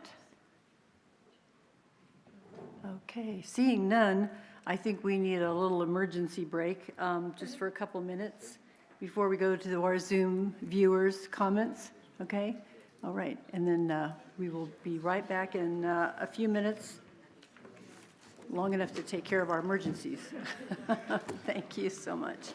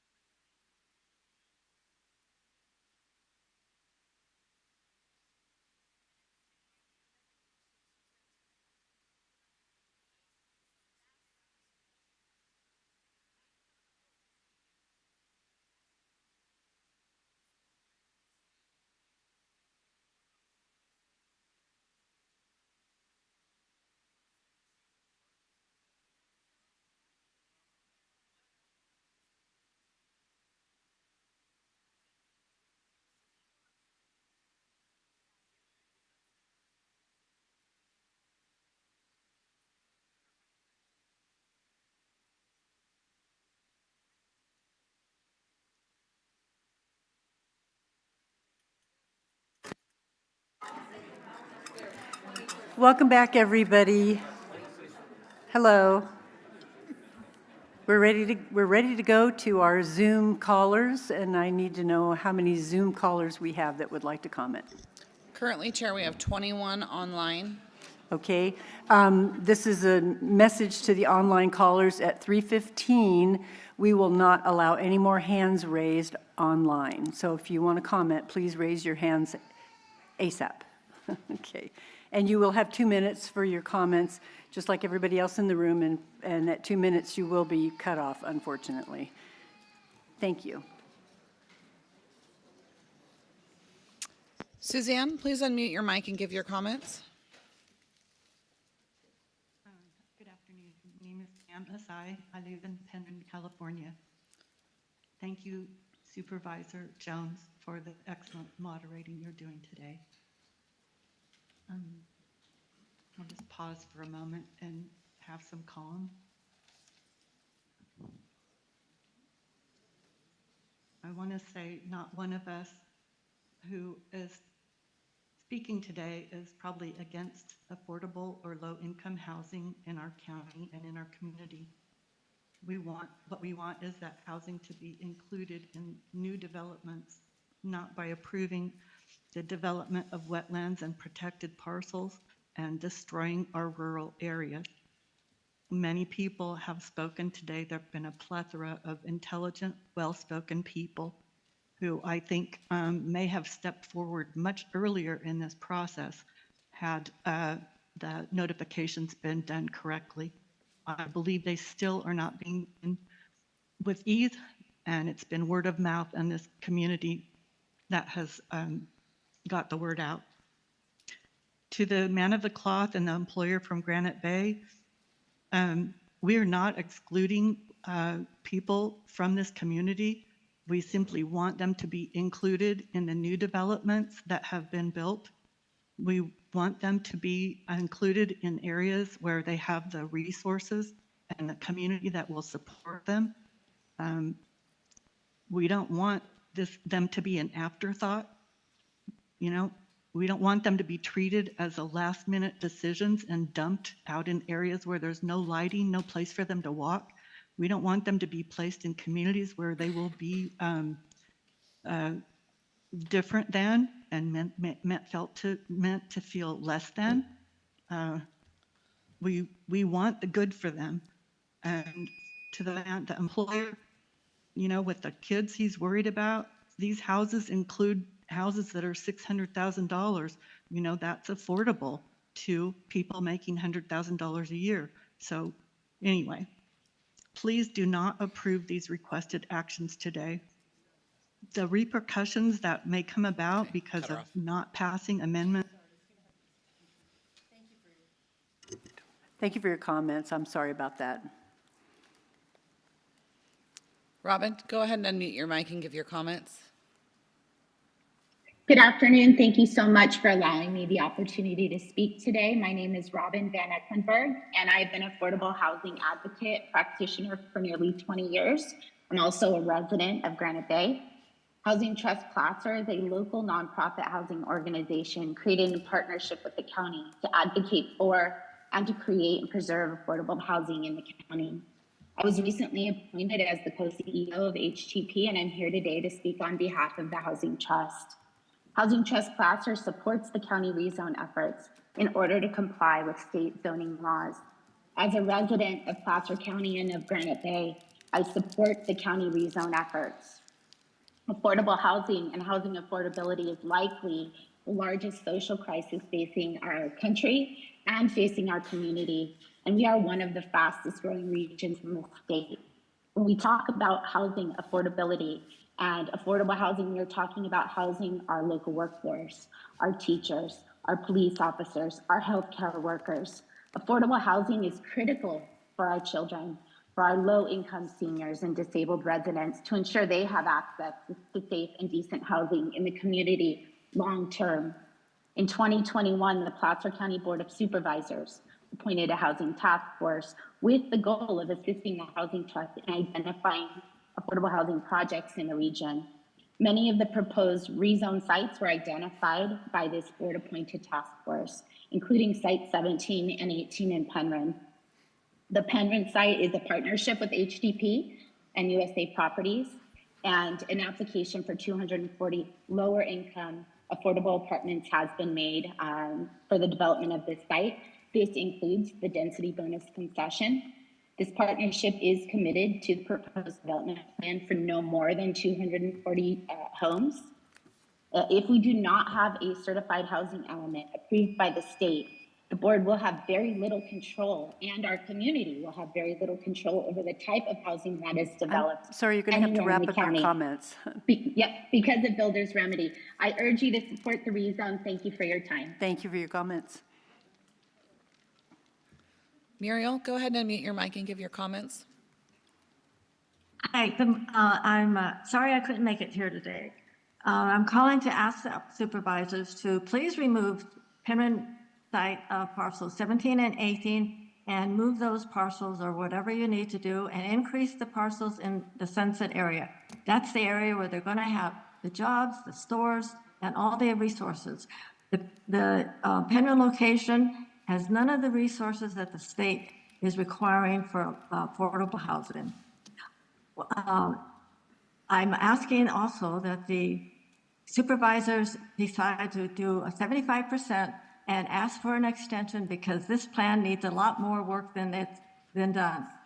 I can't believe that the biggest chunk of units is in the tiniest community in the whole county, Penryn. Where else are you doubling the population of a community? And also the plan is always seems to be dumping everything into the rural communities. And the reason that we have this deficit is because the supervisors in the past have allowed developers to not build affordable housing. And this will continue to be a problem because now the county is also allowing the developers to provide the county with land instead of building affordable housing. So this isn't going to end, this deficit. Also, I think affordable housing, I don't see any of these affordable units in Tahoe area near Truckee. They're begging for low-income housing up there, and I haven't seen a single one on the list. And the notification issue is a real issue. We had no notifications to any of the neighbors that of the parcels that were selected. And we only recently got signs posted on the parcels because the residents in the community asked for that many, many times, and they finally were posted on the parcels. And so that helped spread the word. Sorry, Mira, you're going to have to wrap up your comments. And don't approve the general plan, please, because when that general plan amendment, I didn't know anything about it until I read about it this morning, that you're going to invalidate the Penryn Parkway plan and the zoning for Penryn Parkway community plan and the neighborhood commercial. Sorry, Muriel, Okay. your time has expired. Thank you, though, for your comments. Diane, go ahead and unmute your mic and give your comments. I have a green song. Greetings, supervisors. This is Diane Louise Alessi, longtime domiciliary of Christian Valley and sit on the board of directors. I've spoken to you at every meeting since November. What I'd like to just put at the top of this is that a gentleman from Granite Bay put it very eloquently in terms of the priority of law. And what we have is that we have a division that most public doesn't understand, is that you have a corporate side and you have a de jure side. Your corporate side is like a sister company to the state of California, and it's all caps name. And then you have below that, which sits above that, pardon me, is your de jure subdivision of the California Republic. Your charter is your indenture to the public trust. It says in your charter that you are to defend our home rule and our charter. The state is saying that this is a statewide concern. It is not. They need to show a condition, or you need to provide a conditional acceptance to show that all the numbers are valid is based on reality, not from 2019, but from 2024. So I've asked for an agendized public item for you to co-join with the other total of 14 chartered counties to challenge this constitutionally. That is the highest form of the law. We need an Article 3 court and Supreme. So with that, I will yield the rest of my time to anybody who needs it. Thank you. Thank you for your comments.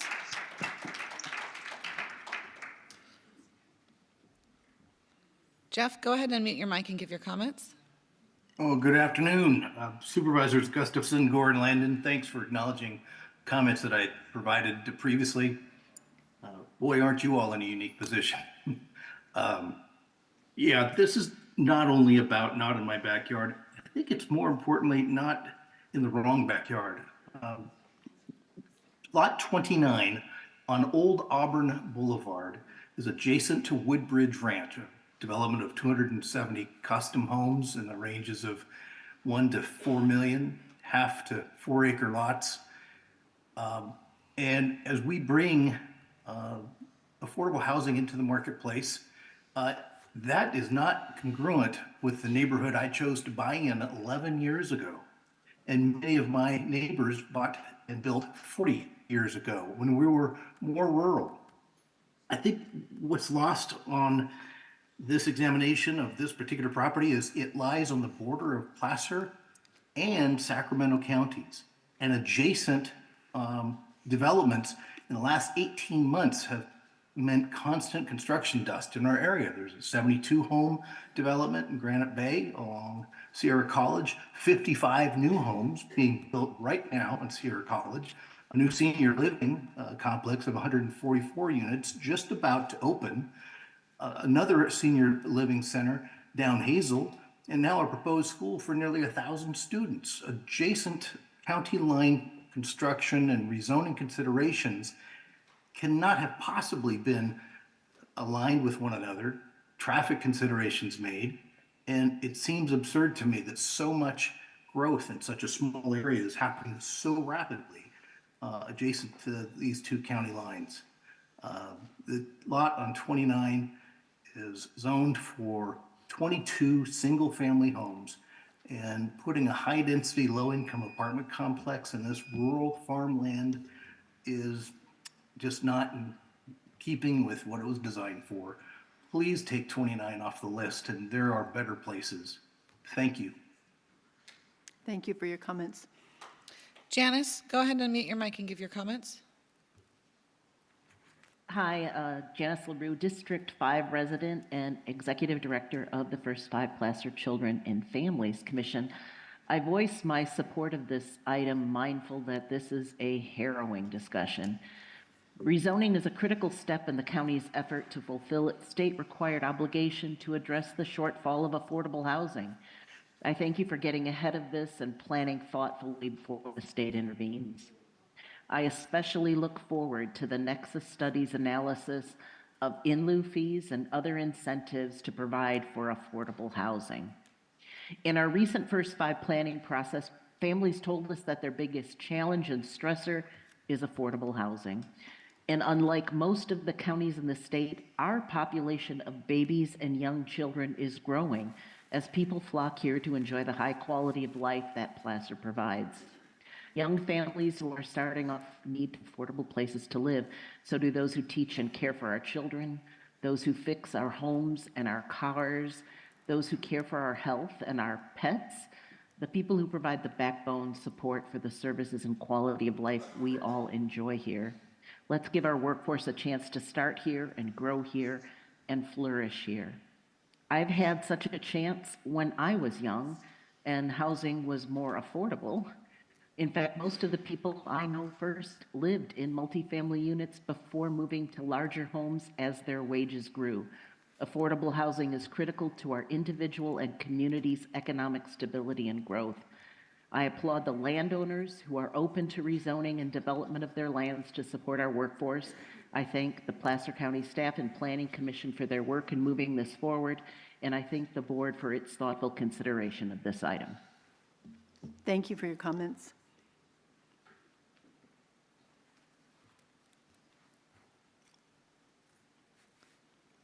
Jeremy, go ahead and unmute your mic and give your comments. Hi, thank you very much. Is my mic working? We can hear you great. Thank you, Chair and members of the Board of Supervisors. I definitely appreciate this opportunity and thank staff for the work they performed today on this presentation. I'd like to add my voice to what some, but not too many others have shared. My concern is that low income is being solved with high density. Early in the presentation, a question was suggested: do you want your fill in the blank to live in the community? I've been a county worker for over a decade and a resident of Placer for over 2 decades. My household take-home income is less than $60,000, which is quite a bit less than the low income was shared. So to extend the question, does the county and residents here want county workers to live within the county? Affordable housing, in my opinion, should not be equated to high-density housing. I personally don't consider high density as a good option when looking for a nice place to live and work, but definitely acknowledge that something more affordable is needed. Thank you for the time. Thank you for your comments.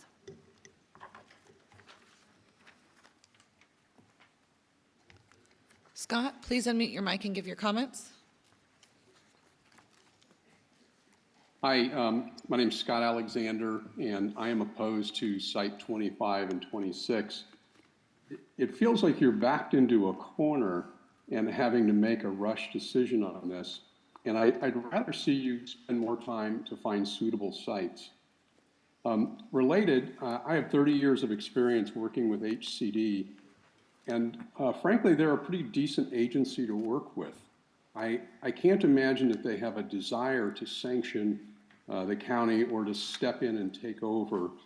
And my hunch is that if you work closely with them and demonstrate that you are working on this and keep them updated, that they will work with you. They do not want to step in and take over. My last comment is it takes approximately 5 years to find funding, develop and get approvals, and then construct a school. So you've got a number of areas that are really going to be impacted by overcrowded classrooms. Developer mitigation fees, they do not pay for a new school. The taxpayers are going to end up coming up with that, and that takes time. Thank you for listening to me. Thank you for your comments. Jeff, go ahead and unmute your mic and give your comments. Yes, it's Jeff Keith, Granite Bay. I'd just like to say I'm opposed to the plan in general and specifically parcel 29 on Old Auburn Road. Just to summarize some written comments to the board previously, I had a list of properties that have been changed from low density to high density within a 2-mile radius of parcel 29 in the last couple of years. One is the park at Granite Bay, which is 55 homes on 16 acres. WellQuest Senior Living, 114 residential units on 2 stories on 4.5 acres. Sierra Grove, which is Placer Retirement Residences, 145 units on 8.9 acres. Eureka Grove, 72 homes on 20 acres. Greyhawk 2, 21 homes on 10 acres. And Whitehawk, 55 homes on 33 acres. That's 462 residential units rezoned just within a 2-mile radius of parcel 29. I think that's more than enough for this area of South Placer County, and I'd like to see that, that parcel removed. Thanks for listening. Thank you for your comments. Andrea, go ahead and unmute your mic and give your comments. This is Andrea Glassberg from Auburn. On April 25th, I had listened to a 9.5-hour Planning Commission meeting. And at the end of the meeting, the commissioners acknowledged that they were just looking to check the boxes and meet their RENA numbers. So I'm going to use the commissioners' own words to illustrate why, if you really want to meet the housing needs of our communities, you need to go back to the drawing board and apply for an extension. Let me just get my notes here. Okay, so This is not a game, but the commissioners appear to be treating it as such. Commissioner and Chair DiMattei commented when discussing 2 Auburn properties. The reason I didn't take those out, not that I think that they're buildable sites as well, but after the properties are put in, they would still have to go through their own study of compliance, and I didn't feel that those would even make their compliance. To take those out and make our own numbers low, I thought that would not be a smart thing to do. So then Commissioner Alves commented, listen, where I disagree is if today we can think that these properties are not viable, then we shouldn't continue with them.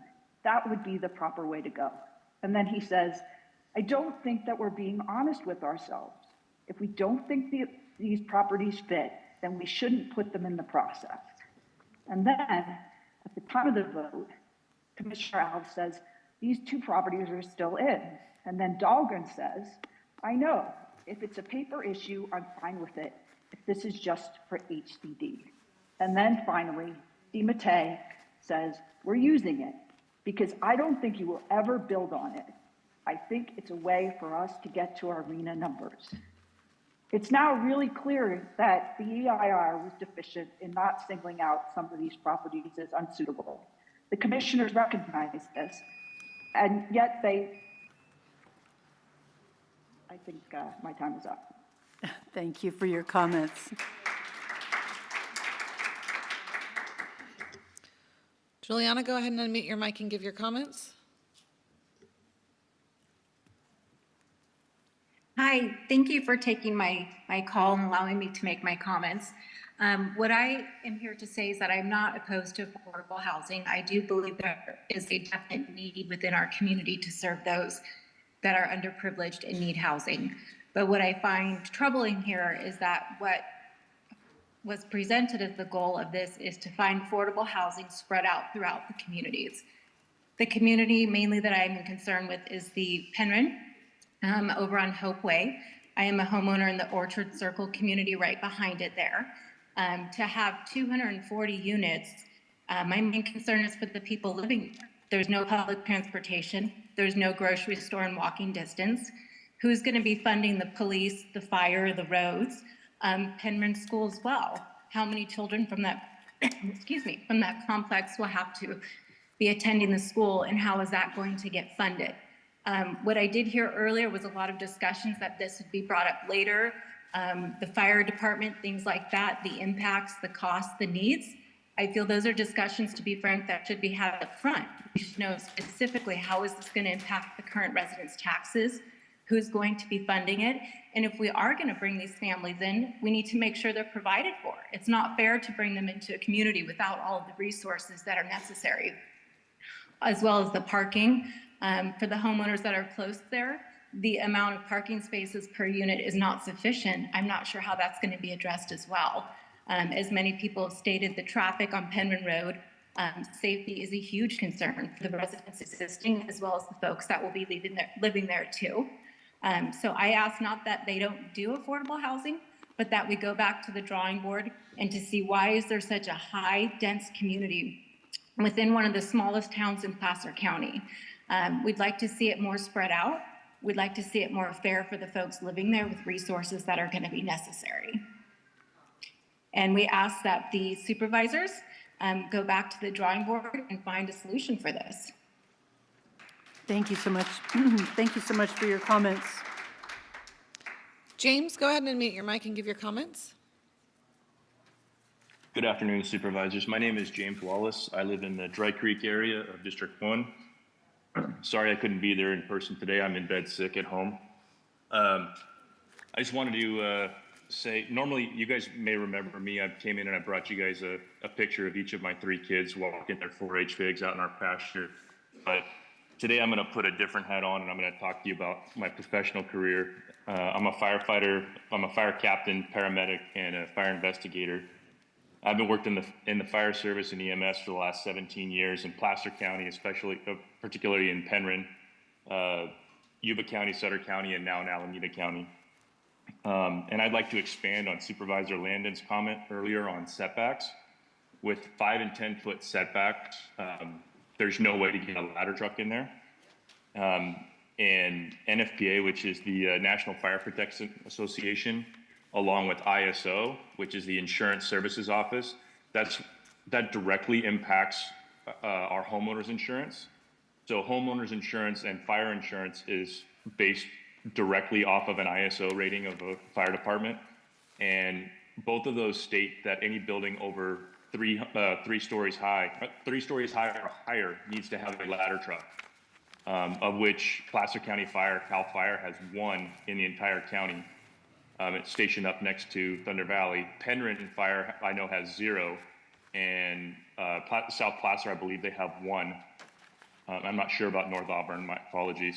But also, I don't know where any of these communities are going to get the over $2 million it costs to buy a fire truck and the 4-year lead time to get it, as well as staffing. The gentleman from CAL FIRE spoke at the latest West Placer MAC meeting saying that they have new apparatus, they have new wildland rigs sitting at their stations, and they have no staff to staff them because they can't hire enough people.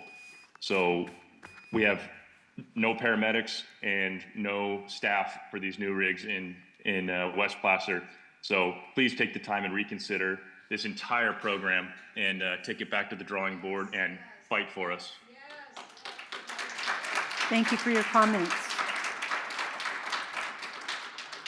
Steve, go ahead and unmute your mic and give your comments.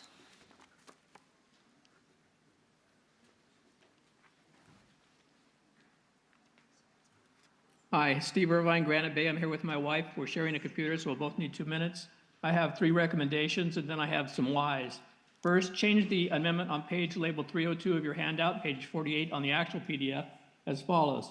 From high-density residential 2030 to high-density residential 20. The state only requires 20 and only counts 20. Why are we giving that extra bonus for no reason whatsoever? So there's one thing we can do here today without changing anything with the numbers with the state. Number 2, recommendation. I urge the supervisors to do the right thing. Go with the 75% plan and force the overlay plan to fill the gap. You did an overlay plan. It met the state's requirement. All you had to do was say, that is now a mandatory plan. Instead, you went to the people who were selling properties, not even the developers of those properties, and said, hey, triple bonus. But you didn't give the residents the right to say no. Speak for us. Just say no. Finally, I urge the supervisors to do the right thing. Go with the 75%. Whoops, I just said that. Finally, don't certify the EIR without requiring a full EIR on all of the sites. There's only 19 sites. The original EIR was a drive-by that even states fully, well, they don't know what the potential for development is, so they couldn't really do a full EIR. So you can today, with no impact on the state requirement, provide for and require a full EIR, particularly on Site 26. So now the question is, how do we get here? The supervisors chose to abandon enforcing the overlay plan, which was originally done in 2021 and would have solved this problem, and we wouldn't be here today.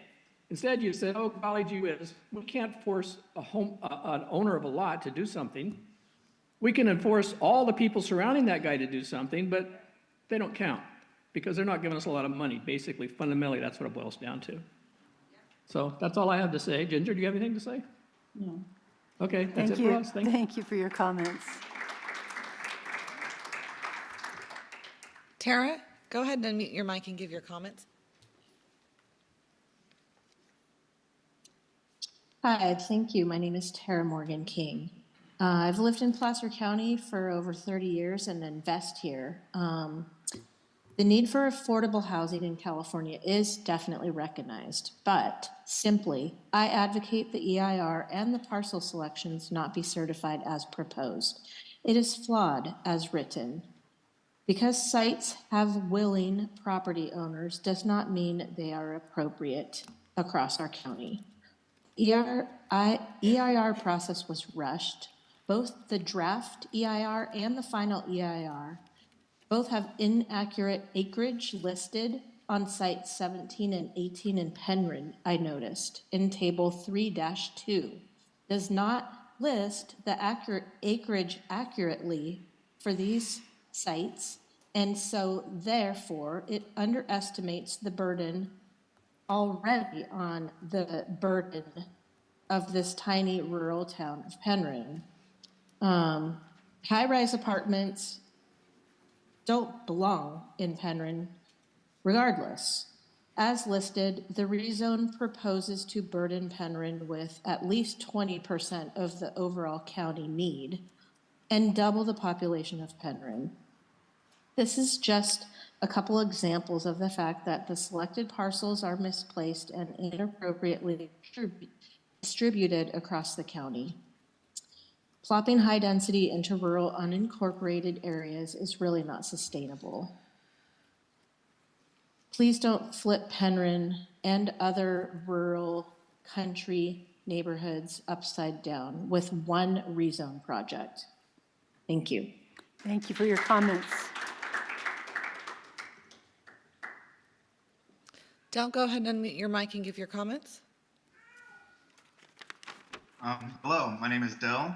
I'm not a Placer County resident, but I work in Granite Bay, and I would like to speak on the Granite Bay lots. I commute about an hour to work and then an hour home every day. I don't make great money, but I definitely am considered low poverty here in Placer County. I would like to be able to live in Granite Bay. I would like to live close to where I work. I like the neighborhood. I like the community. I would like to be part of the community. And it's extremely difficult to become a part of the community when you can't afford to live in the community. So I am for the rezoning. I hope this goes through, and hopefully I too will be a Placer County resident soon. Thank you. Thank you for your comments. Melissa, go ahead and unmute your mic and give your comments. Hi, my name is Melissa, and I also work in Granite Bay, and I've worked here for the last about 8 years. I can't afford to live here, and I would like to live here. It would make my life so much easier not to have to commute an hour and a half actually each way every single day. That extra time to be able to spend with my family, work in my yard, my garden, would just be a better quality of life, but I can't afford to live here. I don't consider myself low income. I'm not a millionaire, but I make a decent wage. I pay all my bills, I pay my taxes, I follow all the rules and laws of the land, and would like to live here, and I just simply can't afford it. Affordable housing would make my life, and I'm sure other people's lives, easier. I'm sure I'm not the only one that's feeling like this. There is a housing shortage, whether we like it or not, and I would like this to go through, and please approve, specifically for lower, I guess, income housing. And I don't even, again, understand how $90,000 a year is low income, but that's what it is for Placer County. So please approve this to go through. Thank you. Thank you for your comments.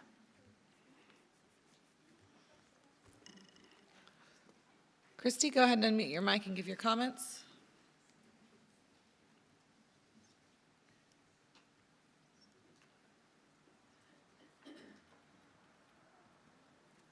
Christy, can you unmute your mic and give your comments?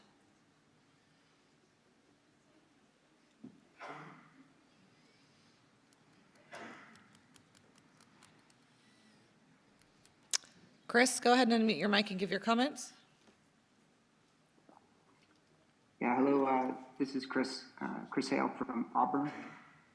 Hope you guys can hear me all right. I've been on the phone through, I guess since like 10 a.m. this morning, listening to a lot of comments and presentations. Very informative. I can tell folks have put a lot of work into this. At the beginning, following the presentation, I wanted to share with the group that I thought that this process had some fundamental flaws, specifically that even today we have options on option one in particular with lots that we all agree probably aren't suitable for construction of large multifamily homes.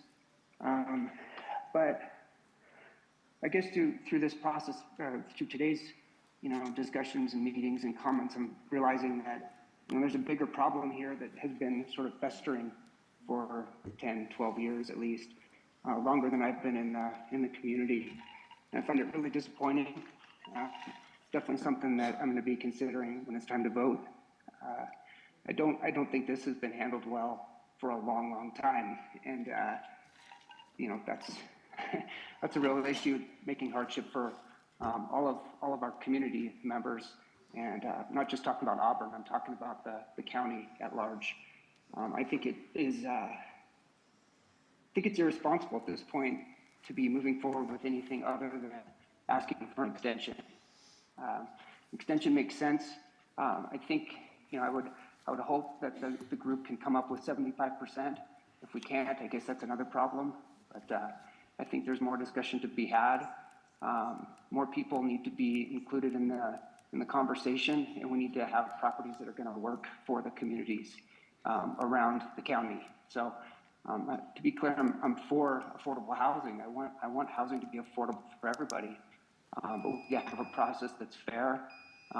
It can't just be owned by developers, and that's my concern, and that's my comment. That's all I have. Thank you for your comments. A, will you go ahead and unmute your mic and give your comments? Sure. Hi, my name is Aaron, and I live in Penryn.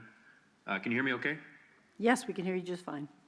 Okay. Your County of Advisors, I believe, have presented you with 3 bad options today, and I'd like to present you 2 better ones that don't put you in bad standing with the state, nor with their constituents, and are also a lot more straightforward.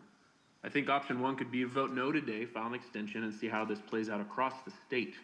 Huntington Beach is literally mid-lawsuit with the state right now, and you don't know how that's going to go. It could go to the Supreme Court.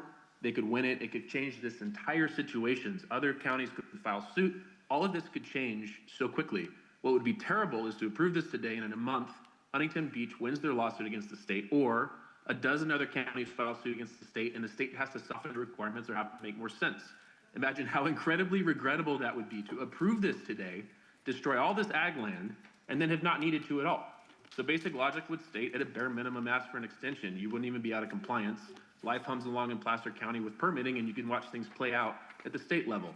I think every other county is waiting and watching for resistance from other counties. As soon as there's some pushback, other counties will follow. Be part of that pushback. You won't be alone. Option 2, kind of similar, but vote no, file an extension, and then use that time to find better lots and take more out of county-owned land and work on limiting density bonus opportunities. Why is this important? I think nobody's paying attention to how the Housing Trust Placer has flip-flopped on wanting to be part of the rezone. They were included in the beginning, then they asked to be excluded, then they asked to be included again, and why would that be? They're not new to any of these processes, and there must be some advantage to them. Is it actually about the density bonus? Have there been conversations behind closed doors? Like, is the county actually in control here? And I'm afraid they're not. I think in general, you have to consider the density you're considering approving today, if you were to vote yes, could double. No one's talking about this. You have to find a way to limit that. For the 1,000+ people that could find themselves living at Hopeway in the future, they're all right next to the freeway and way closer than the California Air Quality Board recommends, and they have 2 gas stations as close neighbors. Given that, you can't tell me that the state and Housing Trust Placer cares for who they're housing. It's always about money. So I believe you have the authority. Show it today. Vote no, file an extension, and do this right, please. Thank you for your comments.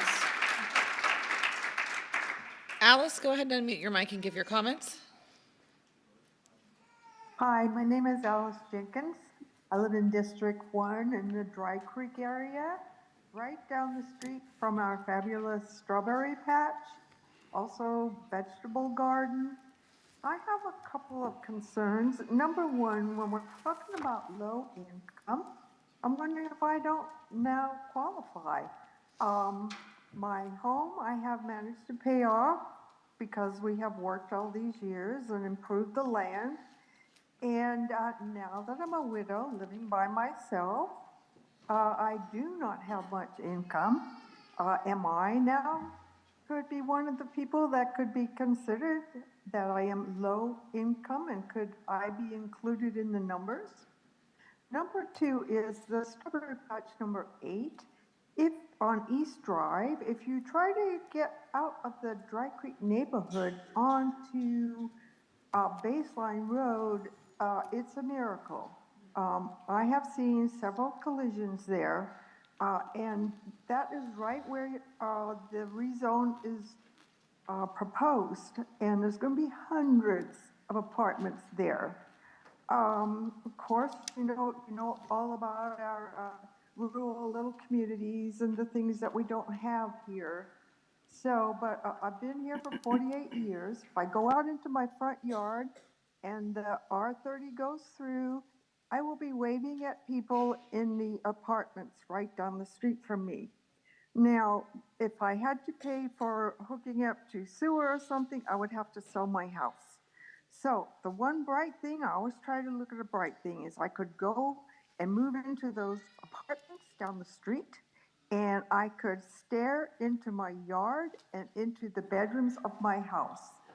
I think we ought to reconsider all of this, and I think we need to ask for an extension. I really do, for all of these real properties. Thank you. Thank you for your comments. Yvette, go ahead and unmute your mic and give your comments. Yes, hello, good afternoon. My name is Yvette Horn, and I'm a resident of Auburn. I'm not opposed to affordable housing, but I am very opposed to high-density housing. You know, the proposed high-density rezoning plan appears to be rushed, and the proposed sites seem to lack consideration for resources, jobs, and infrastructure. The high-density plan will essentially destroy existing rural communities. Supervisors, I would like to ask that you please stop letting developers off the hook. The Planning Commission needs to go back to the drawing board and start over. I'm also very upset that Placer County residents have not been properly notified by the county. I first heard about the rezoning plan a couple months ago. Residents should have been formally notified. This all feels so rushed. Lastly, I urge the supervisors to vote no on the rezoning plan and go back to the drawing board and come up with a more logical, thoughtful plan considering impact studies on existing communities. Push back and fight for the existing residents and vote no on the proposed plan. Thank you. Thank you for your comments. Caller, go ahead and unmute your mic and give your comments. Hi, can you hear me? Yes, we can hear you. Hi, my name is Michaela, and I'm really grateful to be able to talk today. I have to scoot out at 4 o'clock, so every time you called a name, I thought, maybe it's my turn. I speak in front of people all the time, and I am not usually nervous, and I'm nervous now. I think because we have so much feeling about this, you guys, it's not just a decision on paper. It's our community that's going to change forever, and that's not something to be taken lightly. I am strongly opposed to the rezoning in Penryn specifically, but really in all of it. I happen to be a resident of the area. I moved here in 2015. I am a teacher. My husband is a teacher. We have a small, modest home, and we moved here from the Bay Area because we wanted this life. We wanted the peace and the tranquility and the trees and this slow life for our family, and it's tragic that you will let the developers win under the guise that we have to do this. We don't have to do this. You don't have to do this right now, today. We can wait.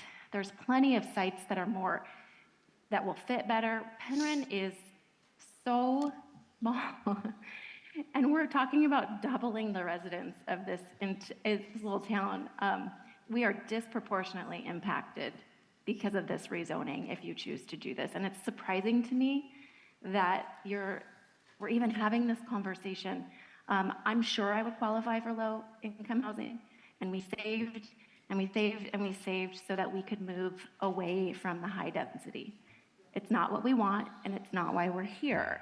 And if this major growth is allowed, it's going to, number one, change our town forever. And number two, our property value is going to tank because nobody's going to want to live here anymore. Nobody's going to want to be in this place where the traffic is out of control. It's crucial that you guys work to balance what the state is requiring with the unique needs and characteristics of our rural setting. We've seen the flattening of the properties. There's no trees left, and that is not what we want. Please, please preserve Penryn, preserve our rural community. Please wrap up your comments. Your Yep. time is So expired. thank you. Thank you for your time and Thank you for consideration. your comments. We appreciate them. Caller, go ahead and unmute your mic and give your comments.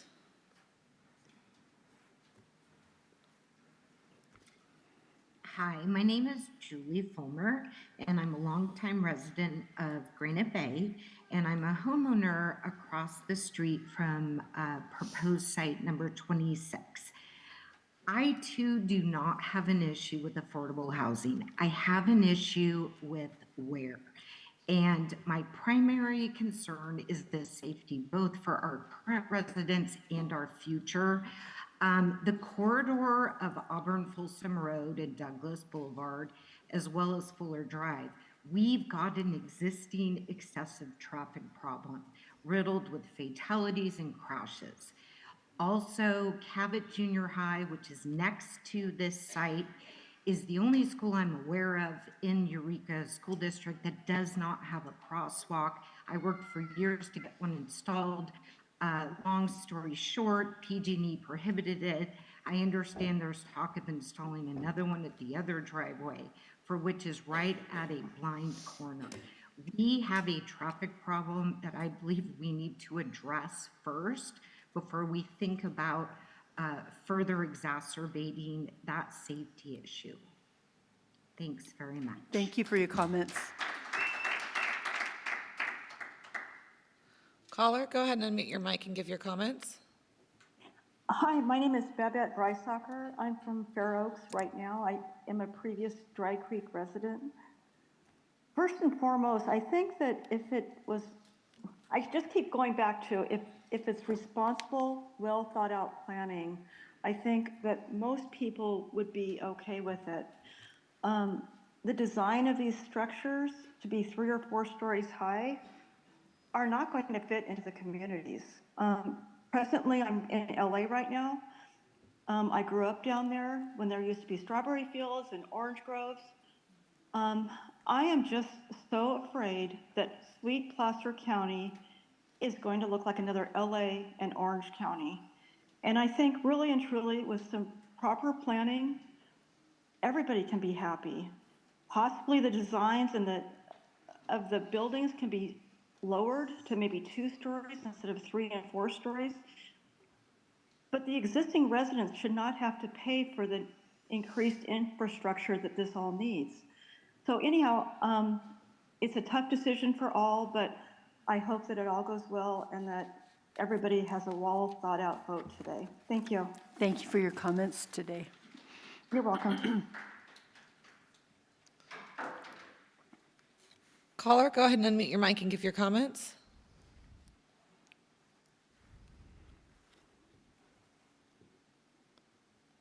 Caller, can you unmute your mic?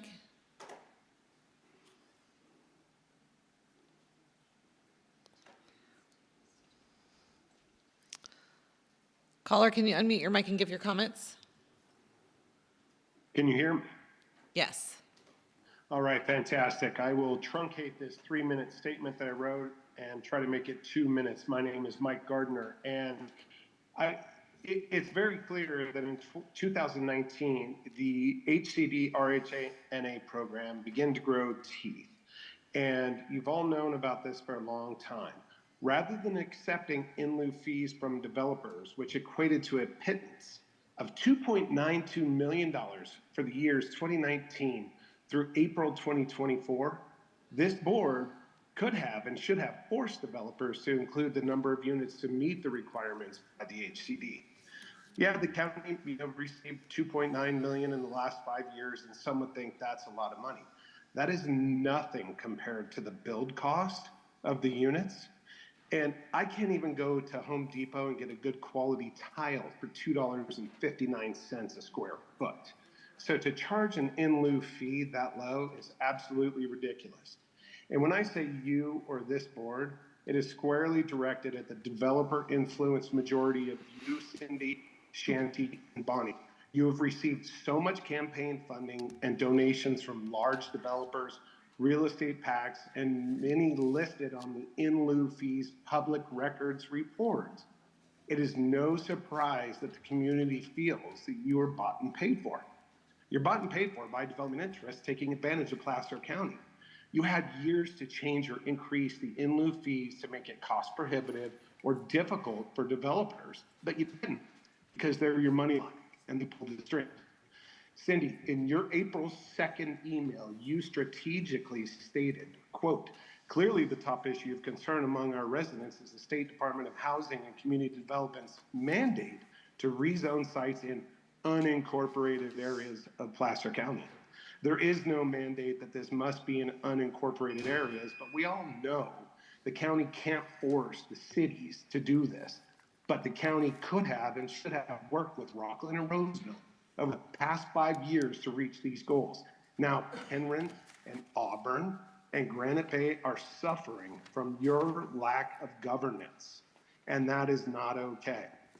With these sites that are on this list, many of them won't meet the requirements because they're not near existing sewer, water, utility service, or public transportation infrastructure, and they're not even close to where the jobs are. Will the state accept it? If not, what then? I'm sorry, Mike, can you wrap up your comments? Yeah, placing or suggesting this housing in these areas is ridiculous and it's complete lunacy. We are now almost past the point of no return. If you don't make a strong leadership decision and stop supporting your development donors, we will not forget this at the next elections. Thank you so much for your comments. Caller, are you able to unmute your mic?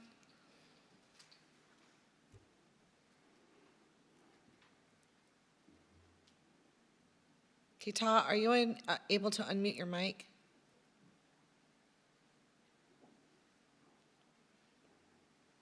Not on our end. There are no more callers on Zoom. Okay, well, I will close the public comment for our Zoom callers. Now, I think we're going to bring it back to the Planning Department. You have a whole bunch of questions you probably want to address. We do. If staff could request a 10-minute break, just to huddle and have a conversation. I know, I'm sorry, everybody, but it's a lot of information they have to process in a short amount of time. They're going to have to answer all the questions everyone has posed to them today. I know. I'm writing furiously myself, so I have a lot of things to comment on as well, as I'm sure the other, my other four supervisors do as well. So can you do with a little bit less than 10, or does it need to be 10? Sure. If you want to, perhaps 5? Yes, let's try 5. So we kind of, we'll negotiate here. I hope that's okay.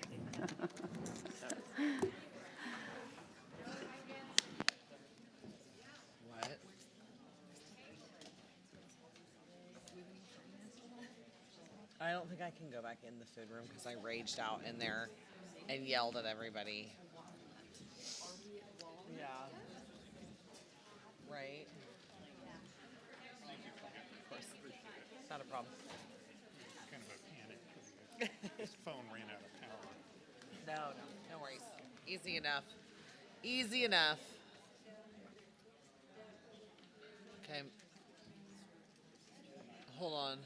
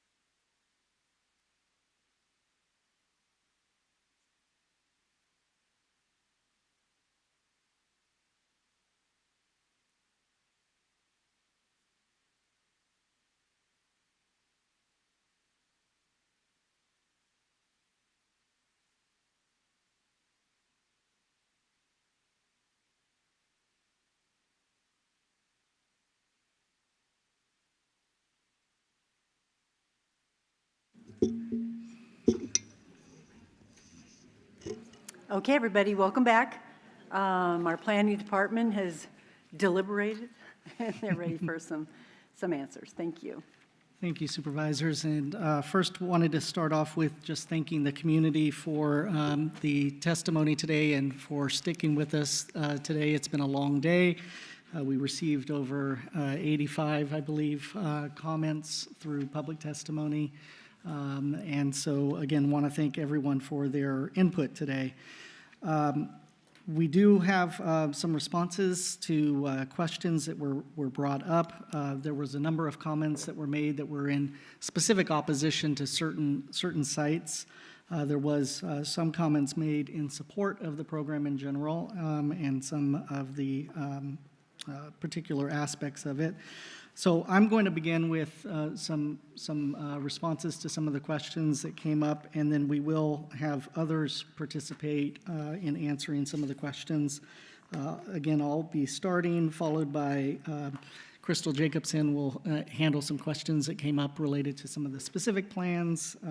Lee Chavez, our environmental coordinator, will answer questions related to the programmatic EIR that was prepared. Katie Jackson from DPW about traffic and traffic safety. Callie's going to touch on some additional planning questions that came up during the testimony, and then Clayton will wrap up with some legal responses to some of the items that came up.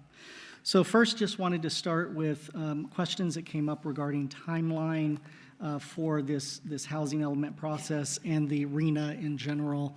I know that that's come up during some of the presentations that we've made in the past, but did want to point out that the housing element requirements and our regional housing needs allocation for the 2021 through 2029 time period is did get received by us from SACOG in 2020. March of 2020 is when the SACOG board took action.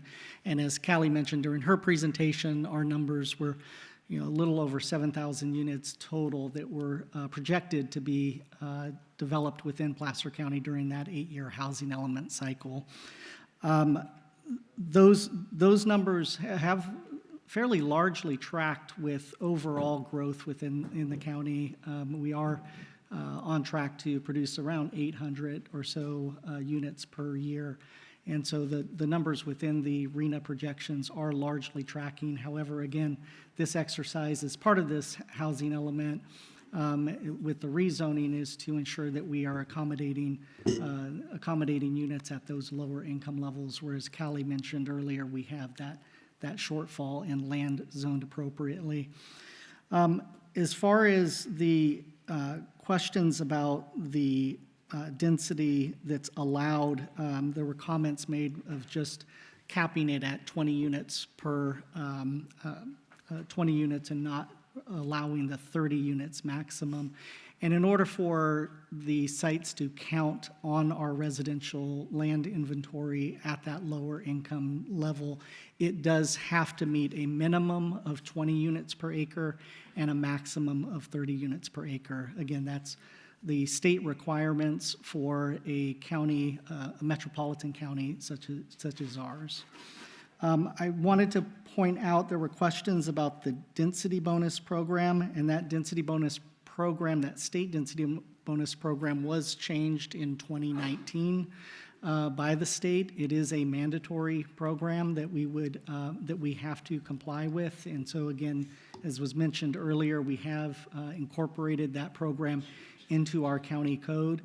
It really is viewed as a separate program from the rezone program that's in front of you today. Although, as was mentioned, there are certainly applications that could be brought that utilize the state density program for affordable housing. With that, I am going to turn it over to Crystal Jacobson. There were comments that were made about specific plans, and she's going to respond to some of those questions. Sure, thanks, Chris. So real quick, we do have, we have a standard for this larger specific plans of a 10% inclusionary or build requirement. We've got about 5 large specific plans in West Placer and 2 that had been approved in Tahoe. And of those, most of them are doing the inclusionary build requirement, so they're building as part of their plan, the 10% affordable. There are two that early on, they were the first two out of the gate, this is years and years ago, where there was a different standard that was approved by the board. One was for Bickford, where there was an in lieu fee payment that was approved, and then for Riolo, an equivalency proposal. So those were past decisions by the board. They were, too early on specific plans. The rest of them do have the inclusionary requirement and are building. And in some cases, I'll point out, some of them are actually going above and beyond that 10% we're seeing. So just for some context there were two past decisions of the board that were made that are different than the 10% inclusionary. But what we, stand up and what we are holding these developers, to is the 10% inclusionary requirement. I'd also point out that as we constructed the housing element back in 2021, the residential land inventory is based on what is going to be developed over that 8-year cycle. And so although there may be more units that will eventually be built as part of Placer Vineyards and as part of Placer Ranch, that full capacity of units was not incorporated into this housing element because, again, it's based on just what is projected to be developed within this 8-year cycle. With that, I'm going to hand it over to Lee Chavez, our environmental coordinator, to talk about the EIR process. Thanks, Chris. Okay, so I just first wanted to touch on the programmatic nature of the EIR and then get into a little bit of a discussion about the lack of site-specific analysis. Those are interrelated issues, so I'll cover them together. So the CEQA guidelines,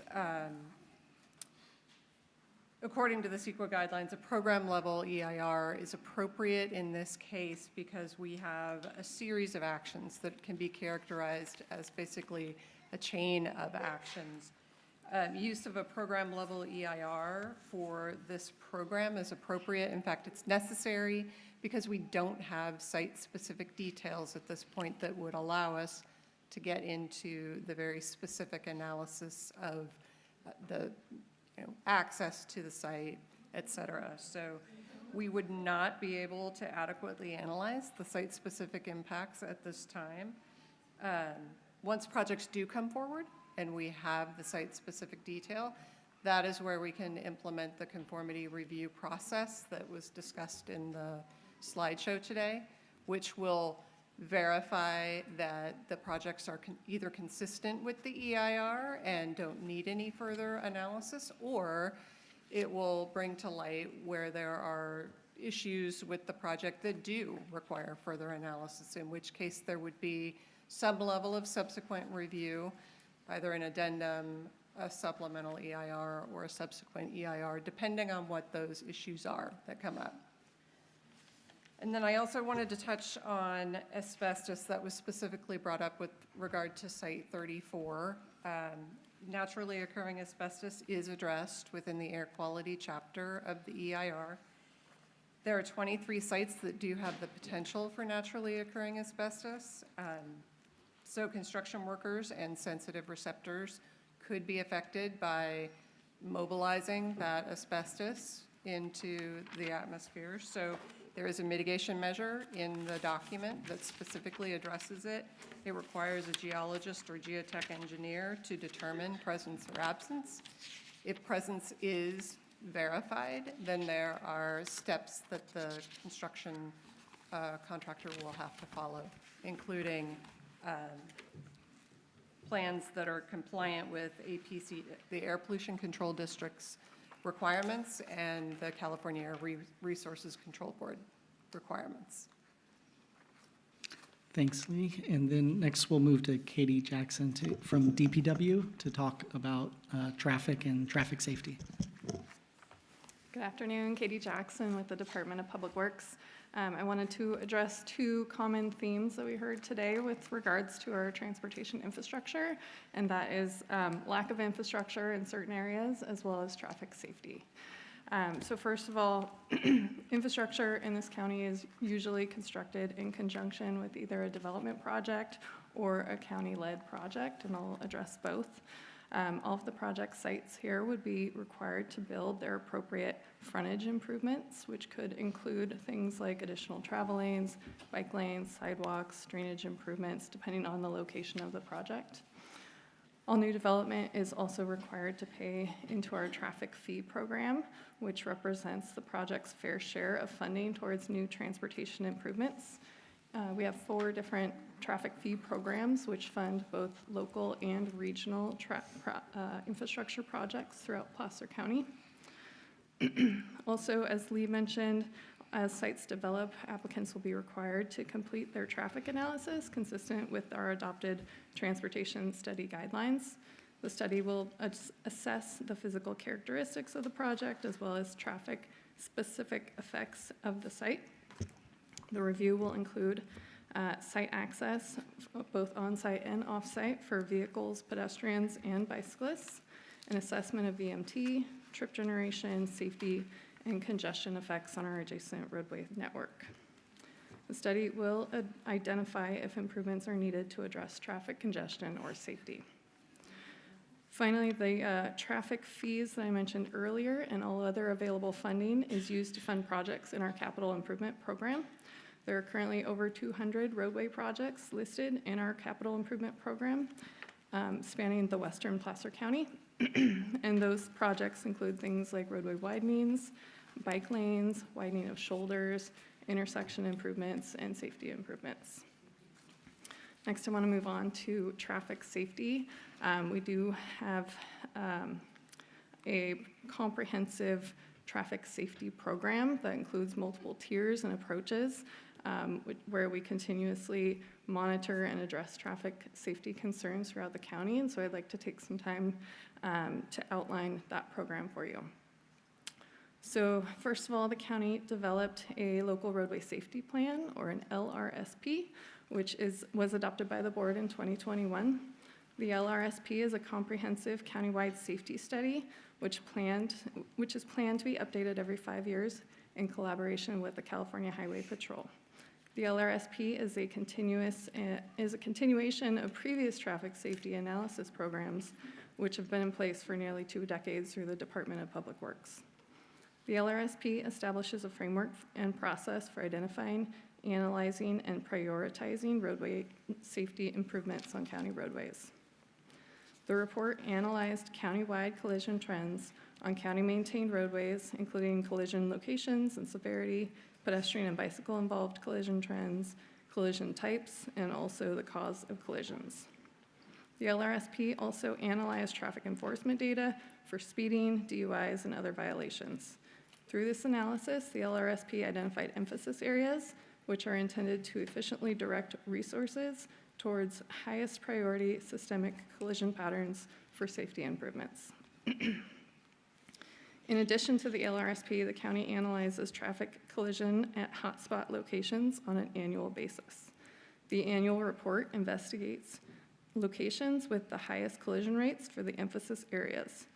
The annual report includes detailed review of collision reports from the CHP, identification of collision trends, site visits by county engineers to observe existing roadway conditions and travel patterns, assessment of existing traffic control devices, signage, pavement markings, pavement condition, and any other physical condition that could affect traffic collisions. Following the detailed investigation, Public Works develops recommendations for roadway improvements and implements those improvements as appropriate. The county also applies for grant funding for implementation of safety projects. For example, the county applies for the Highway Safety Improvement Program grants from Caltrans to fund improvements to address safety concerns. Recent projects include the Roadway Safety Sign Audit and Upgrade Project, which assessed road safety and upgraded signage to current standards on 62 roadways totaling over 3,000 signs. Excuse me. We've also used the grant funding to implement enhanced pedestrian crosswalks with a focus on school crossings. Most recently, the board approved plans in April for enhanced pedestrian crossings, including new high-visibility crossings near Cabot Junior High and Granite Bay. Through this program, we've implemented high-friction surface treatment, which adds additional friction on roadways, particularly at curves. We've also used the safety money to install a new and replacement guardrail, increase the visibility of traffic signals countywide, and improve bike lane conditions through enhanced signage and pavement markings. Another component of the traffic safety program is Placer Connect, which is a community resource for reporting concerns of any type. Concerns are reported by the public and routed to the most appropriate staff person who reviews the complaint, contacts the resident, collects the data, and performs a site visit, and also follows up with the resident on how the concern will be addressed. Every traffic safety complaint or concern that's submitted by the public is reviewed and responded to by county staff. For residential neighborhoods, the county also administers our neighborhood traffic management program. The NTMP is a community-led program that brings traffic calming strategies to local residential streets. And through this program, the community facilitates community meetings with residents to understand the concerns. We collect data and quantify the issue, and we develop recommendations to address the issue. Strategies are then voted on by the local residents and implemented if there is support. And finally, the county conducts regular coordination with a variety of outside agencies and stakeholders regarding traffic safety. This includes working with the California Highway Patrol for additional traffic enforcement, working with bicycle advocacy groups for improvements to bike lanes, coordinating with local schools to address on-site and off-site circulation challenges, and presenting at local MAC meetings to discuss transportation safety. So it's a brief overview of our transportation safety program. Thanks, Katie. We're going to transition over to Callie to talk about notification, public notifications, site selection, as well as subsequent reviews. Thank you, Chris.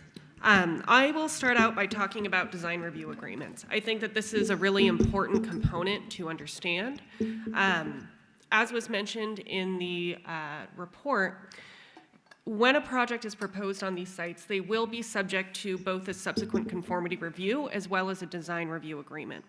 And that design review agreement is what I want to talk about. So we heard many comments specifically regarding setbacks, as well as the design of the buildings.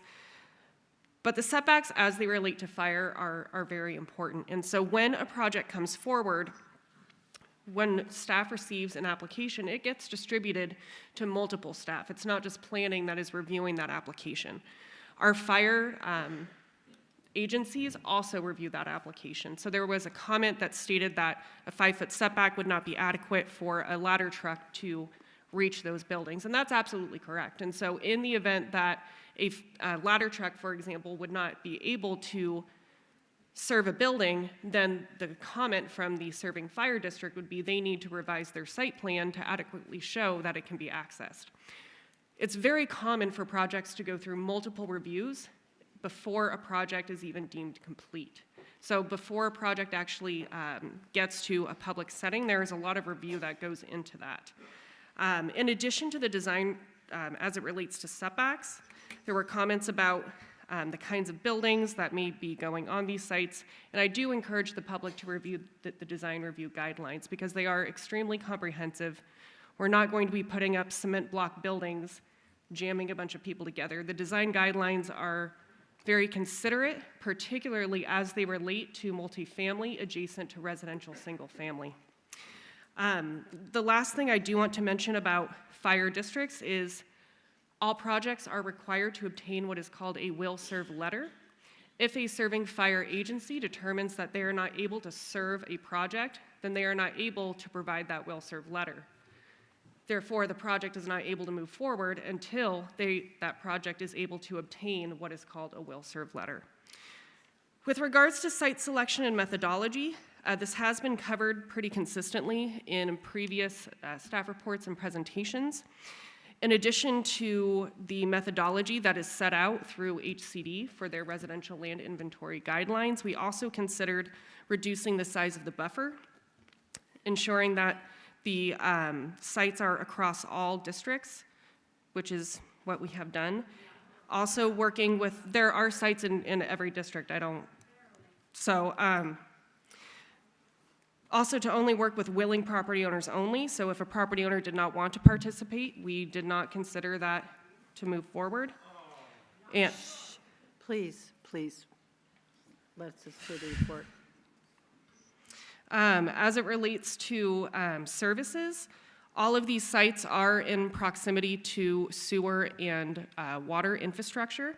They're also required to do a capacity analysis in the event they're not able to get that will-serve letter from that serving agency. In addition to fire, projects also have to get a will-serve letter from the serving sewer and water agencies. So if they are not able to issue that will-serve, then a project would have to conduct what's called a capacity analysis.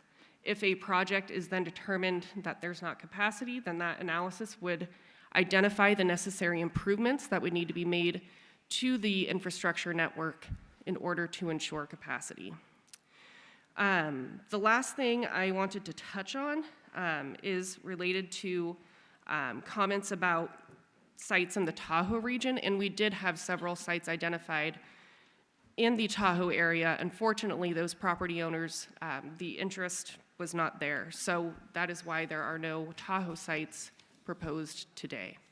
With that, I will hand it over to Clayton. Thank you. Actually, before Clayton gets started, I did want to make two additional comments on behalf of planning. The first is that as it relates to site selection, what is before the board today are 22 sites. Just wanted to point out that 10 of those sites were previously identified with the housing element back in 2021. Of those 10, 8 are voluntary participants in the program. And out of the list of 22, 15 are voluntary participants. So 8 out of the 15 voluntary participant properties were identified back in 2021 with the housing element, including a number of sites that have been brought up both today and in previous meetings.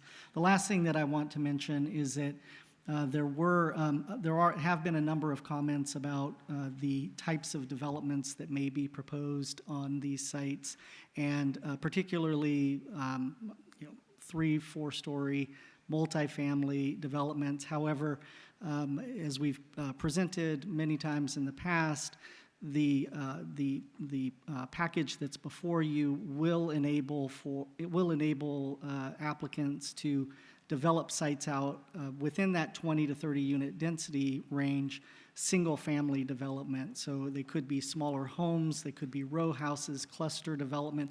All of those types of projects are eligible under the RM30 zoning district. So I wanted to provide that comment as well, since there's been so much talk about this being just multifamily development. With that comment, I'd like to turn it over to Clayton to talk about legal requirements and meeting state requirements. Thanks, Chris. So I'll start talking about the extension, because I know there was a lot of comments about that. Then the repercussions that we likely would face if we don't pass within the deadline. And then also talk about the possibility of challenges to the state, because I know that has come up in comments as well. Before I get to that, though, I did just want to briefly mention that there were some questions about noticing and whether there was proper noticing for this meeting. For this meeting, the proper noticing protocols were in fact followed, and those noticing protocols are in our county code and in the government code. Those were met, and in fact, throughout this process, I would say staff has gone above and beyond on the noticing, and if you specifically look at slides 36 and 37, it details the noticing that occurred at each meeting and what the legal requirement was, as well as what in fact actually occurred. So, getting to the extension, well, let me start by saying there is a deadline to do this rezone that is set by the state, and it's set by a state statute. It required 3 years from our housing element being adopted. We had to complete the rezone. That deadline expires in May. There is only one possible mechanism for an extension, which is also set by statute, and that requires that the board have rezoned 75% of the sites. If the board rezones 75% of the sites, the way that you can obtain the extension, which is a 1-year extension, is after the rezone of those sites, the board would have to determine based upon substantial evidence that one of three findings are met. Two of them aren't going to be applicable, but I'll mention them just so the board is aware. One is that the rezoning was unable to be completed because of infrastructure deficiencies due to fiscal or regulatory constraints.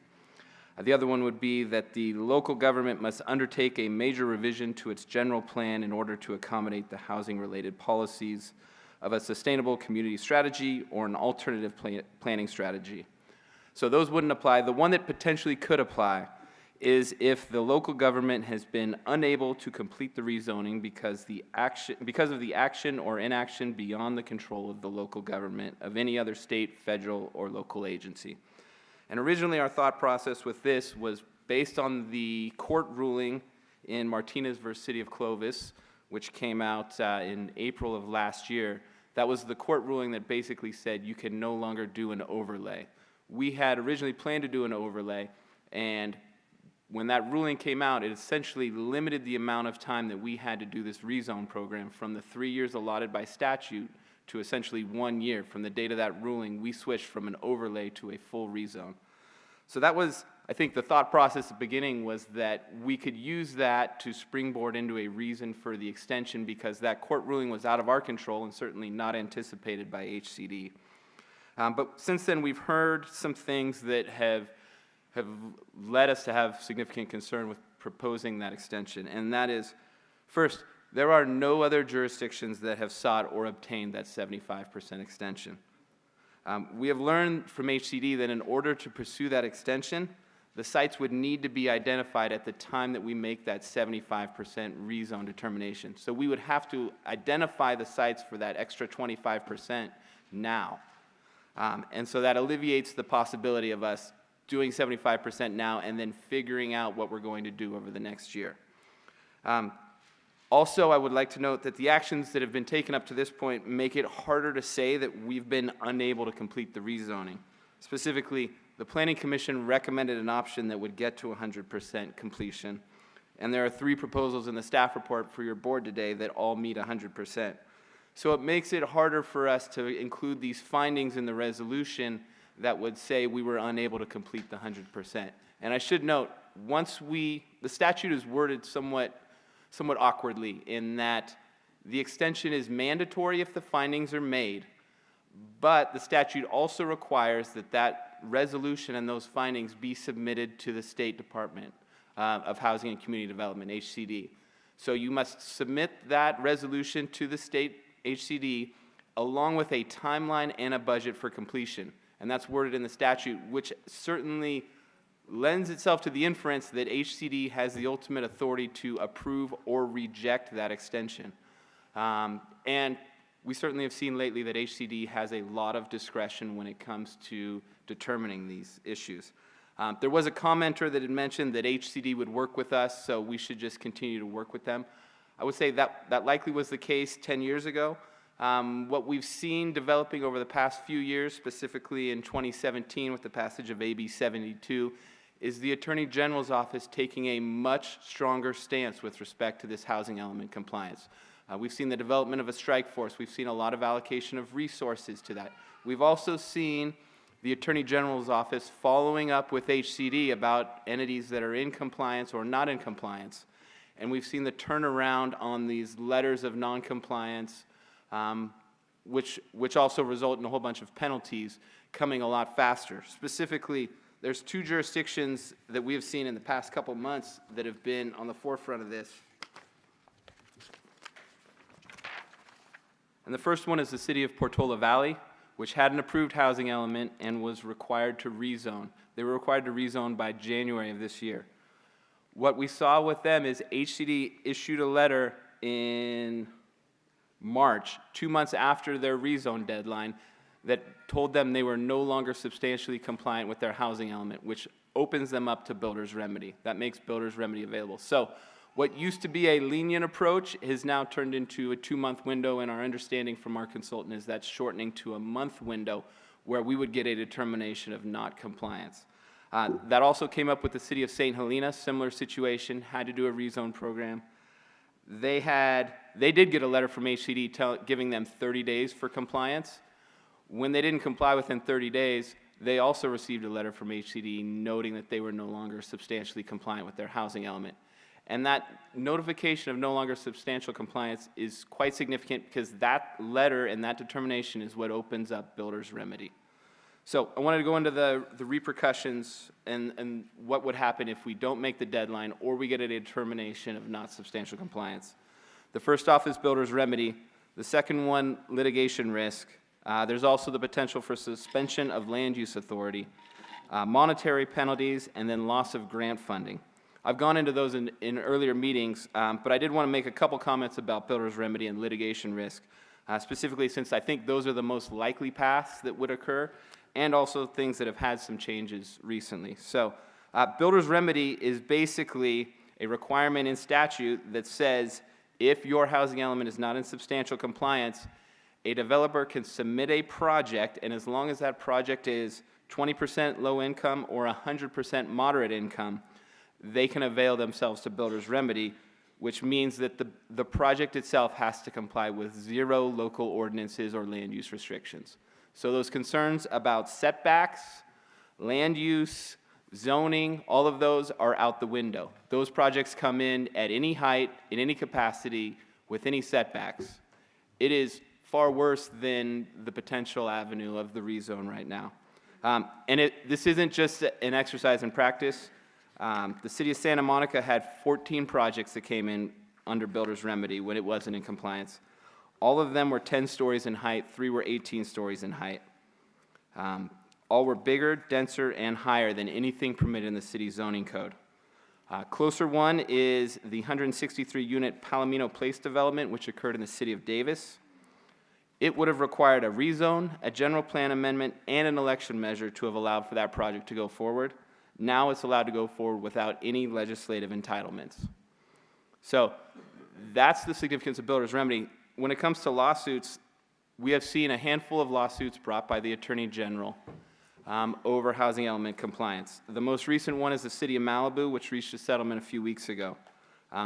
As part of that settlement, the city agreed that it would adopt a housing element that was compliant by September, so just a few months. It also had to acknowledge that builder's remedy would be available until that time period, and that it would be subject to monetary penalties if it didn't get it adopted in time, the housing element. We've also seen lawsuits where jurisdictions have affirmatively gone after the Attorney General or expressed opposition based on the constitutionality or the fact that they are charter jurisdictions. The most notable one is Huntington Beach. Last week, we got a ruling, the city of Huntington Beach got a ruling indicating that they lost the lawsuit that the Attorney General filed against it. The Court of Appeal in that district, which is District 5, had previously held that the city's argument that it was a charter city and not subject to the state law and the housing element requirement was not meritorious. The city's indicated that it plans to appeal that ruling. The problem is it would appeal it to that Court of Appeal that has already ruled on that issue. Their only relief is if they go to the Supreme Court and the Supreme Court decides it wants to exercise jurisdiction to hear it.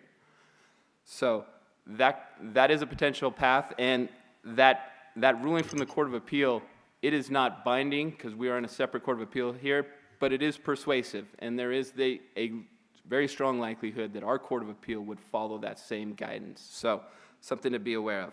Any counties? There have not been any counties that have been sued, but it's the same argument being made, charter cities and charter counties, and it's the same statutes that would be applicable. Okay.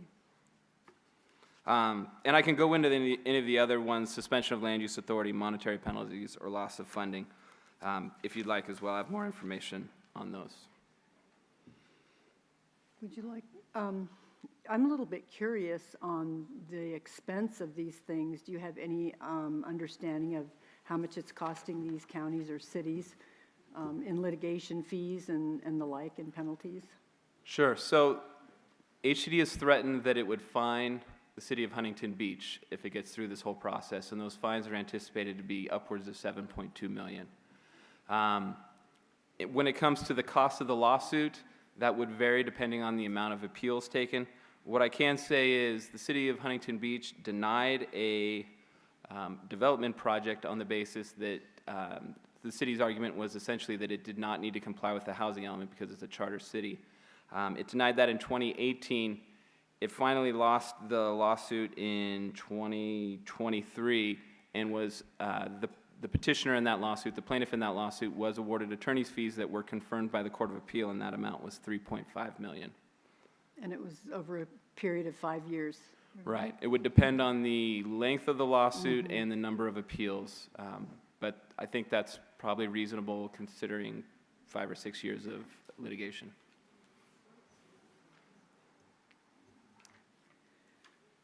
Okay.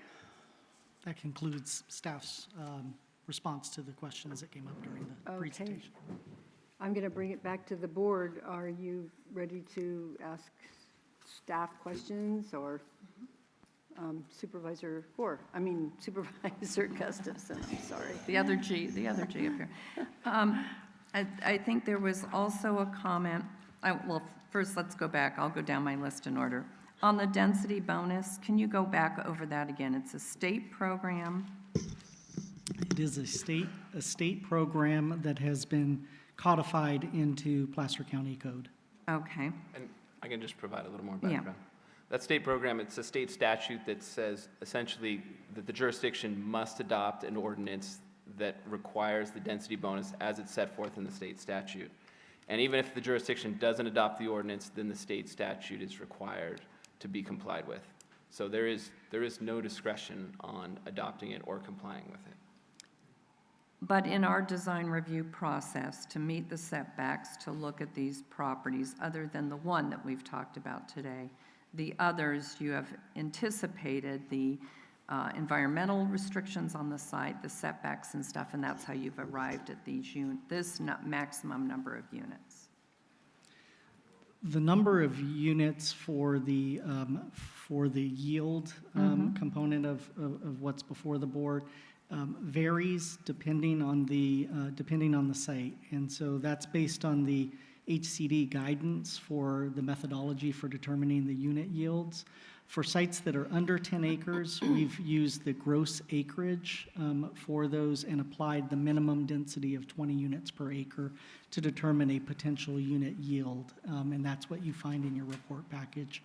For sites that are above 10 acres, there's been some analysis done to look at what would be a buildable portion of that lot. So there are sites 34 and sites 26 where there's been some alternative methodology applied to come to the yield that's proposed. Because of those sensitive areas. Okay. That's correct. There was a lot of discussion, and Clayton, I appreciated you going over notifications, but I think what the public is concerned about is they've just heard about this entire process. So I wanted to go back into when we started with, originally we were on the overlay in order to meet this. And there were notifications going out and MAC meetings held at that point as well, where we started talking about how we were going to meet our requirements. Can you remind me what year that was? Because they all blur together for me right now, so. Same. It's all blurring together. So we began going to the max last June. So we... well, that was with the rezone. But we had also started talking with property owners on an overlay and identifying potential sites for overlay before that. I'm trying to kind of go back a couple of years to when, because this has been an evolving process due to the state changing, moving the goal post. So yeah, with the previous the overlay zone approach, there had been conversations with individual property owners. There had been some property owners that were anticipating moving forward with projects on their properties, and so we had conversations with them. But there had not yet been significant outreach to the property owners, nor the community at large related to. Other than the board, I mean, you presented at board meetings that this is what we were doing, right? Correct. Okay. And as part of the 2020, adoption of the 2021 housing element, there were conversations. The through that 2021. process. Correct. Okay. There was also a comment made on that these units are not required to be in an unincorporated area. My understanding is they are, that the cities have their own mandates and for meeting RENA numbers. That's a correct statement. So when SACOG apportions the region's RENA numbers, each municipality, cities and counties are provided their own RENA obligation that needs to be met with the adoption of their housing element. I think that's an important point because I think most of us who live in unincorporated parts of the county, it is contradictory to think about putting high density in unincorporated areas. The whole point of not living in a city is for the benefits of an unincorporated area. So I understand the community's concern, but that is what we're required to do on these.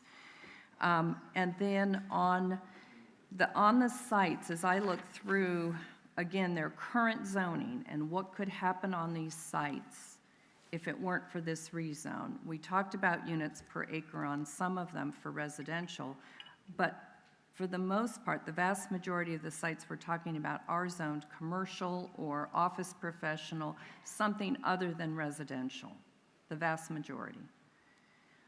Was that intentional on your part, or was that a factor in looking at these for access to utilities and impacts to the community? Certainly, yeah. That was an approach with the initial list of 36 properties, as I mentioned, or 36 or so, roughly 36 properties that were included in the housing element. A large number of those properties were commercially zoned. They were largely in the North Auburn and Bowman areas, that original list of properties. As we determined that we would need more properties to be in consideration as part of the switch to a rezone, we looked at a broader swath of properties, including properties that might have different zoning, but were in areas that were experiencing growth. And so that's why there might be properties that are res ag or in some cases there was a farm or two properties that were included, but they were in areas where the zoning within that community was fairly inconsistent and there was growth occurring. Okay. And then as far as the those that were zoned commercial, I know this is going to vary, but in particular I asked about 34. The height currently that a commercial building could go to, I believe, is the same height that we are currently suggesting for multi-housing. Is that correct? It's generally correct. And the reason why I say generally is because there are certain zone districts, such as the Commercial Plan Development Zone District, where the zoning ordinance states for the height limitation as determined by the conditional use permit or the minor use permit. I think it's helpful to think about shopping centers as they relate to commercial plan developments as we're talking about height, because that is a common land use that's associated with that zone district. Many of the existing CPD areas in Auburn in particular have shopping centers. So those shopping centers range between 34 to 47 feet in height, which is absolutely consistent with the height that is noted in the multifamily and mixed-use design guidelines. Based on if we keep local control. Correct. Because in our design review, we've said 45 feet next to single family or next to residential. Right. Correct. Okay. And then, Katie, I'm not going to leave you out with traffic. So because many of these are zoned for commercial, people live near commercially zoned properties, I've been trying to understand the difference in impacts and traffic counts. And I asked specifically on 34, but it may be of interest to other sites, that a commercial zoned shopping center generates traffic. And how does that relate to what we're talking about, the generation of traffic from multifamily? in general? Yeah, it's a great question. So we did a comparison for Site 26, actually, using the Institute of Transportation Engineers Trip Generation Manual, which is the state of the practice. And we looked at the trip generation of that site with the maximum number of units under the rezone, the proposed rezone, as well as a standard shopping center going into that site. And we found that the multifamily, low-rise multifamily housing would generate at the maximum about 3,518 trips per day, while the shopping center could generate about 7,013 trips per day, using the same acreage assumptions for both sites.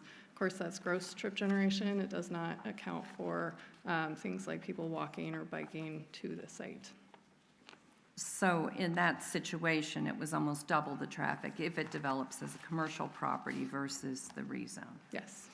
So I know that each one of these would have to come back then for a traffic analysis as they come forward, correct? Yes. And so we could expect to see those traffic tables used as we consider what we do moving forward? Yes, absolutely. Okay. I think that's all my questions now. Okay, I'm going to move to Supervisor Holmes. Thank you, Chair Jones.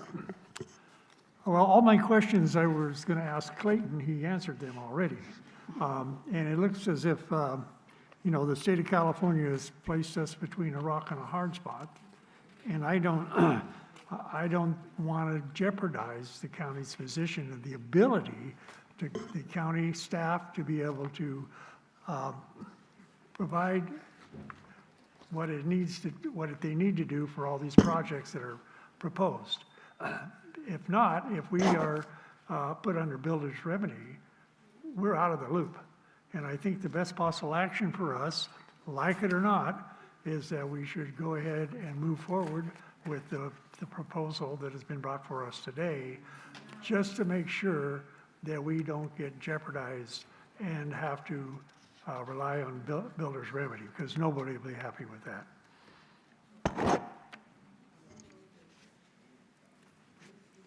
Supervisor Landon. Thank you. I have just a couple questions before we get to the part where we share our thoughts. But I was just wondering on the in lieu fee. I'm not sure who's best to answer this one, but could you explain, because the $2 and what is it, $2.50, $2.40? $2.50, whatever it is. Let's just say $2.50. It sounds very small, but can you explain how that affordable fee is applied and what it's meant to do? I think maybe the expectation is it's meant to construct the full housing and instead of filling the gap. So maybe could you explain what that fee does? Yeah, absolutely. I might ask Shauna Purvines to maybe step to the podium, but maybe I'll get started. And we also have Gloria Stearns on the Zoom call as well. But just to mention, the in lieu fee is currently $2.59 per habitable square foot. And as you were mentioning, that is absolutely how the fee works, is that it is pulled together and that it is used to support the production of affordable housing. And so many times, affordable housing projects require some level of investment by the county to either provide a match for that layered funding that was mentioned by Nikki during the Planning Commission presentation and Gloria today, that layered financing for affordable housing, and that local match is typically a very important component of that financing structure.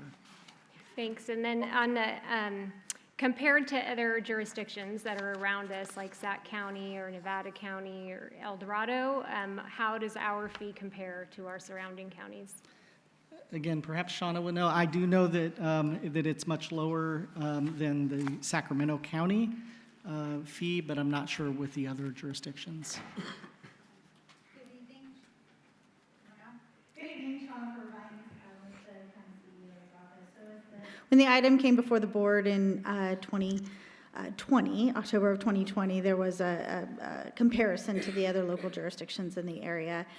So the county's fee of today, $259, come July 1, $269, is about mid-range based on counties and other cities in the area. They do range fairly wide based on, the county, the city, and the type of projects that they are affordable or attempting to provide the affordable construction costs to. So, but as Chris had shared with you, the fee is a gap financing. There's conventional financing for a portion of the project, and then usually there is a local incentive or gap financing that is provided, and that's what the fee is covered. Okay, thank you. And then I had a question on the Hopeway site. I know we talked about their application having 240 units and how that includes their density bonuses. Is there a way for us to legally restrict them to that? Or could they potentially in the future say, things have changed, we'd like to increase that? Or is there a way for us to say, no, 240 is your max? In terms of capping that number, once the site would be rezoned, there would not be that ability to cap it at a lower number than would be allowed under that zoning designation. However, and as we pointed out, they do have a filed application for 240 units. The applicant team has indicated that they don't intend to propose more than 240 units, and there certainly will be some level of financial support that the county will likely be asked to provide for the project, which may provide some opportunity to have those discussions about that particular project. Okay, thank you. I think that's my only questions for now. Supervisor Landon? This is Gloria Stearns. Oh, I'm sorry, Gloria, go ahead. I'd just like to add in, sorry. A voice from the heavens. I'd just like to add in a couple of more things when you asked about what can the fees be used for, the in lieu fees. And not only can they be used to help layer the affordable housing costs that are incurred, but they can also be used for programs like first-time homebuyer assistance programs, and they can help us to acquire and rehab existing multifamily housing. So one of the things that we're hoping is one of the action items allows us to go through and conduct an in lieu fee study. We could look at other jurisdictions, find out how we compare, and make recommendations based on that. And we would really like to take the time to find out what are the best practices of that and what are the best uses of our funds so we can get the best bang for our buck for that, and what should those fees be. So thank you for indulging me on being the voice for beyond. Thank you, Gloria. I agree. We do need to take a look at that. I would recommend, personally, one of the best ideas may be to look at other jurisdictions who are successfully building their low-income housing and compare it. How are they able to build their quotas, and yet we are not? Might be a good way to approach it. Supervisor Gore, you have questions, please. Yeah, thank you very much. Just to follow up on the question about the Penryn site, so just want to clarify. Currently, they could build at 21 units per acre, is that correct? Which is where they got the 240 units, approximately. They can build at 21 units per acre. The 240 units exceeds that by 10, 15 units or so. So their current density bonus request is to add a small number of units through that density bonus, as well as some development concessions, as was mentioned earlier. If it were to be rezoned, they would not need the increase in density, but they would likely still be requesting a density bonus for the incentives and concessions. Not the numbers, but the incentives. Correct. And I think, well, they're listed in the staff report, what those are. Yeah, they're listed in their filed application. Again, their application will take some time to process, and so what's being requested currently may not be what ultimately is granted. But now I forgot the question I was going to ask. So they're at 21 units per acre. They have an application for 240 units. one of the reasons staff is asked to put them into this program is that in order for us to count the number for HCD and for this arena shortfall, they have to be included in this program. Is that correct? We can't just allow them to move forward with the 21 units per acre because that won't be counted via HCD. That's correct. In order to be counted, as I mentioned earlier, the zoning designation has to allow a minimum of 20 units and a maximum of 30 units in order to be counted as part of that lower income inventory. And we can't just submit this project to HCD separately as a part of our overall project that it says we're going to do 21. Not for our inventory. If we were not to add it to our inventory and the site is developed in the future, once that project is developed, we would be able to count it as part of our annual reporting to HCD, and so we would get credit for it, but we would not be able to include it in our inventory without the rezone. Okay, and so then that would mean that we'd have to find another project more than 240 units, or up to 240 units, to include when we submit to HCD. That's correct. I did hear, I think her name was Robin from Housing Trust Placer on the line in public comment, and she said that the plan was to be 240 units. And I've heard that from the developer, and what I heard from the developer was that doing more than 240 units would be really challenging based on the constraints of the site, the parking. I think they're doing 2 parking spaces per. Actually, I think in the application it's a little bit higher, if I recall reading the application. So they're planning to stick to 240, that's my understanding. And if they ask the county for some assistance in this project, we would be able to, as a county, have some teeth in deciding how high their density bonus was, et cetera, correct? Or we'd have some opportunity to work with them. I think there's some real concern, which I absolutely understand, is that more than 240 units would be a whole lot, especially if the 80% density bonus was triggered. Yeah, we would certainly be working with them as we finance the project. Again, I'm not sure if either Gloria or Shauna wants to provide any more information on that, but there certainly would be the opportunity for the county to work collaboratively with them if we were financing the project. Thank you. And then just my last question has to do with the 75% and submitting a plan 75% to HCD. And I want to clarify that we would have to, as a part of that process, if we chose to only approve 75%, we would have to identify additional properties to make up that shortfall. Do we have those properties identified? We wouldn't have any properties identified outside of the 72 properties that have been identified as part of this process. So then what we would have to do is take our whatever, if we chose to do 75%, we would choose to rezone 75% and then choose from the list that we already have an additional several properties that we would consider for rezone.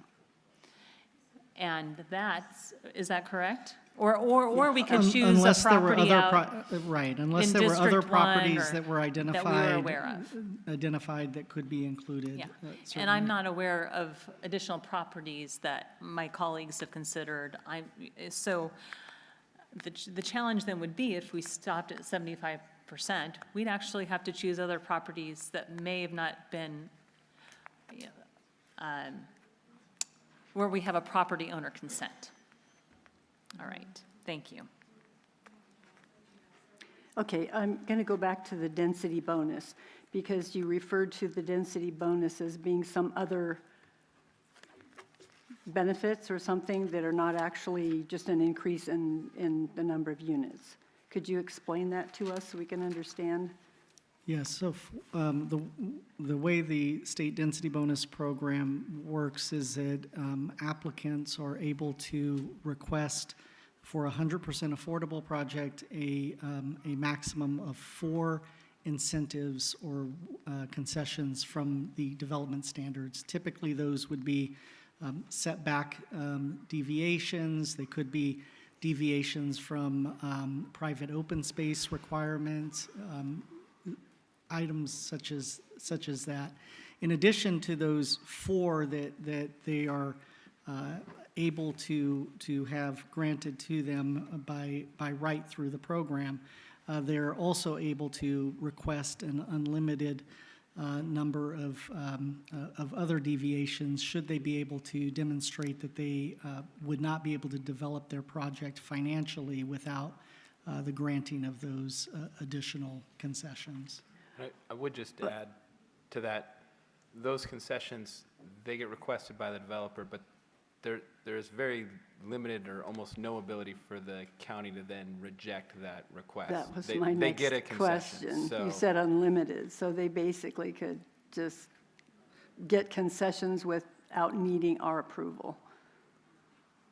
Correct. The four they get, okay. the others they have to prove out financially. Okay. I think the concern that we're worried about is that we would love to be able to guarantee that they're not going to go over 240 units, you know. I know, and I don't see a way that we can do that. Is there no hope and a prayer? Okay. But then if we don't, maybe they're already going to build, and you've said that they've stated that they don't want more than 240 units. Is that what they're? yes. So the site is zoned right now to allow 21 units per acre. Under the state density bonus law and the county's density bonus law, they can get a density bonus of up to 100%.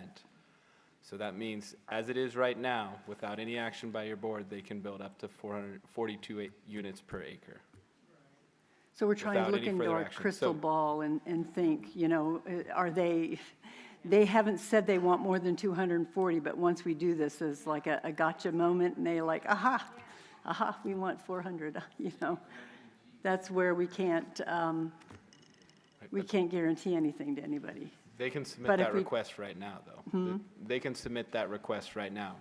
I would Oh, say even- that even doesn't at the current- depend on even at the the current rezone zoning. action. That is available to them right now. Okay, so either way, whether we count the property, the parcels, or we don't count the property parcels, they can still do it to us.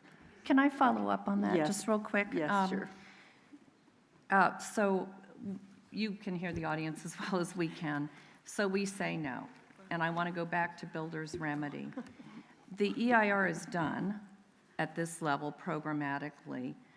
There are I read last night, as of May 1, 194 jurisdictions in our state are non-compliant. There's over 150 builder's remedy projects submitted with over 20,000 units. My understanding is that if we are rejected by HCD, if we push the state into a corner, like many want us to do, builder's remedy takes effect. They come in, now they've got an environmental document ready to go, and they can get everything that we're afraid of them getting, plus more. Is that correct? Yeah. Yes. Say that louder. Yes, that is correct. I believe that's the case, and I know this is why this is such a horrible position that we're in. As the locals trying to represent our local community, we don't want that, right? Right. Many of us don't also want some of the other things as well. So, but I just wanted to make sure that was clear, Suzanne, because I feel like, from what I've read, because the jurisdictions have already done some of the environmental work, it makes it even that much easier for the developers to do and submit their builder's remedy projects in a very streamlined and forceful manner. And we can't, once we've accepted that, once they've submitted a builder's remedy application, even if we later come into compliance, that continues to move forward. Is that correct? Can't stop it. Right.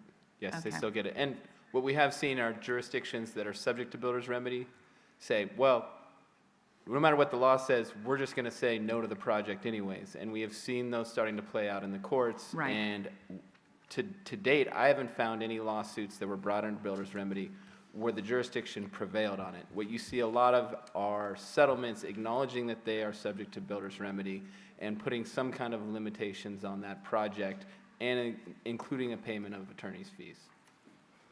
Well, the one I read, and I'm forgetting the jurisdiction, counselor, but what the city did was settle for less than what the builders were asking for, but more than their current code called for. And that was their settlement to be done with that particular builder's remedy situation.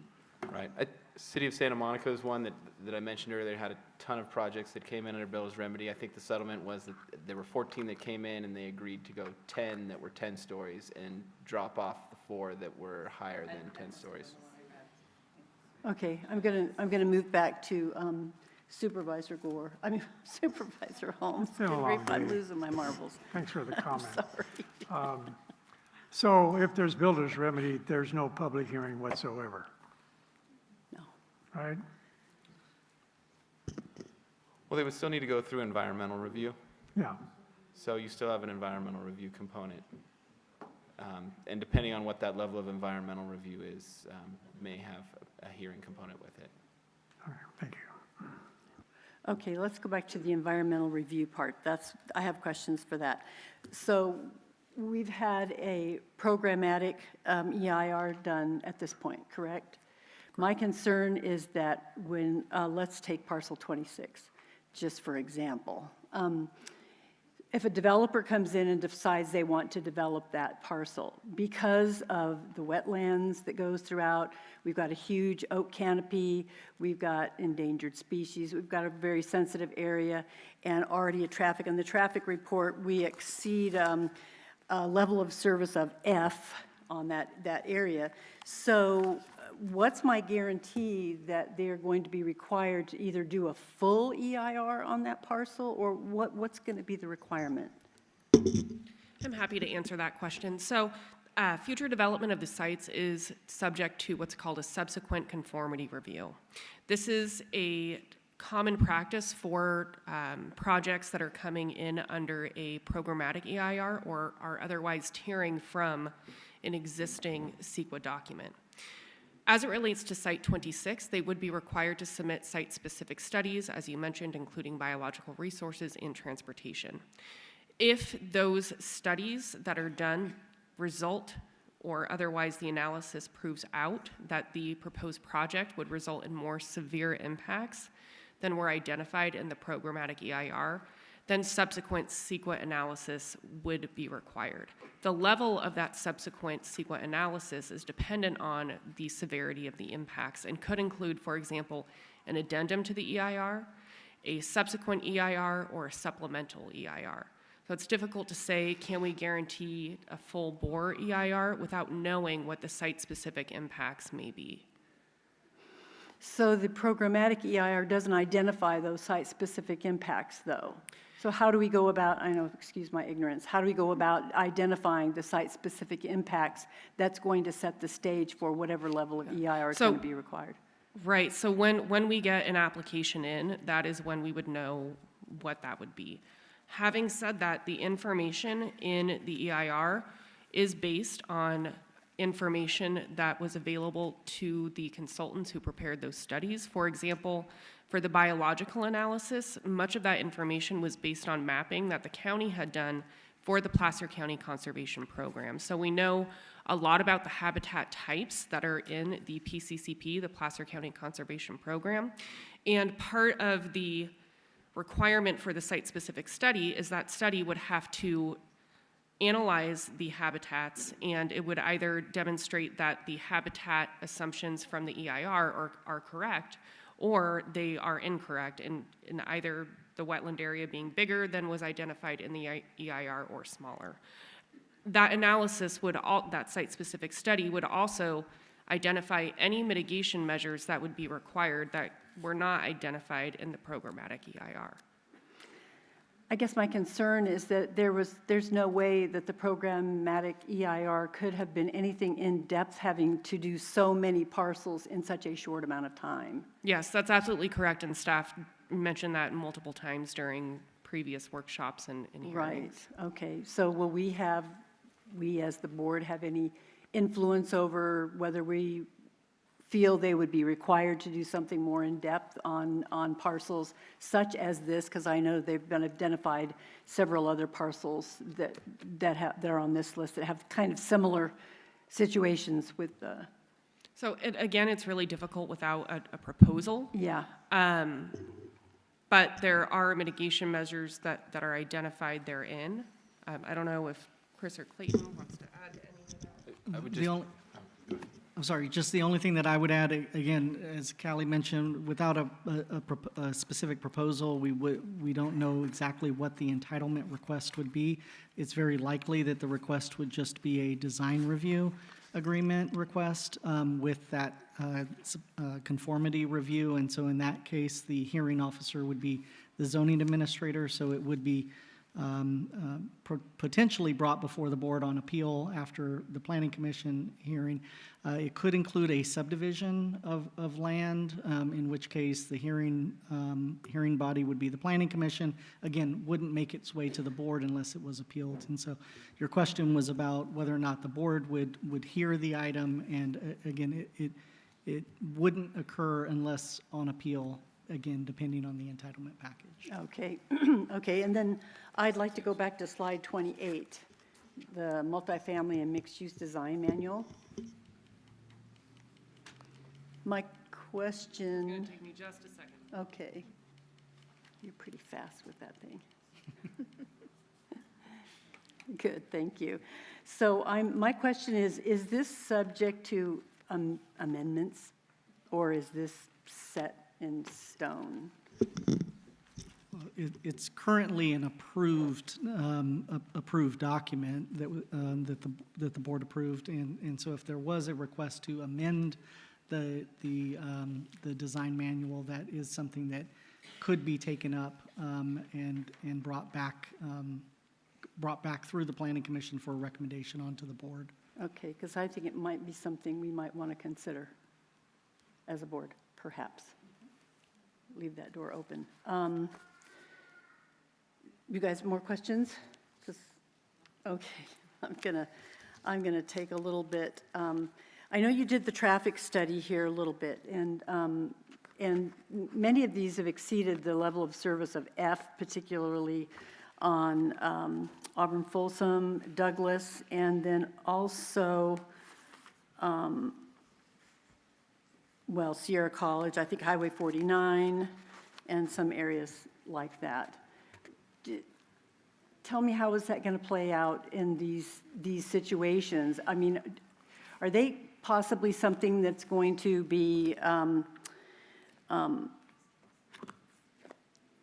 something that can't be overcome, but we're going to have to accept it or mitigate it or whatever? And what would those mitigations be like?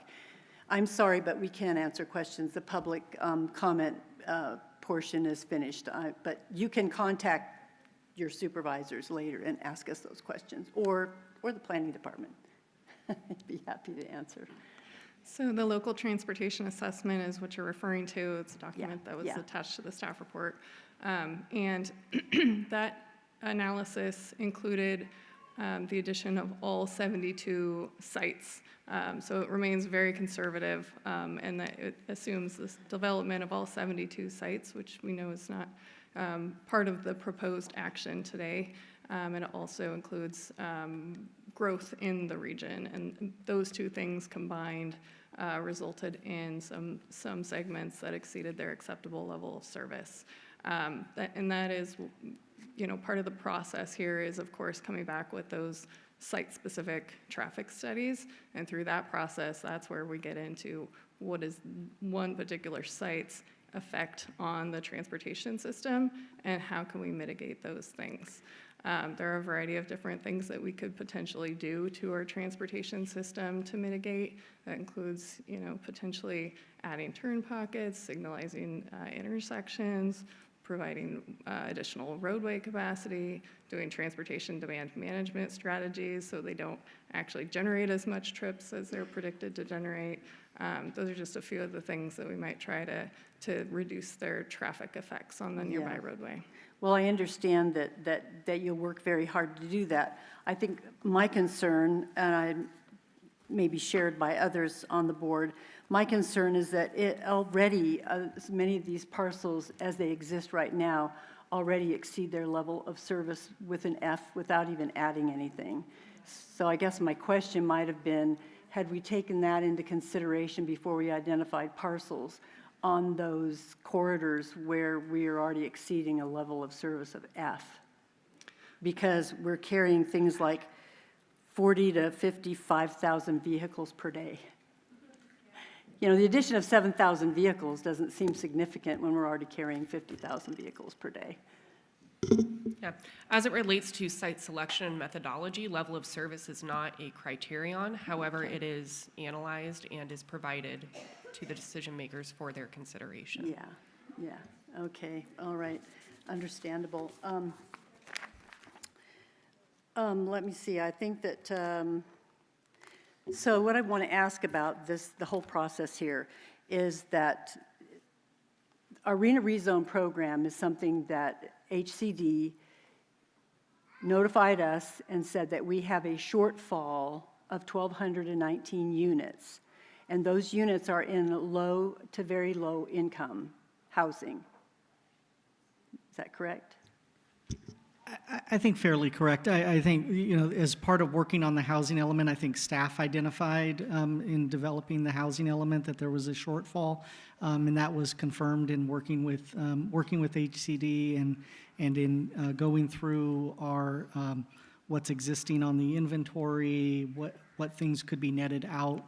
And so that shortfall of 1,219 is the shortfall that needs to be addressed. Right. Why did the state feel the need to force us into identifying and forcing us to rezone? I mean, they haven't bothered us in the past, have they? Why now? Well, the requirement with your housing element is to demonstrate that you have enough land zoned appropriately to plan for the projected growth within that housing element cycle, and you have to demonstrate it by income category. And so some of those requirements are fairly new and new to the sixth cycle housing element, and so we had to identify land that was zoned that could accommodate a minimum of 20, maximum of 30 units per acre to accommodate those lower income. Accommodate lower income. That's okay. correct. So if we go back to our policy of only requiring a 10% build out of affordable housing, don't we still come out of this thing with a 90% deficit? If we identify 1,219 living units, but we only require developers to build 10% of that, won't we immediately come out of the gate with a 90% deficit if we don't build them all as affordable? Not necessarily. And so I think, as Clayton mentioned earlier, he had some comments that he made about no net loss and the way that the analysis needs to be performed for sites that are in our housing element inventory. So as was mentioned earlier, our housing element, the residential land inventory is constructed with a number of properties. Many of those properties are in specific plans where the sites have been identified and they will have a build requirement.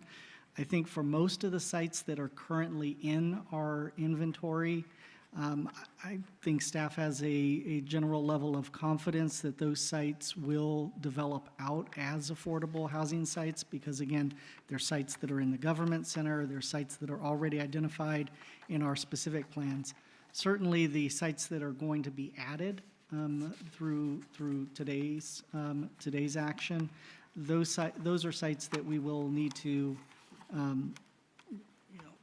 track and ensure that if there are sites that develop that are not affordable or not 100% affordable, that we're going to have to make up for those production units somewhere else with other developments, or we will have to identify additional sites for rezone, as we've talked about at other board hearings with the small buffer that's likely to be a feature of this package.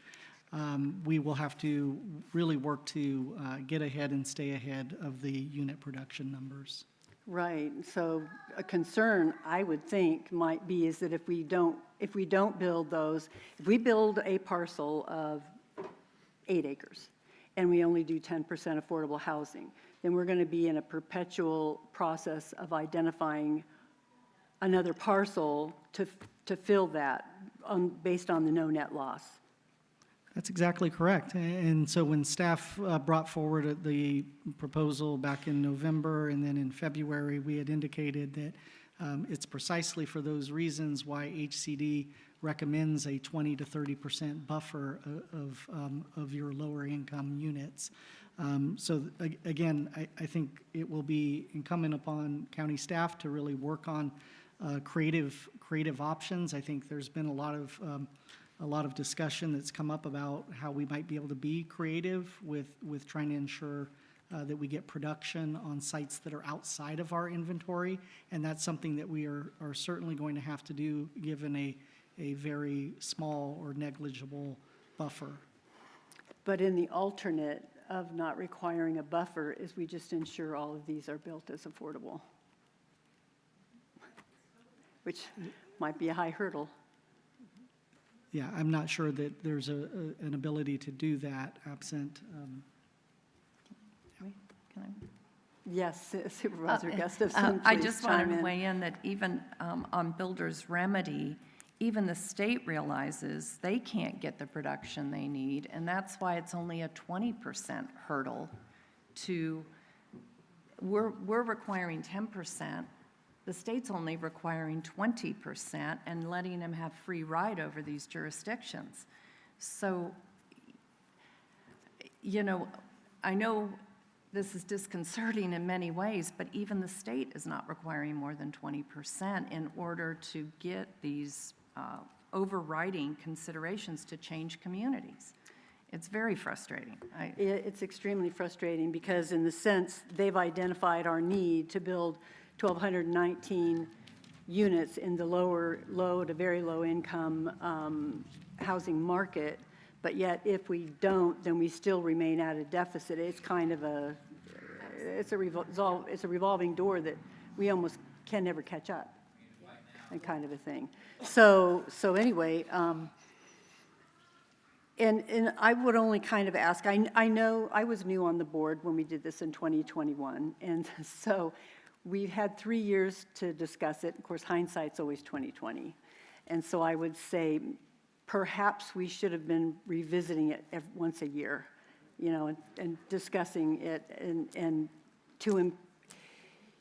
to put on us to make sure that we understand the severity of this thing so that we could have perhaps made more outreach of our own to our own constituents to get them to help us identify parcels, appropriate parcels, I would say, because I don't think well, there's several I don't think are really appropriate parcels based on traffic and other things, but perhaps we might have been a little bit more helpful in public outreach and getting the communities involved in helping us accomplish what we needed to accomplish today. You know. And in the future, please let us help. Please let us help. Supervisor Holmes, did you have somewhere you wanted to chime in on? No. Okay. Okay, well, the only other thing I want to hit on is a little bit about the requirement that was put on us as a county and on the unincorporated areas. Because as you said, the state has gone to the cities and made them fill their own requirements within the cities. But they've come to us as a county to say the county needs to fill this. So a concern is that, you know, there might have been a little more parity within the county to try to carry a little bit of the workload a little bit more evenly rather than so much heavily. It's very heavy in District 4 and District 5 as it sits right now. So, you know, I just think it's something that we need to show that we're, you know, I know it's been tough to identify parcels. And right now, my hindsight's 20/20, of course. But anyway, that would be one thing I'd request, is that in the future, let us have the 3 years to really talk about it and bring it out into the open, and let the sun shine on it. Let us work on that. Okay, well, would you guys like to start deliberating on? Okay, I did fail to read something. After conclusion of public testimony, I did need to close the public hearing. I apologize for not doing that. And then, so I'm closing public hearing right now, and I'm going to ask the staff to display the slide with staff's options for us, and ask each board member to provide their thoughts, just their thoughts, on whether they concur with one of the staff's options, or if you wish to provide other options. We're not voting on these. This is to guide us in our deliberations. Yeah, and I'm sorry, if we can bring back up the PowerPoint, please.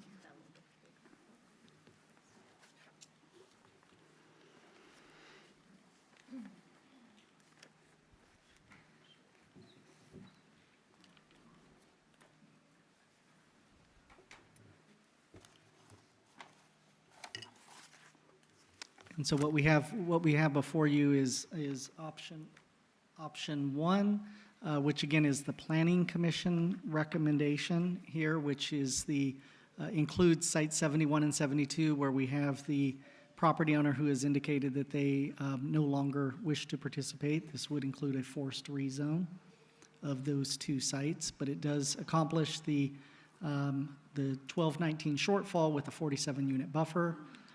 Again, option two would be to remove sites 71 and 72 to increase the yield for site 26. I'm sorry, there's an error there. It says 256, but it's 246 is the total.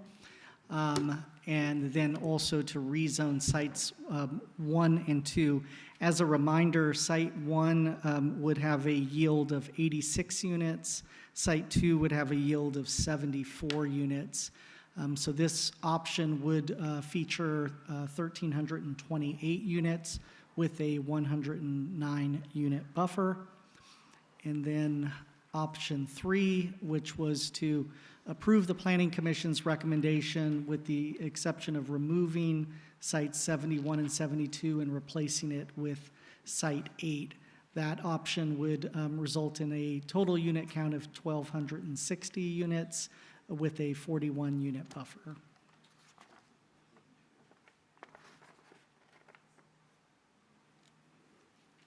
Okay, so those are our 3 options we can discuss, or if you want to discuss other options. Supervisor Gustafson? Oh, I think Supervisor Holmes had his own Supervisor question. Holmes, please. Oh, I just want to say option 1 is off the table. I mean, we're not going to force Site 71 and 72 to rezone their land if they're not willing. And so it comes down to 2 and 3. 3 gives us a 41-unit buffer. And so that would get us there, but we would replace it with rezoning at Site 8. And I don't know how the supervisor that represents that area feels about that. Well, I could chime in then. Thank you, Supervisor Holmes.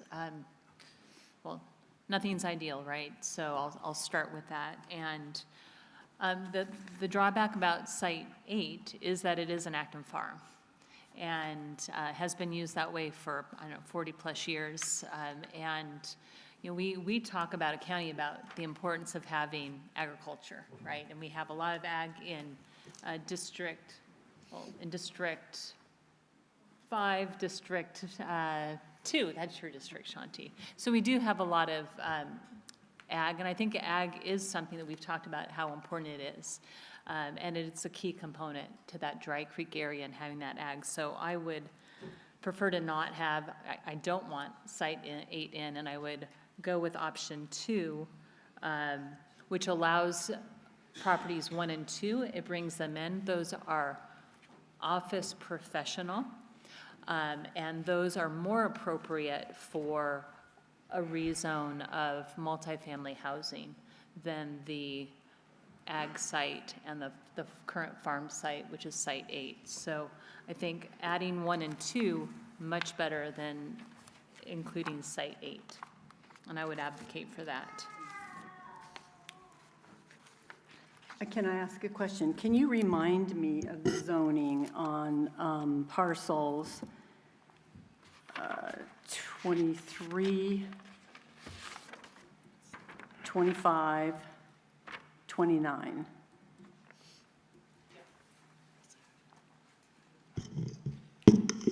So just to confirm, Supervisor Jones, you requested the information on the existing zoning for sites 43, 25? No, 23. 23, yes. 25. 23, 25, and 29. I thought it was a little random to have 43 in there. Yes, so let me just go back to those. So site 23 is zoned farm with a combining,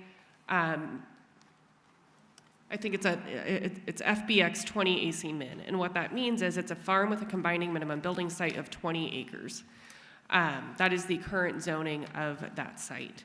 Okay. Site 25 is zoned residential single family, combining agricultural, combining minimum building site of 20,000 square feet.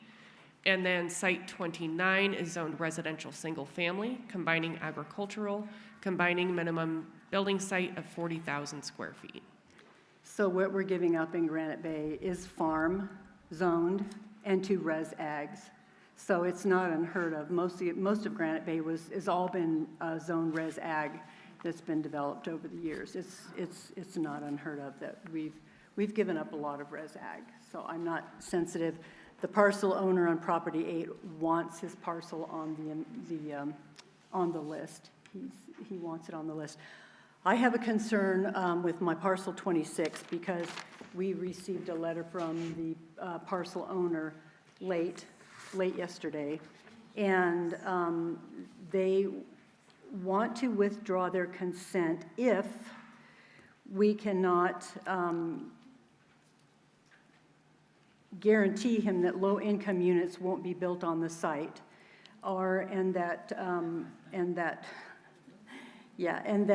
we don't limit the building to the 10 acres. That, in other words, we allow the entire 18 acres to be considered. So my concern is that he withdraws that parcel, and I think we should consider it right now, because we can't. Well, based on the fact that we're required to build affordable housing, there's going to be some measure of affordable housing on that parcel. And that wasn't what his intent was originally with putting his parcel on this list. I think the letter indicates that they are opposed to any additional restrictions on the property outside of the existing ordinance requirements, which are the 10% build requirement for projects over 100 units. And so the letter indicates that they would be opposed if there were any additional restrictions placed on the rezoning of the property outside of what the current ordinance requires, was my read of the But he letter. also does not want any caps on it of 10 acres as we put on it. I think that there was generally some level of confusion about the Planning Commission's action to count 200 units rather than the 246 units. However, the Planning Commission's action was a rezone of they are recommending a rezone of the entire site. There was no limitation that was provided through the Planning Commission's recommendation to only rezone a portion of the site, thereby creating a split zoned property. Again, that's my read of the letter, is that they would be opposed to any split zoning of the property or any efforts taken to reduce the area that would be applicable to the rezone. Well, but in addition to that, I understand that, the obligation to develop low income, notwithstanding our requirements, but we can't guarantee that it won't be built as low income. No, we couldn't. I mean, it would be rezoned, and the plan would be to have some level of affordability on the site. Yeah, so I would like to consider, it's just a proposal, is that we go with option, well, I'm confused now, I've got the wrong paper here. It's option 3, I believe, with the addition of parcels 1 and 2, the addition of parcel 8, and then the removal of parcel 26. And I believe that gets us to 100%, but barely. As supervisors, if I may, if we bring back up the slide that was, or the spreadsheet that was briefly brought up. So what we have put together is a spreadsheet that we hope could assist with the deliberations. We have included the Planning Commission's recommendations here, which is, again, option 1. We've also included option 2 and option 3, and then we've included a column for each one of the supervisorial districts, and we perhaps could, indicate your preferences and see where there might be some level of agreement on a proposal that could assist with your negotiations. Okay. And so your recommendation is to take option 2 with some modification to it, correct? Option 3. Oh, option 3. With the, yeah, and the addition of parcels 1 and 2.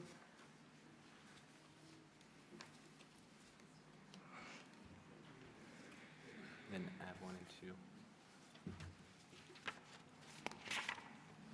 And remove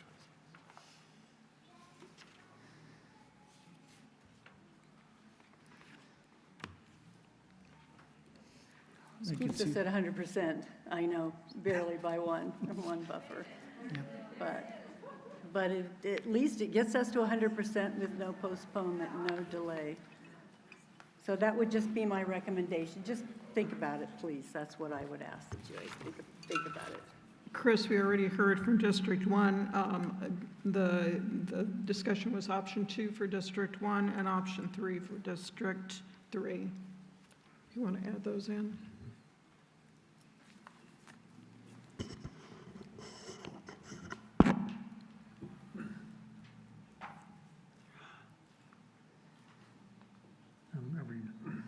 I'll be calling on you here in just a second. Who was first? Oh, go ahead. Okay, Supervisor Holmes, I'm going to let you. So option 2 gives us a pretty good sized 109 unit buffer. I think that with that option 2, we could remove site 34 from the list without jeopardizing our unit number. That's a Canal Street project. Right. Property.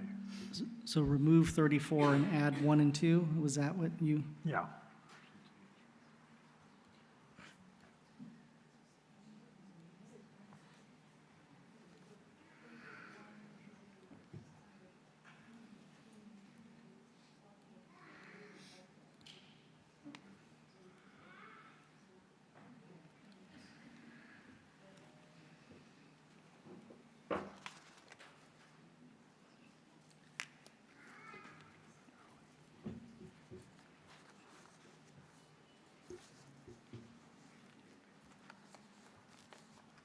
Okay. Can I chime in on that as well?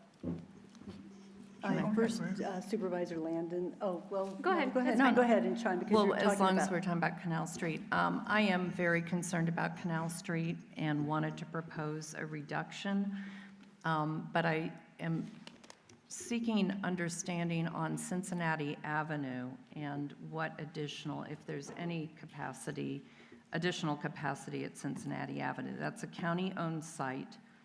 And I know that the Planning Commission had already upped it and could certainly make up that small difference. Yeah, But it, it still doesn't leave us with a buffer, which is of concern. But we had conversations at the Planning Commission meeting based on the amount of units that could be attributed to the Cincinnati Avenue properties. In working with our consultant team, PlaceWorks, who is also our consultant working on our general plan update, we had quite a bit of discussion about the amount of units and how we would justify the amount of units for the Cincinnati Avenue property. What they suggested is that we look at other surrounding jurisdictions and looked at also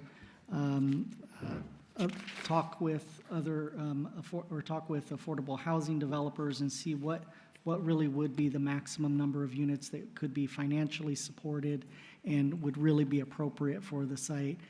250 is certainly at the top end or the high end of what we think might be a reasonable number to use for the site. If it were a couple of units, perhaps that might be something that we could include, and it would all be part of a package that will be submitted. As we mentioned, our housing element amendment will be provided to HCD for review before final approval. We certainly run the risk, the more units that we add to it, that HCD may take exception to the sites. They have not yet viewed the Cincinnati Avenue property. They may take they may express some level of concern with the number of units, but we do think that 250 thereabouts is something that should be able to be supported by them. Well, on the issue of the existing at Canal Street, having met with the property owners, what I heard loud and clear was the concern about the setbacks in the rear part of the property and the setbacks from the side. And I felt comfortable leaving the meeting that working within our design review process, perhaps we could create a scenario that they could, it's zoned commercial, they live next to a potential of a 45-foot high commercial building, and the access into that site needs to come from that existing commercial property. It can't come from the side streets there, or even the flagged strip. I mean, and it's the only site we're looking at that has single-family residences at very small, on three sides of that property, surrounding that property. So I would be looking for a reduction that's based on some sort of thoughtful process. I hate to sit here and say we need a reduction on it of X number based on my input, but it sounds like that's what happened with some of the numbers that we have from Planning Commission. There wasn't necessarily a direct link. If that were the case, I would say, reduce Canal Street without necessarily eliminating it to some level based on the access, based on the woodland and the drainage area, the challenges with the canal crossing, so that we need to go to that commercial property. The individual is trying to sell the front properties. We need to have an easement for that back property to be even accessed. So as it relates to reducing capacity for that site, the site itself is 12.3 acres, and the unit yield that is noted on the spreadsheet as well as in the staff report is based off of 5.6 acre area. It's 112 units.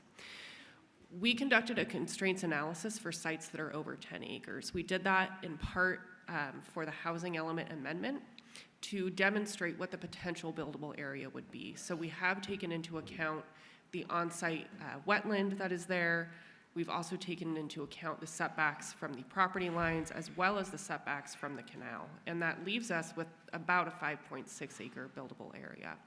So to the extent that staff has looked at on-site constraints in an attempt to demonstrate what the potential buildable area is, we have provided a constrained unit cap. Chris, I don't know if there's anything else you wanted to add to that. Just that, similar to the discussions that we had on Site 26 at the Planning Commission, so the entirety of that site under the current proposal would be rezoned. However, as Callie went through, we did attribute a lower number of units for the site than would be the case if we looked at that entire 12.3 acre site. And I think the other question that had come up and was raised in public comment was, can they mitigate off-site and disturb those oak woodlands and the riparian area? So that site is within the Placer County Conservation Program boundaries and therefore would be subject to the PCCP. The PCCP asks first, or not asks, but requires first that avoidance and minimization be looked at. So to the extent that a wetland can be avoided, that is the very first component. In the event that it is infeasible for a project to do that avoidance, they do have to submit mitigation fees. Those fees are based off of the acreage impacts to those features, and the PCCP does have a fee schedule for impacts to those resources. As it relates to aquatic resources, those are the special habitat fees, and those are quite high. And part of the reasoning behind that fee is to facilitate avoidance of those areas. It should be noted, however, as it relates to oak woodland, they pay a land conversion fee, which is a little different than how aquatic impacts are mitigated for. So likely they'd end up doing it on site because the cost would be probably prohibitive, and then they wouldn't actually develop the project. I mean, that's my Potentially. understanding from projects like that. It makes more sense to mitigate on site, especially if you're talking a smaller footprint, five acres. Right. Well, I would certainly feel better about a reduction in that site to provide that flexibility and move the building envelope closer to the existing commercial businesses and further away from the single-family residents. And that's, I think, what I'm seeking. I appreciate Supervisor Holmes' suggestion to eliminate it, but that would put us under by 3, is that correct? With no buffer. Can I ask a question on that in regards to that? And I appreciate that. And if a project came forth on that site, could staff work with them to encourage moving the site, the massing towards the center and closer to the front versus along the residential boundaries? Yes, absolutely. I Okay. think that was part of the comments that Callie made in terms of the existing design review process and providing that level of flexibility to work with the applicant to get to a design that provided those buffers and those setbacks that made for good design. Thank you. Okay, If I could. I'm going to come back to Supervisor Landon. She's been waiting Great, patiently. thank you. Well, I have to opine just a little bit, just to share some of my thoughts. So first, I want to just say I visited each site individually. I think most, if not all of us, have done that. And really tried to be thoughtful and considerate about, gosh, what it would look like to have a couple hundred units here. And I definitely support having a wide variety of housing options throughout Placer County. I think the challenge for me here is that a few of the options that are included, in particular the Hope Way site and the Granite Bay site, they are saturating a couple communities that are existing communities, and in particular Penryn. So I asked for data on calls for service at the current Mercy Housing site, which is here in Auburn. It's 79 units of low-income housing. And last year in 2023, there were 350 calls for service for those 79 units. And that is really that's where I'm struggling. So with Penryn having 240 units that are now coming, and I want to reiterate that, because if we do nothing today, if we voted no and we said we're going after the state and we are going to fight this, there's still 240 units coming to Penryn and we get 0 credit for it. So one thing I want to, I guess, plea with to my colleagues is that we need to recognize that this is going to severely impact the calls for service in Penryn. There is going to be a large increase in the calls for service there, and we need to talk with our sheriff and find out what does he need in order to meet the needs of these large numbers of units that are going to be densely populated in an area where we just closed the library, there's no grocery store. There is, I mean, I know people reiterated today that there's nothing to do in Penryn, and I'm just very, very concerned about that.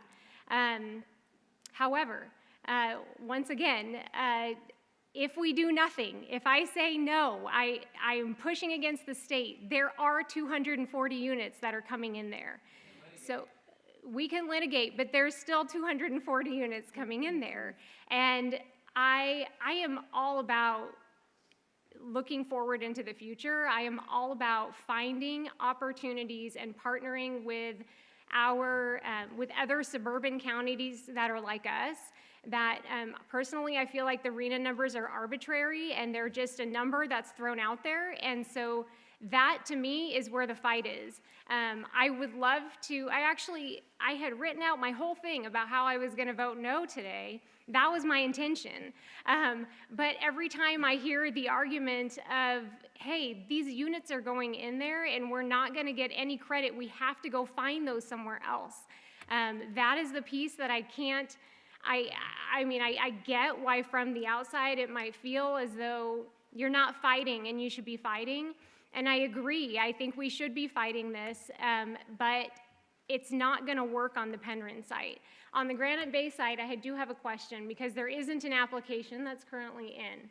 So is there a difference between if we don't approve it and if we do include it today? Would there be any difference on what they could do if we include it in the rezone? So just to be sure that I'm understanding the question is what could occur on Site 26 today under the current zoning? Yeah, and I mean, I think I understand what could be there today. Yeah. It was up to commercial mixed 21, 18 units. Yeah, Okay. so the existing maximum density in the Granite Bay Community Plan is 10 dwelling units per acre. Just for reference, because we're talking really about 3 community plans.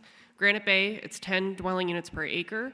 Penryn Parkway, and I should clarify, that is part of the Horseshoe Bar Penryn Community Plan, but within the Penryn Parkway land use designation, the maximum density is 21 dwelling units per acre. And then in the Granite Bay Community Plan, sorry, I already mentioned that one because that's 10. Penryn Parkway is 21. Auburn Bowman is 10 to 15. So it caps out at 15, with the exception of the Government Center, which maxes at 21 to 30 units per acre. Okay.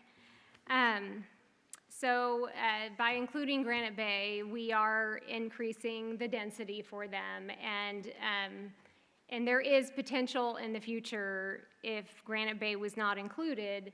Now, I know that gets us below our 100%. So, okay, let me just, sorry. I did want to mention, I did speak with Placer One and Placer Ranch. I know that that development has come up frequently today. I did speak with them, and they do have another potential site that is in Placer One that could potentially provide a couple hundred units. It can't be included in this current rezone because it won't be constructed before 2029. But I just want to make you aware that that's on the table for as we move forward, so that hopefully we have less burden on our rural communities. Because I truly believe that the impact on the Penryn community is devastating. I really, we have this gem, and our rural communities are, once we put something like this into a Penryn community that is essentially farming, it will change the community forever, and we can't go back from that. I think, I'm not sure where I land on the options yet. I think, hold on, I had one more, I think, comment on my other notes. If, I have a feeling that we're going to land on 3 votes in support of something. You know, this whole process, I have felt like this is, it's almost a moral issue for me.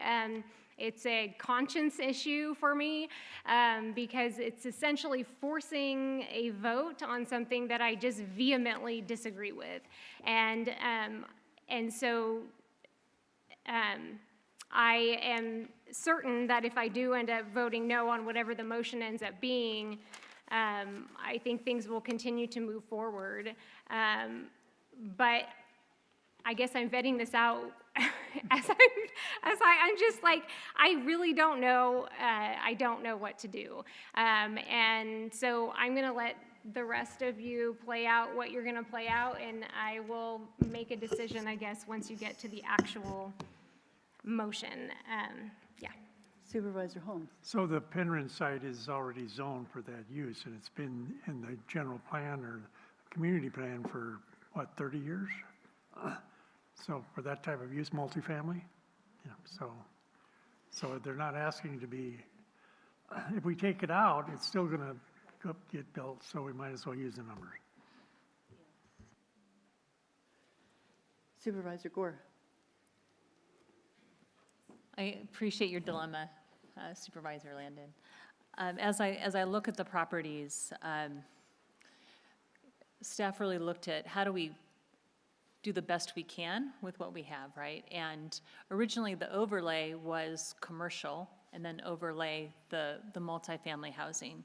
And that seems to be a little bit better because there's a little bit more services, amenities, infrastructure than an area that's surrounded by res ag or that's currently a farm. And that being the case, then the Canal Street, which is property 34, excuse me, is zoned commercial. And then property 26 is also zoned commercial. And it would be more appropriate, in my opinion, to have commercial sites rezoned than areas that are res ag and res ag that are surrounded by res ag. Less of an impact on those res ag communities, which we value in Placer County, in the farm areas which we value in Placer County. So I would advocate that we include property 26 and 34 and not property 8, which is the strawberry farm. Well, I'll chime in then, and I'll say, based on your rationale, then I would recommend we withdraw 23, 25, and 29, because they are farm, res ag, based on your rationale. Well, and I did mention surrounding, right? But doesn't parcel 8 butt up against the city of Roseville where there's development? That was my understanding. It is along Baseline Road, so the city of Roseville is across from it. But having walked that site with neighbors, right, we have horses and ag and bulls getting out, and literally there are there's a group of residents who are res ag who actually operate as res ag.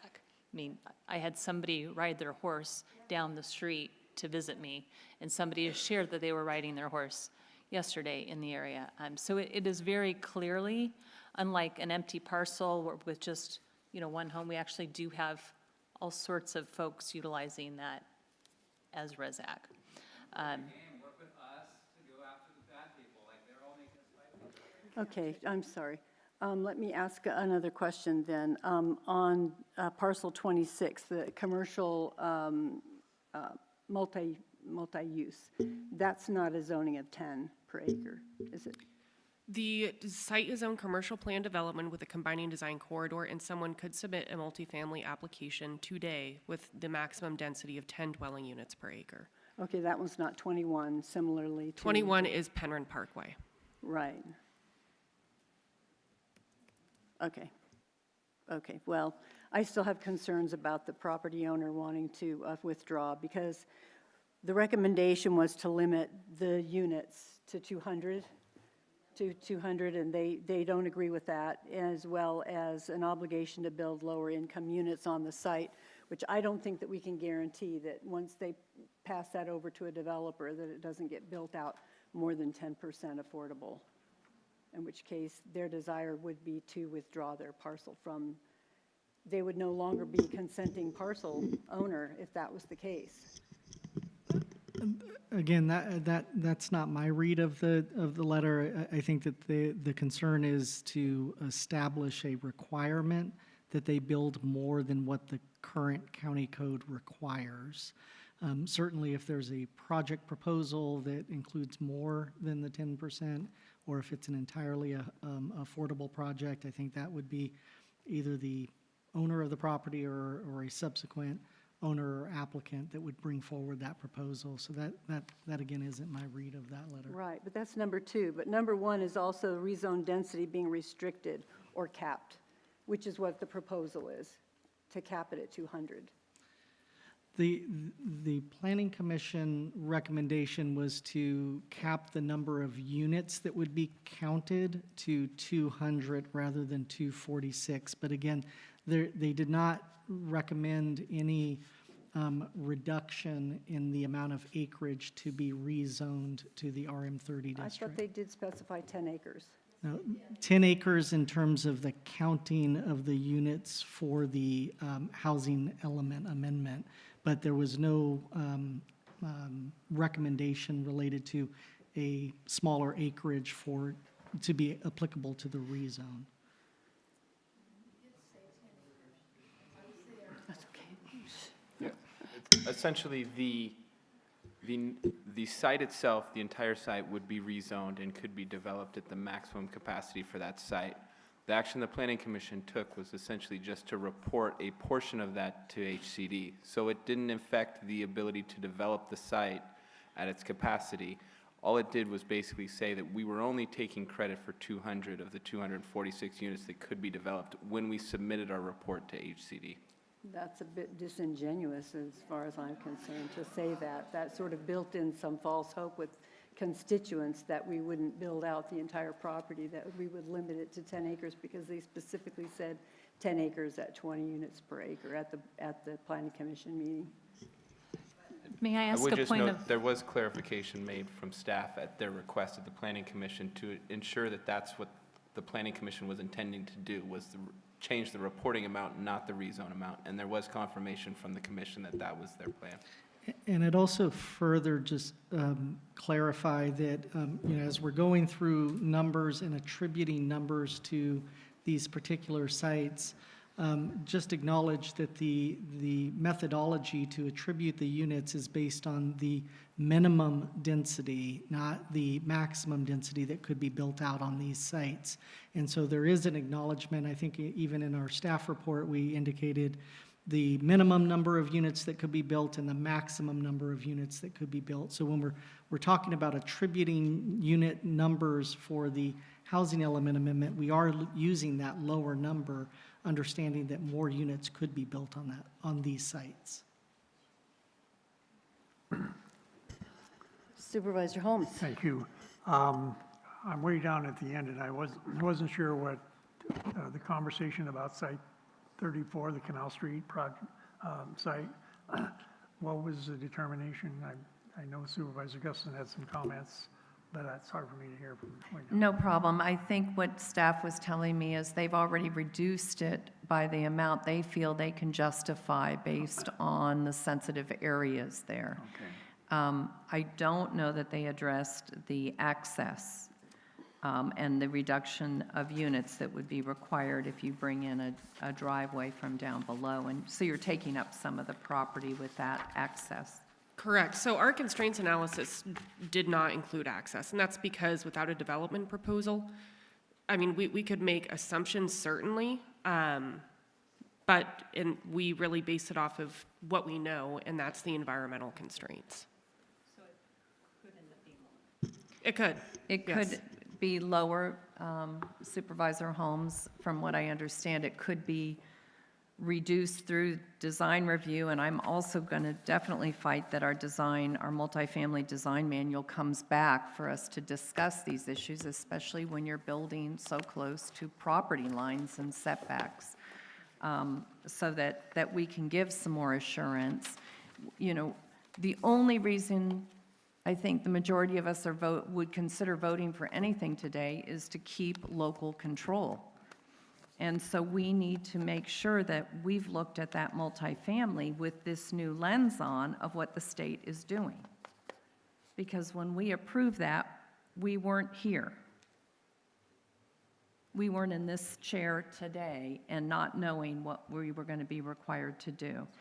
So the only way I would support a move today is to bring back that multifamily design manual and make sure that we do our very best to make this fit to our communities. But I think I'm convinced that at least as far as Canal Street, there are going to be many constraints on that property that are going to be very difficult to have it build out to that number of units. But we won't know until there is a proposal.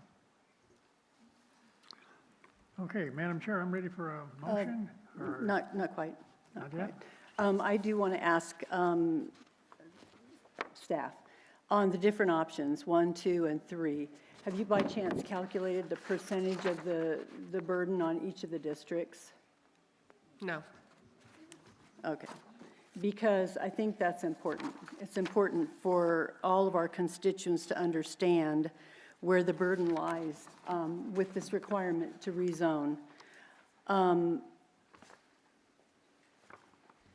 Without the potential sites, originally, after the Planning Commission made its call to remove parcels and to keep other parcels, D1 carries 0% of the load, D2 carries 21%, D3 carries 19%, D4 carries 31%, and D5 carries 29%. But I also want to mention that it's saying that it's D4, but the burden is being carried by Granite Bay alone. This is not the entire D4. And so therefore, that's why I'm advocating that if we pull anything off, we pull off the large parcel because of other mitigating problems, as I said, with the traffic. It is not a good location for high density, no matter whether it's market rate or low income. It's high density is not a good location for high density right there. And it's not equitable. Parity is way off. It's not equitable that a small area, we have less than 24,000 people living in Granite Bay, that we carry the bulk of the burden of this requirement that's been dumped on Placer County Board of Supervisors. Supervisor Jones, I hear that point, but I also take a look at the existing numbers. And if you look at page 729 in our staff report, it shows the existing housing element land inventory units by supervisorial district. Now, we're just talking about the lower income multifamily housing units in this rezone.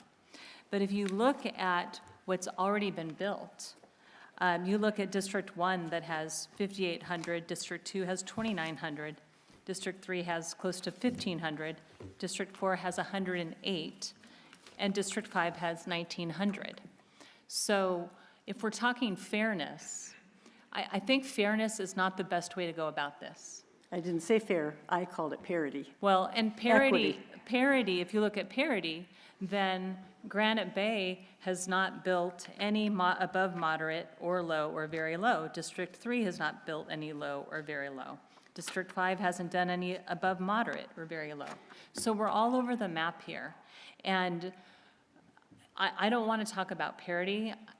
This is a challenge for all of us. Nobody wants to do this, but at the end of the day, we are talking about the need for multifamily housing and additional places for people to live throughout the county. And I know nobody necessarily wants change and wants to have it in our backyard. But at the same time, we do need additional multifamily housing and places for our workforce to live. And if we're talking parity, we could measure all sorts of things, and I don't think it's the way to do it. I think we have to look at it, how do we address the need for housing in our community so that people have places to live within our community, whether it's they're living in Roseville and working in Granite Bay or Penryn, et cetera. So I would caution us to stay away from having a fair amount or parity amount in each area just on this affordable housing, because you have numbers all over the board that aren't necessarily I think you've heard my constituents, and my constituents are not opposed to affordable housing. We welcome affordable housing in Granite Bay, but this location on the busiest street with over 50,000 vehicles is not a prime location for high density. We have plenty of other areas. If we let our constituents put their heads together, get with their neighbors, find out who's willing, I think parcels of around 5 and 6 acres are excellent for high density, low income housing. It's perfect. It's just that, you know, we're stuck with what we've got right now because we have failed to build affordable housing, and all of the development we've been doing in the last, I don't know how many years, that we're at this point now. We have to do something about it. But to rush into this in this particular location into high density, this is just not a good location. We are more than willing to have high density and low income housing in Granite Bay. We welcome that, but we need to put it in off of the high capacity roadways such as Auburn Folsom and Douglas Boulevard. We need to put it back into neighborhoods where it's more appropriate. Chair Jones, can I make a couple comments? Supervisor Gustafson. And I appreciate very much the dilemma we're all in today. I did run our numbers several times for D5, and it has dropped down to less than 20%, right around 20%, if we can keep Canal Street in at that number. But I tend to agree with Supervisor Gore. We've got to look at the whole picture, not just what we're doing today, but how it relates to where the existing inventories are. And I would argue where the growth is occurring as well, and where it's not occurring, and where we're constrained. I mean, there's so many factors that go into this. The most important thing to me is not giving up local control. As flawed as many of you feel we are listening to you more and spending far more time and hours trying to look at this than anybody from the state is going to do for you. And I know that's not a consolation to many of you. But the situation has changed. When I joined the board, there was no discussion of rezoning. The Sunset Plan had a plan for many types of uses and issues, and we were in compliance with what the state was mandating in 2019. And then we look at what has changed with case law, with the state, with the Attorney General suing cities and counties in our own state. It's an incredibly, I've said it, it's the most challenging thing I've ever seen in 42 years of public service in my career, both my professional career and then this, whatever I call this job, being this political career. But the situation is changed by the state because we're not delivering affordable housing. And I want to just make that plea one more time for us all to think about this. The disparity between our housing values and our incomes is the greatest it's ever been in our nation. When you look at what our young people, my sons, your children, your grandchildren, they can't afford to buy the houses. I couldn't afford to buy my house today on my incomes, on my husband's and my income, and we both still work full-time. That has changed. You know, I could save money for a few years and live in horrible apartments that I joke, you know, we hit the radiator and hoped it would turn on and we'd have heat. But that doesn't exist today for our kids and certainly for grandkids and for so many others. And that isn't our fault that housing prices have gone that well. We are such a valued place to live has driven some of that. Our lack of housing supply has driven that, not just ours, statewide. That's why the state said we have to build 2.5 million more homes. Get to it, counties and cities, and here's what we're going to do. So I ask you to consider that. Many of us were low income. We weren't bad people. We didn't commit crimes. We didn't call the sheriff or the police. We were saving money so that someday we could enjoy the American dream of owning a home. And fortunately, I got to do it in Placer County. My kids have not been as fortunate and live in adjoining areas. I hope to get them back here someday. But this is about our future, and I look at hindsight is 2020, Supervisor Jones. I wish all of us could have predicted how draconian the consequences were going to become. In talking to so many of our community and our constituents, when I ask them, would you rather have us making the decisions or having the state, they'd much rather depend on us and what we can do through design review to further address the concerns. And so that's the only reason I will support a motion today, is that I do believe local government is the best. And I'm sorry that the state is in this situation, but we've got to be part of the solution and stay in the game so that we can make a difference for our folks. And with that. So, please, yeah, I'm sorry, folks, we can't have you calling out.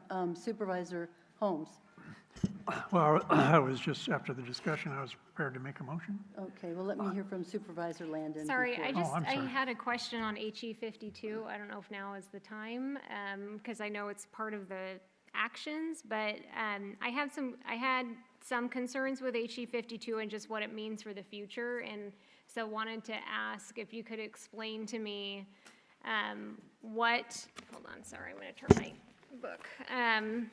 So when it says, when it says the county will prioritize processing subdivision maps containing affordable housing units on parcels suitable for 50 to 150 units, and the purpose for this motion is to facilitate the development of 357 units for lower income households on sites 34 and 26. Does this change, does it make it easier in the future, I guess I should say, for someone to come in an established community such as Granite Bay or Penryn or Newcastle or wherever, and have an easier streamlined process if it's a larger lot? Large parcel.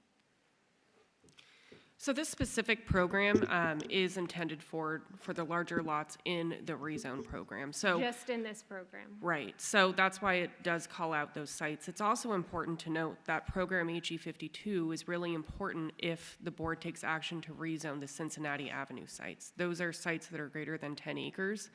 And HE 52 would be modified to include Cincinnati Avenue should the board take action to rezone those sites.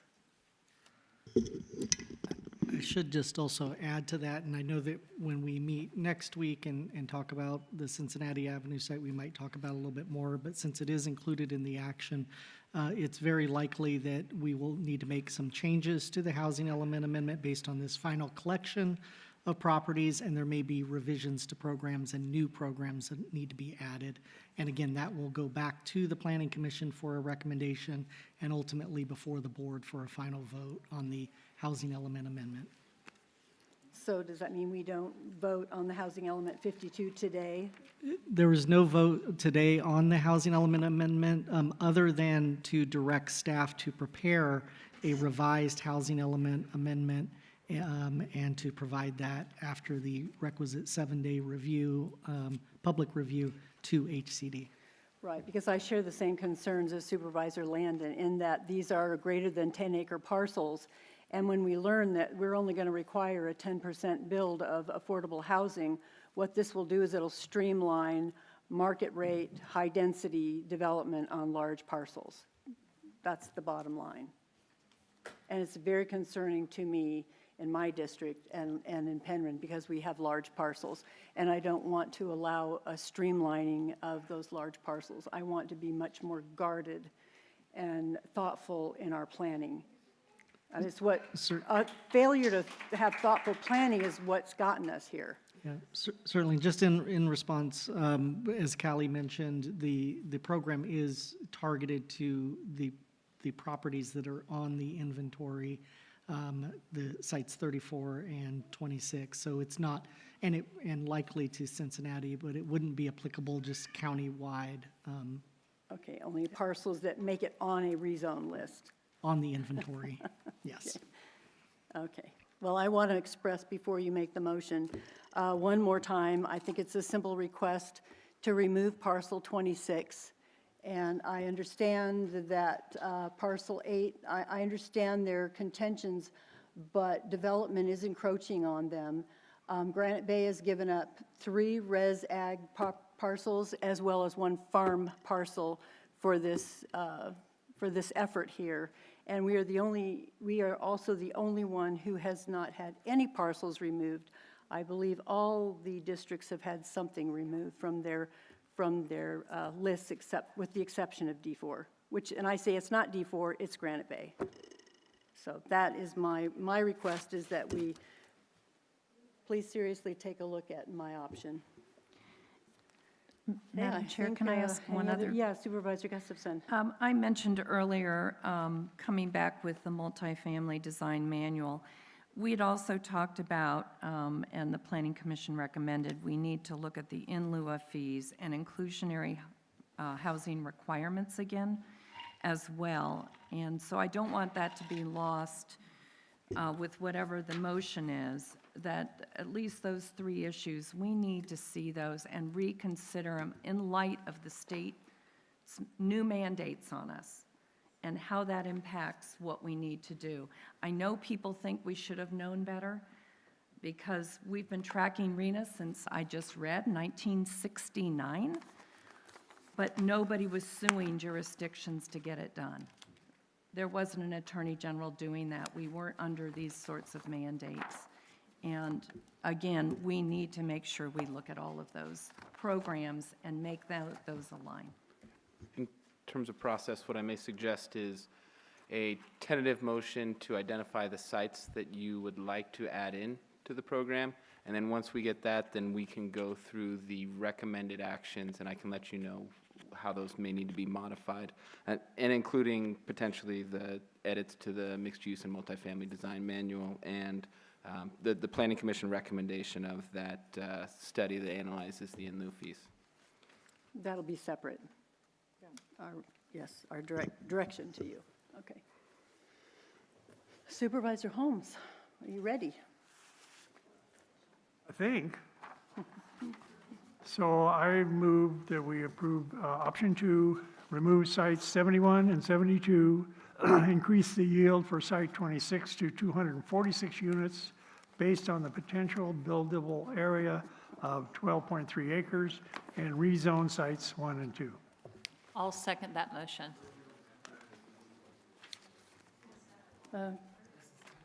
This is tentative. We have to go through all the other motions, but I would recommend we do a tentative motion at this point and see if we have a majority.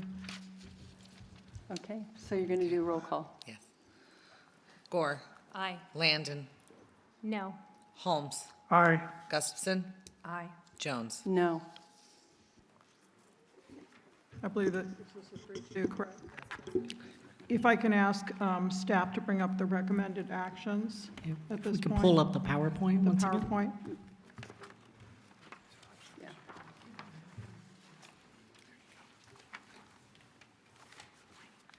Does staff need time to assemble the APNs for the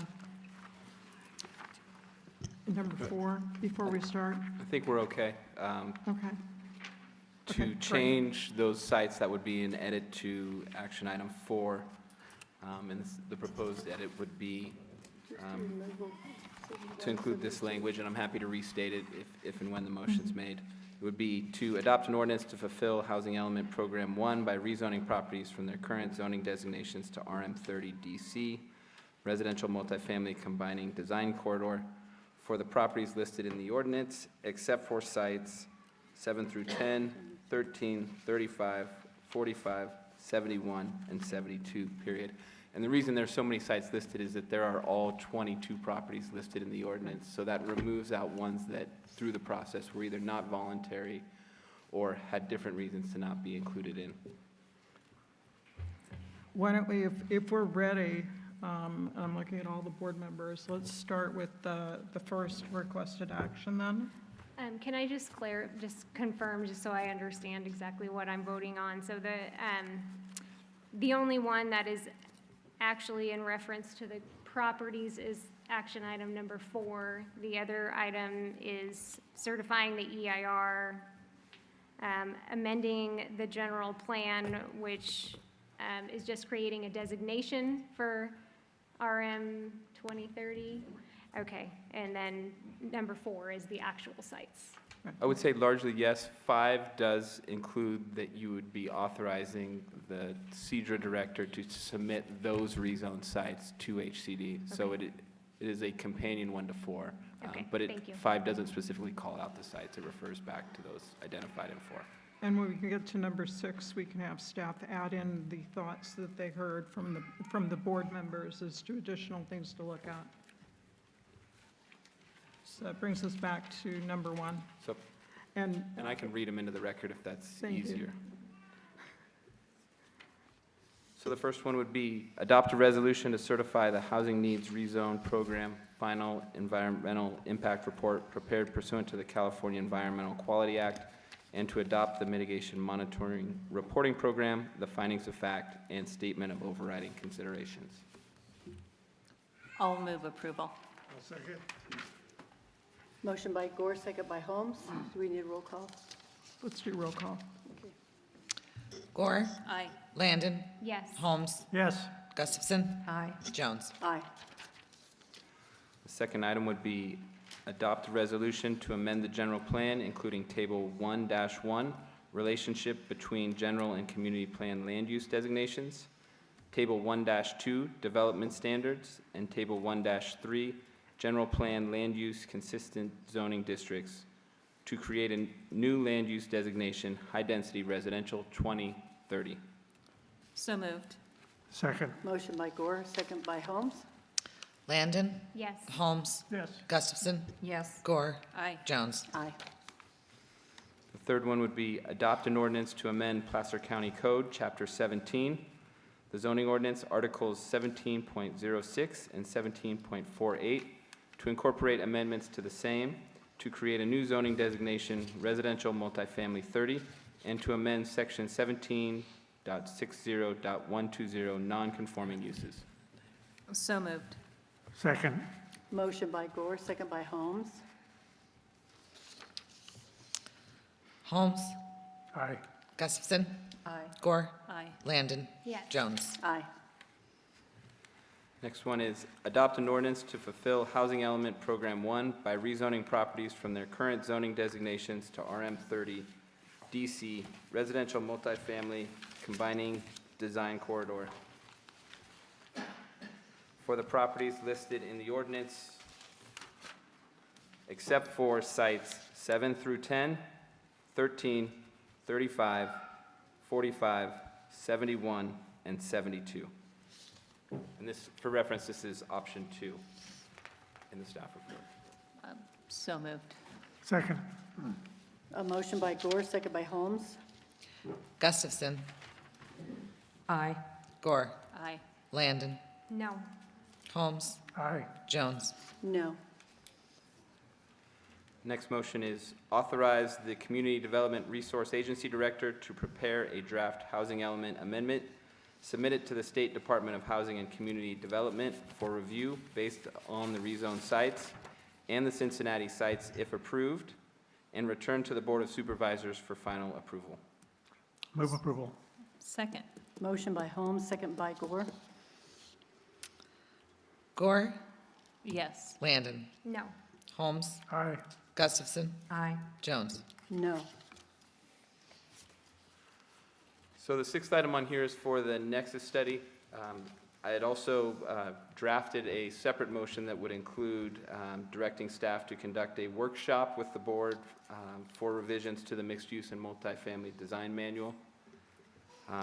And my suggestion would be taking those as separate motions if the board is okay with that. So this next motion would be direct staff to prepare a Nexus study that analyzes in lieu fees and other incentives to provide affordable housing in Placer County and provide a recommendation to the board for further action by February 7th, 2025. Move approval. Second. Motion by Holmes, second by Gore. I just have a clarifying Oh, yes. question. Supervisors. Does this include inclusionary housing requirements? Well, it's in the. Right now, we only require inclusionary over 100 units. If we want to lower that number to a smaller number of units, We can certainly add that in the motion. or do you want to do it in number 7? I just want to make sure we're talking about when we trigger Yeah. inclusionary versus in lieu of. I think it would makes- recommend that it be included in this, In this action rather than the next one. Can I ask the motion maker to consider that? Sure. Or I don't know, you Yeah, made the motion? would- yeah, Can would I you amend second your that? You were the motion second. To be that? Yeah, I'll approve. Amended? And And amended? second, yes, correct. Okay, motion Thank by you. Holmes, second amended. Landon? Yes. Holmes? Yes. Gustafson? Yes. Gore? Yes. Jones? Aye. And the next and final motion would be direct staff to conduct a workshop with the board on revisions to the mixed-use and multifamily design manual. Move approval. Second. Motion by Holmes, second by Gore. Holmes? Aye. Gustafson? Aye. Gore? Aye. Landon? Yes. Jones? Aye. That's Okay. everything. Does that conclude our business before the, okay, that concludes our business before you today. So going to adjourn this meeting. We stand adjourned. We'll see you at the next meeting on the 28th.